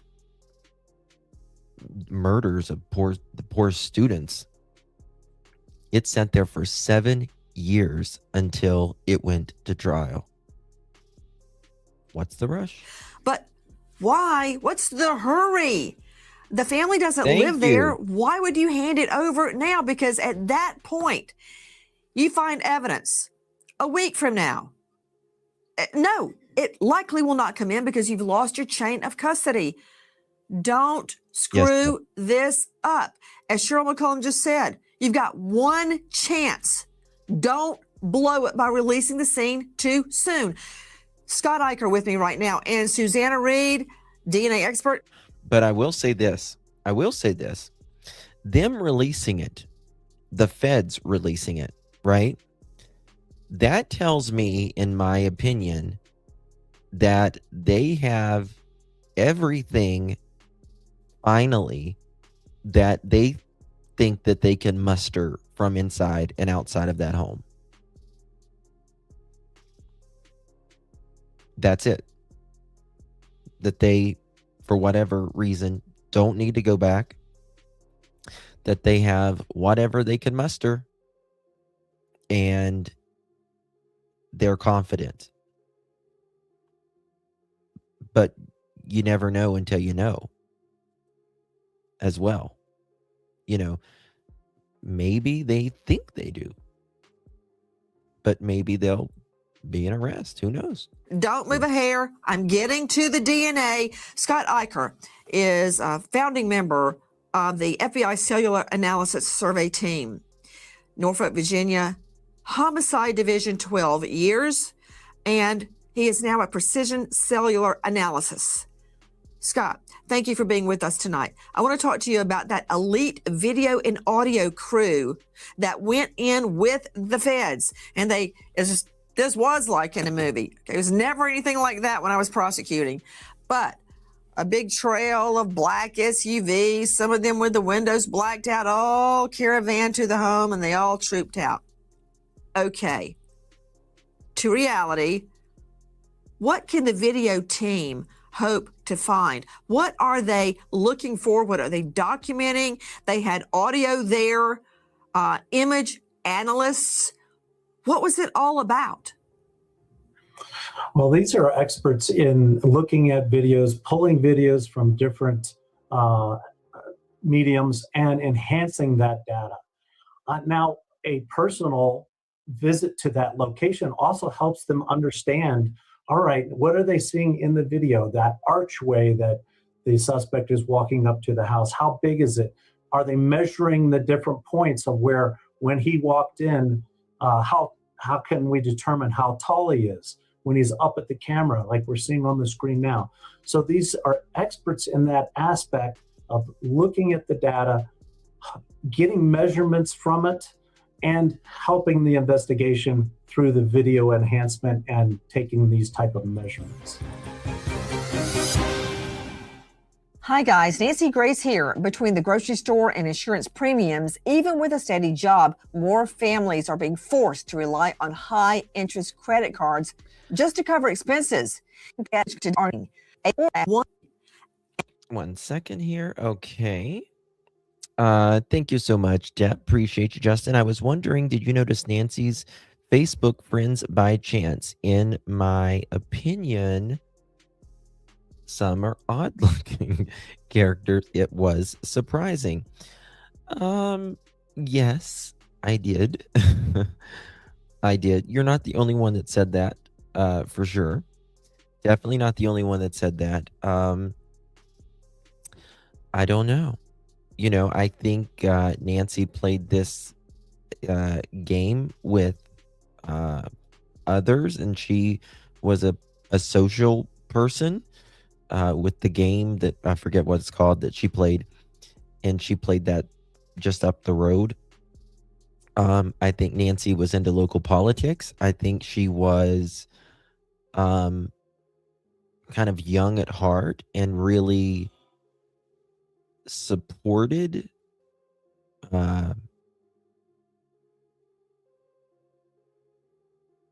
individuality, maybe you could say. But yeah, I did.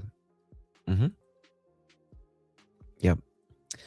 Only rational reason to release the scene so early would be to see whoever has the power to sell the house actually tries to sell it. Look, well, I don't think you can sell it. You can't sell it with someone you don't know is dead or alive. There is no selling. So you can't sell something that's not yours.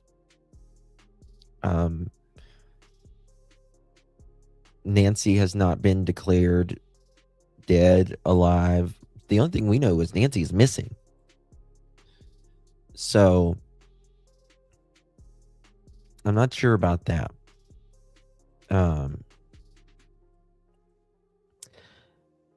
You can sell it if you're the power of attorney. I'm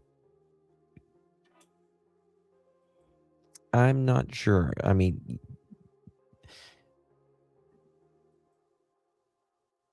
we don't know, number one, if whose power of attorney as well. It would take years before you can sell it. Yeah, it's gonna be a little complicated. And get a co-conspirator, a family member, a neighbor, a girlfriend, a wife, an ex to come forward and forget their misplaced feelings of loyalty. Nancy, there is terrible chatter online that the Guthrie family was cheap and therefore they waited 4 or 5 weeks to offer a large reward. I think that's absolute bullshit that people are criticizing them for not. They offered, Savannah offered day one. She was told not to. This is not true. There's a very specific psychology to offering rewards. If they had offered that reward in the beginning, the perpetrator might have panicked and killed Nancy Guthrie. What the family did at first was they appealed to morality. Savannah Guthrie was saying things like, we believe in the goodness of human nature. Well, that did not work, Nancy. So now with this $1.2 million reward, that does break the bonds of loyalty because that is big money. That's lifetime money. So a sister, a girlfriend, somebody he once dated, and that person's no longer with him, a neighbor, they're going to start thinking seriously about the clues. Who disappeared in the middle of the night? Who drives a car like that? Do I have a friend who owns that kind of a jacket or a backpack?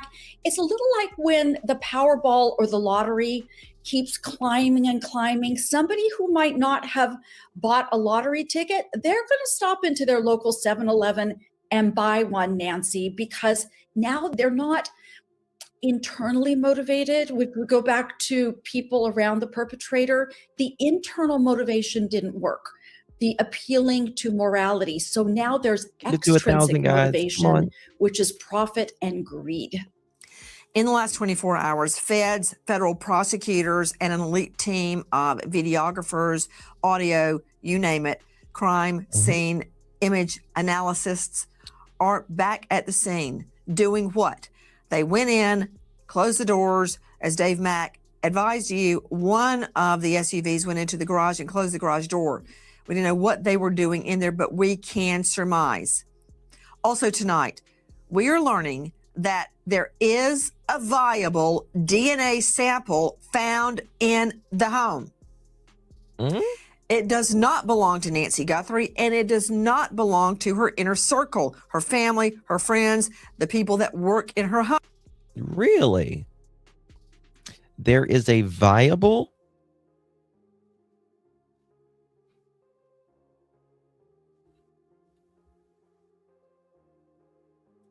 Really?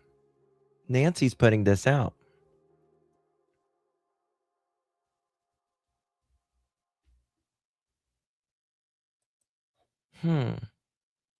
Let's listen. However, Nanos, in his wisdom, blurts out, it's mixed. The fact that DNA is mixed is just that. It's a hurdle to jump over, and typically not much of a hurdle. This is 2026, and now DNA can be extricated, it can be isolated and analyzed, and there's nobody better to do that than Susanna Ryan. She is a laboratory director and forensic DNA analyst at Pure Gold Forensics, DNA consultant. But the thing is that they're saying is it can take a year for this to come back now. That's literally the reporting out there now. That it might take a year to get this back because he sent it to the Florida lab. But at Ryan Forensics, 25 years in the DNA business in both public and private DNA facilities. Susanna, thank you for being with us. I've tried a lot of cases without DNA. I've tried a lot of cases with DNA. I remember the first time I heard the word deoxyribonucleic acid, and I knew at that time, 6th grade, I would need to be able to say it off the tip of my tongue. And I recall actually practicing the word in the 6th grade. I never needed it until many, many years later when I was prosecuting my first DNA case. That said, mixed DNA, fine, bring it on. I want to hear from you. Technically, explain to us mere mortals, how you would get that DNA sample from inside Nancy Guthrie's home, and you would isolate the DNA and then analyze it. Please How tell. do you do it? Okay, well, to be clear, we have to be aware that I think there are two different types of mixtures that we're talking about. And I think that what most people are used to hearing about is the traditional DNA testing, what we call STR testing. That stands for short tandem repeats. And so that's what you usually hear about. That's what most crime labs in this nation and across the world are using. That's the type of DNA that goes into the CODIS databases. And we do have a lot of tools to help us with mixtures with STR testing, that traditional testing, right? We have, over the years, we've learned manual methods to separate the DNA out. We have software programs now that are really advanced and can work with low-level mixtures. We can even put some mixtures into the CODIS database. We're able to do that now and try to get a match that way.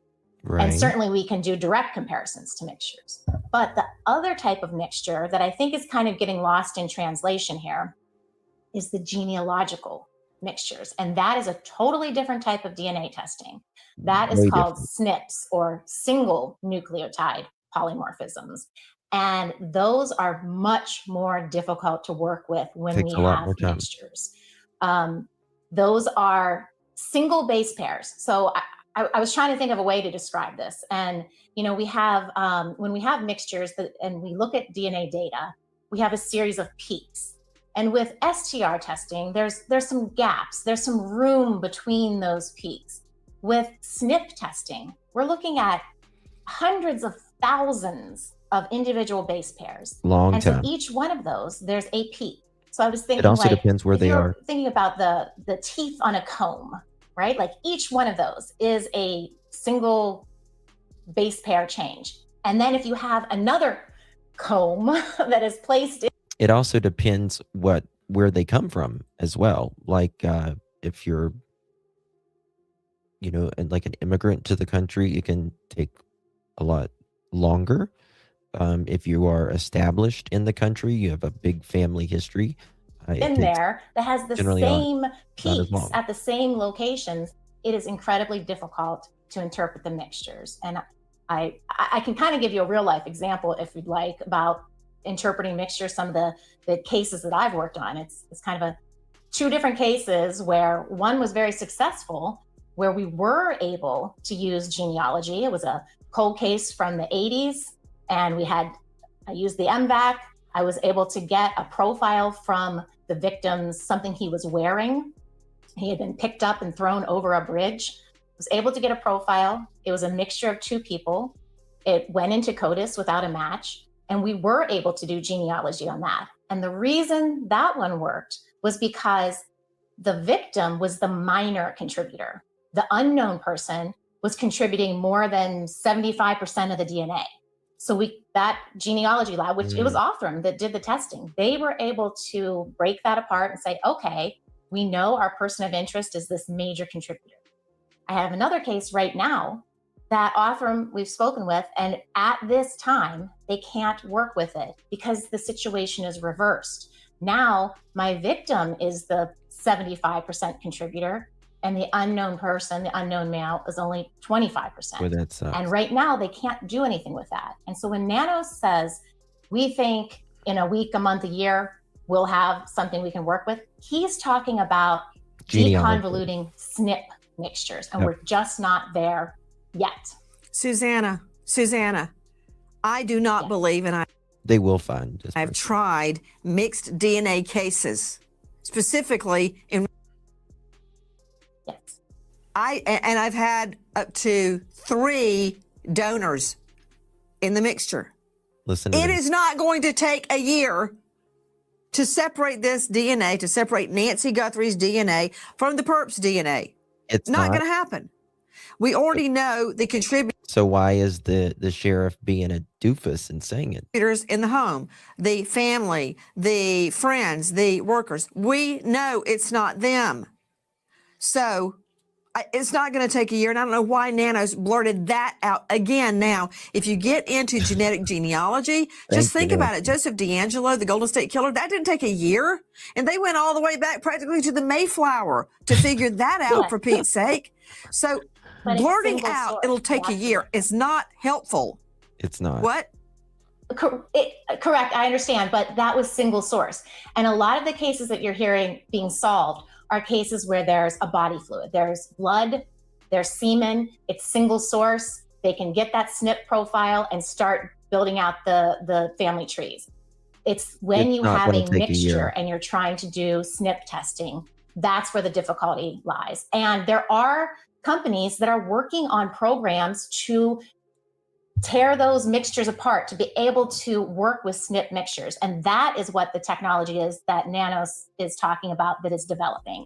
In addition to DNA technology, and to me, Cheryl McCollum, it's a huge stride forward that we have identified a DNA sample in the home that is not related to Nancy. It's not a friend. It's not a worker in the home. It is stranger DNA, and they have it. They have it. And it is being analyzed. At the get-go, it was, woe is me, we're not going to find anything. Well, they found something. Every time it seems that Nano says, well, we're down and out, there's no video, a miracle happens, a thunderbolt strikes, and lo and behold, we do have video and we do have DNA. What? Well, that's a good question. That's a good, very good question. Judy says, how do we know that the mixed DNA is even the perp mixed? People would be amazed how much DNA is in their homes of people who have never been there. That is true. That is absolutely true. There is DNA in your home right now that you have no idea who that person is, right? All kinds of people. But it seems like the sample that is with Nancy's indicates that whatever sample they're taking it from is from the crime scene, meaning it doesn't seem like it is just some, they just take it off the floor in the side of the corner or something. Like it's something to do where they can tell where the crime happened, right?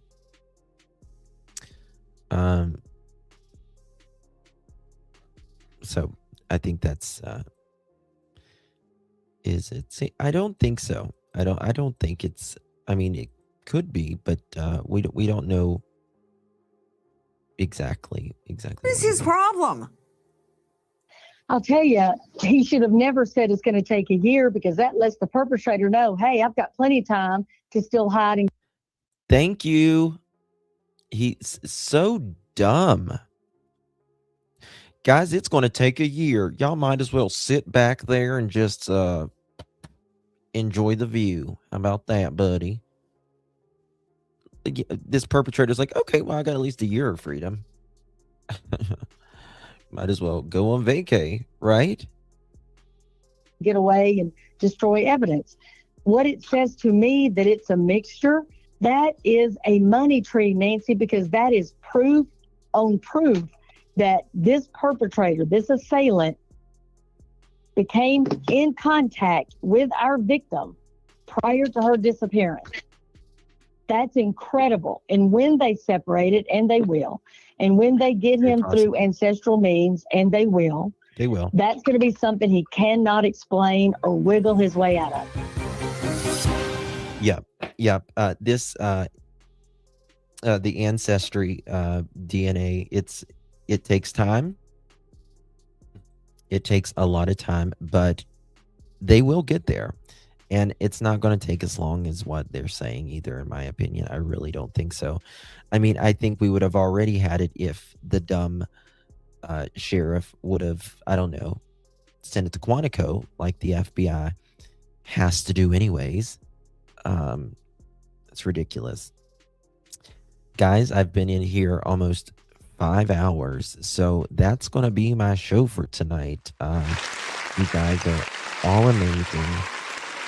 Thank you all so very much for your love, support, and all of that.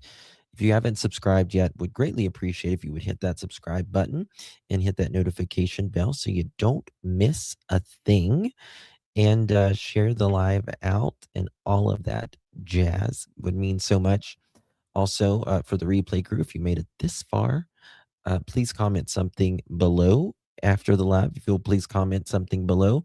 If you're able to hype this video, would mean so much to me. I think they give you like 3 hypes a week. I don't know if you can hype it mine yet or not, but if not, no worries. You guys are all legends and rock stars. Hope you know that. Take good care of yourself. Truly. If there's anything that breaks between now and tomorrow, I'll be here. I'll be here for sure with bells on hopes. Hold on 1 second. 1 second.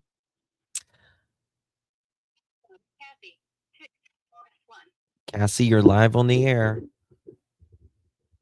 Turn on Dad's Gone Live right now. My phone's stuck. The police are at Nancy Guthrie's, and Dad's Gone Live is on. The police are examining this guy out there. Okay. All right. Let me look. Okay. Okay. Gotcha. Gotcha. Thank you, honey. Gotcha. 1 second.